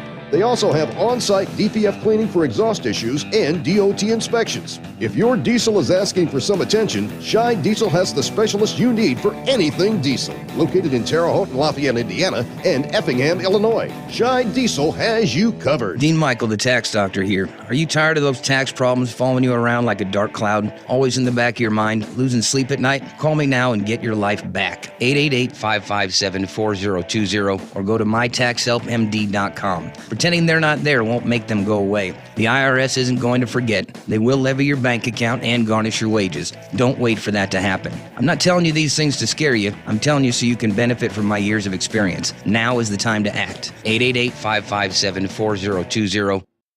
At Hot Shot Secret, we share the science behind common diesel problems and their solutions. For example, Diesel fuel cetane levels. In many states, the cetane rating in diesel fuel is 42 to 45. Most diesel engines operate more efficiently with a cetane rating of 48 to 50. One treatment of Hot Shot Secret Diesel Extreme will raise your cetane 7 points, increase fuel economy, and improve cold starts. Due to a cleaner burn, there are less hydrocarbons and particulate matter in your exhaust. This reduces the blockage of your diesel particulate filter. Using Diesel Extreme generates 83% less DPF regeneration. The 6-in-1 Diesel Extreme formula also includes the most concentrated detergent on the market, lubricity enhancer, water demulsifier, rust and corrosion inhibitors, and a fuel stabilizer. Hot Shot Secret Diesel Extreme is available nationwide at truck stops, Fine Farm and auto stores, and online at hotshotsecret.com. Hot Shot Secret, powered by science.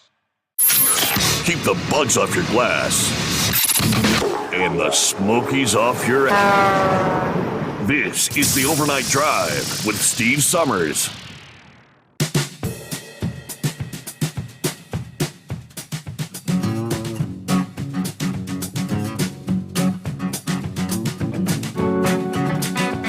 All righty, there you go. We're heading down the home stretch on a Monday morning. Norman said, good show tonight, Steve. Off duty till they open the gate at 8. Then turn around and do it again tomorrow night. Hey, thank you so much for listening in there, Norman, as you typically do. Thanks for being a supporter of the show. Let's see. Lines available. It's 844-844-3388. And Dave said the show stopped. I'm just hearing the music from the show. I don't know if there's any. I'm not aware of any issues, Dave. I can try to do a quick check here. Meanwhile, we've got wide open lines at 844-844-3388. Everything shows that it's working on this end. Except for the phone lines. Let's see here. Yep. Looking good. Energy Secretary Jennifer Granholm spoke this past day. Now, this on the heels of the ransomware attack on the Colonial Pipeline, followed a little over a week ago, the attack on the, the JBS meatpacking that shut down some of the meatpacking facilities, on a global scale. Everything in the U.S. was impacted. Some of Canada, Australia, Brazil. Remember our discussions of, are we ready for when these evildoers look to go after the likes of the power grid, the water treatment facilities? I mean, I don't think you could realistically take anything off the table for these cyber attackers. They don't care about the impacts of life or even the loss of life. The message they sent out when they hit the Colonial Pipeline was, well, we didn't mean to cause chaos, but we just want money. Hey, we're in it for the millions.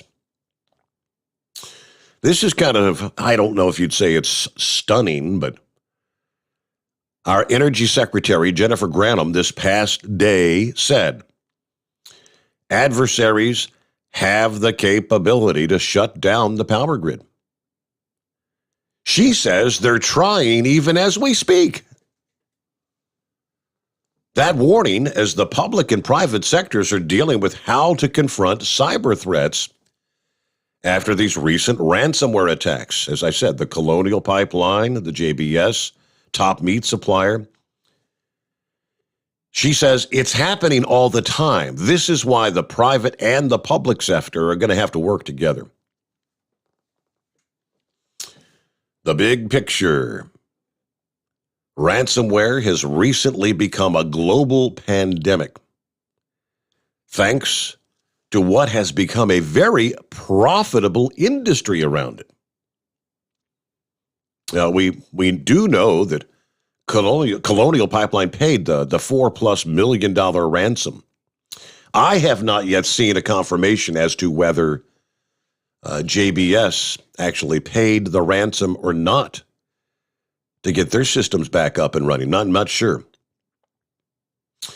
First thing we have to recognize is this is the reality that we should assume, and businesses should assume, these attacks are here to stay.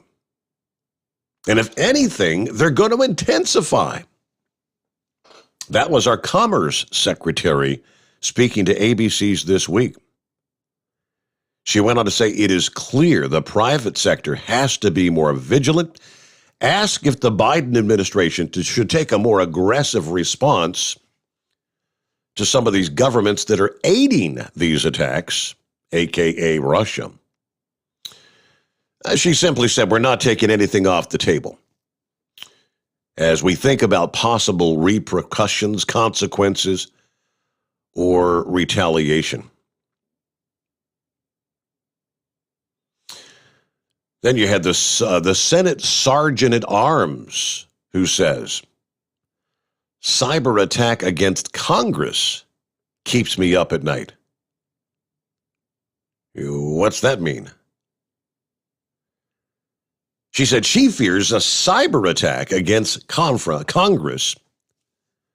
Yeah, more violence at the Capitol could be similar to what unfolded on January the 6th, the so-called insurrection.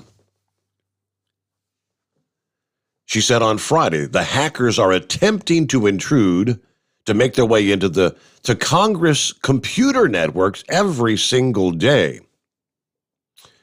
And that a state-backed cyber unit could cripple the government's ability to function by compromising communication networks. That's incredible.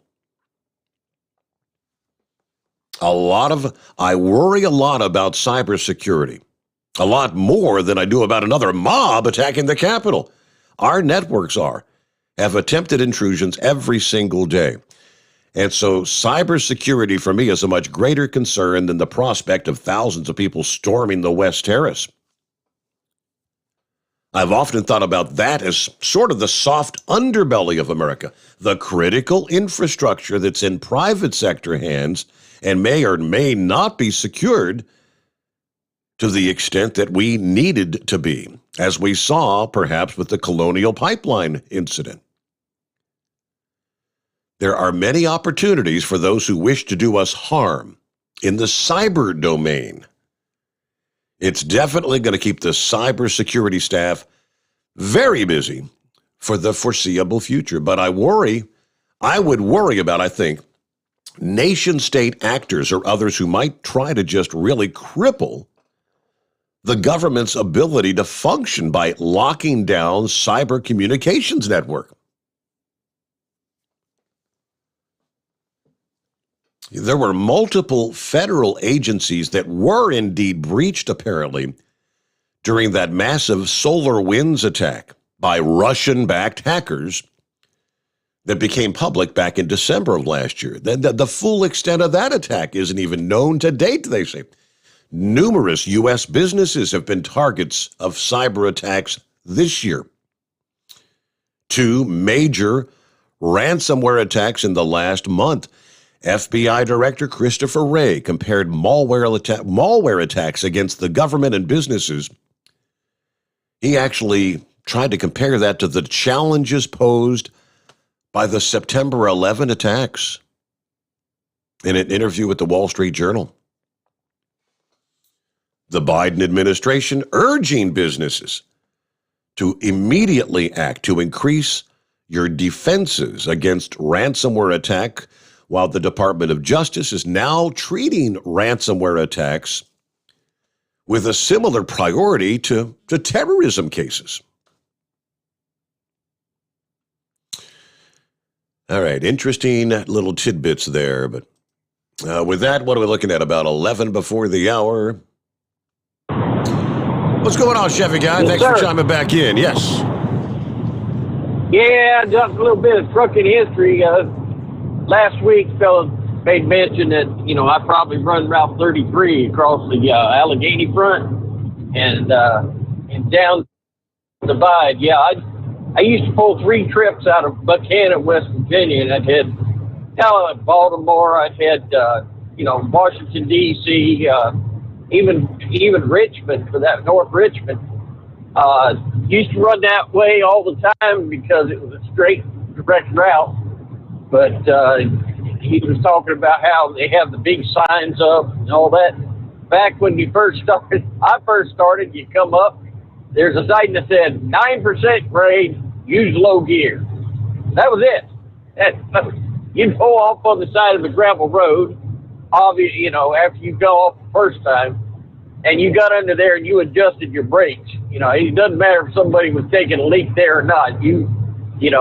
What was important is you adjusted them brakes. A lot of them trailers was out of the 60s and such. But you'd come off that mountain, you take that big stick over on the right-hand side, that little horizontal back, you'd shove it all the way forward, and then you shift up 5 gears and drop down 1, then you just let the little Mac roll forward, get onto the road, and then throw her in high gear, take your foot off, and that little engine would hold that Mac all the way down that 9% grade. And there's a place down there right towards the bottom they call Dead Man's Curve. It's 30 miles an hour. And you can still see it on on that curve on satellite. There's no trees on that hill. And the reason why is all the many trucks that didn't make it through that curve and just ripped the trees off the hillside. And then after you pass that, you still had another one that hooked around to the right, and it was a little bit bigger. Before that, we'd run that, before they got Sandstone Mountain in 64 fixed, or made up, used to have to run from along the Kanawha River out of Charleston, and you run up to Hawks Nest, and that up and down those mountains, up through Rainelle and everything. And what's funny is I took Drummall up there to the construction crew that was building sandstone, and I seen they were putting them runaway truck ramps in. Now I'm climbing this dirt road straight up the mountain, and I asked them boys, I said, "Boy, you're going to knock some of this grade out of here, ain't you?" And he goes, "Not much." And he said the construction crew was already taking bets how long it was going to take before somebody wipes out in the first week or two. And sure enough, they got it opened up. I think it was a Bulldog Transportation come down through there when they were a big company. They were red, like Tiger Lee. They were red cab over back Freightliners, and they come off the hill, hit that sand so hard, he went all the way to the end of it, hit the sand pile, and the cab ripped off the frame. And the cab of the driver went over the hill. He was a loss. And another one, old couple at the very last. I mean, you could be doing 150 mile an hour off that mountain, and you'd make it around this turn, and then you see it's just a straight dip down and a straight up. But it drifts right into the curve as a runoff ramp there to the right. And of all places, an old couple decides to stop to have lunch, and they pull right there in that ramp. And I guess truck come down and took them out. And obviously a whole bunch of J.B. Hunt and Snyder drivers ended up in them ramps. And I can remember back in 86, I went to work for them for a short while, and I can remember I asked them, "Do y'all have engine brakes?" And that instructor said, "Listen, engine brakes have killed more people than they ever helped and saved." And I'm thinking, now remember, this is 1986, and I'm thinking, man, y'all ain't drove West Virginia much. Yeah, I cut my teeth on them old mountains, and it's neat now. They've got the signs, got trucks. The best truck I ever had was a Series 60 FLD. Man, you drop 1-2 gears, that engine held back. That was an impressive little machine. But I swear that thing had a sound to it that caused a buck deer to go after you. I was hit. Them things would charge me when I'd be hitting the engine brake. And you got places up there, Mount Storm coming off them. So yeah, I'm loving it here in South Carolina. It's flat. I don't mind. I'm glad I got the experience. I dread those days I had to cross them mountains in the snow, the ice, and I do remember in the early days it was better because they had that potash out on the road, and it seemed like it wasn't nearly as slick as it is now. It's treacherous. I don't know if it's any better, but it just seems like it was treacherous, and I lost traction more times than I'd like to count. There's a few dents and some guardrails up there with the trailer come around, and I drug down along the snow piled up along the edge and the guardrail just to keep it from letting it go. Wow, good times. Huh? Trucking, Little, the joys in the history of trucking. I just wanted to share that. Nowadays they throw them in the truck and they go at it, and I'm proud of my sister and my brother-in-law because guess what? They did it. I mean, I told them right off the bat, when they throwed you in the truck, you weren't nearly trained or ready for it, but you guys survived it for 2 years and did your job, and I was proud of it. So, hey, these people starting out, you got to encourage them. You can't sort of throw them down just because we're older drivers. And I want to remind everybody, we were pulling 45-footers. We were in cab overs, and by gosh, we banged them up too. And they're driving a lot bigger than what we started out in. So I will sit back, copy the rest of the mail, and enjoy the show, Tim Moore. So now I know what you said when you called in. You told the call screener it's Chevy Guy Trucking History. You know what I got to see on my screen? I wondered what the hell you said.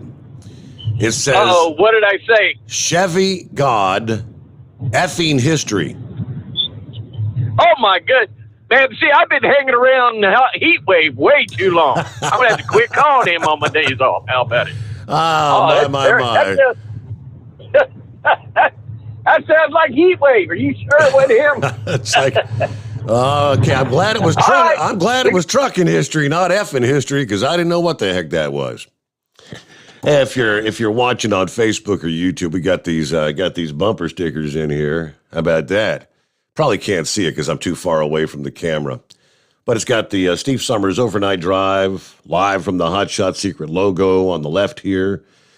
Big print, Trucker Talk, news, weather, traffic, live, Monday through Friday, 12 a.m. to 5 a.m. Eastern Time, overnightdriveradio.com. I think Josh said for our listeners, if you place an order via hotshotsecret.com, I think there's a comment section there. You just put in you want them to toss in a couple of your Steve Sommers Overnight Drive stickers. Those are big enough to go on like the side of your cab or whatever if you own your own truck. And I gave one to the neighbor Dave. I told him he's got to come back. I said I'll give you a handful of them. So just stick them up on the bulletin board at the truck stops. I said put them up everywhere you can find a place to put them. So there you go. That's hot off the press.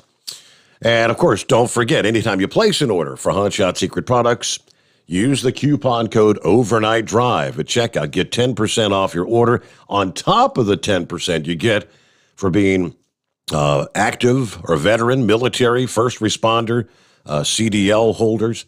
There are some special deals going as we speak at O'Reilly Auto Parts. Right now, the Diesel Extreme is $4 off. And the FR3 friction reducer also is $4 off at O'Reilly Auto Parts. That's good through June the 29th.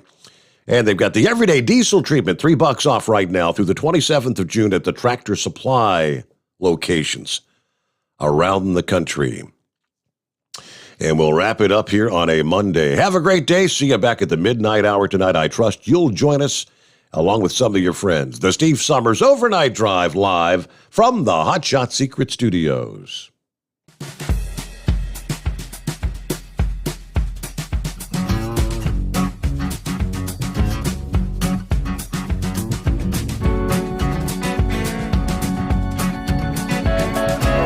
You'll never guess the places that I've been. You never guess the places that I've been. 'Cause everything is like a dream, yeah, but only in that dream that I live in.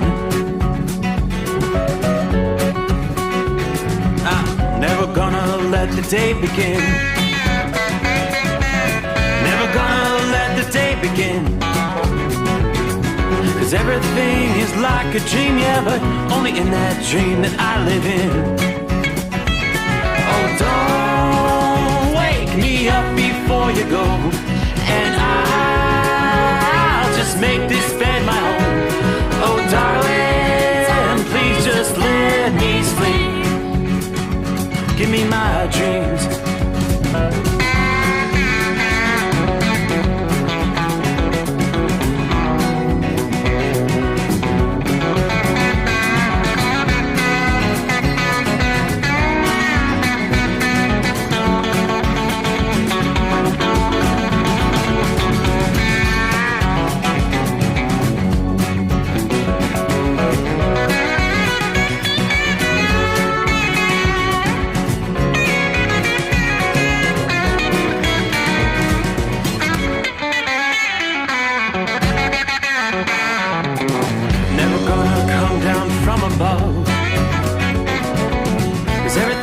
Better from above. Nothing's ever as it seems, yeah, except in that world that I dream of. Never gonna lose the ones I love. Never gonna lose the ones I love. 'Cause everything is like a dream, yeah, but only in that world that I dream of. Oh, don't before you go, 'cause I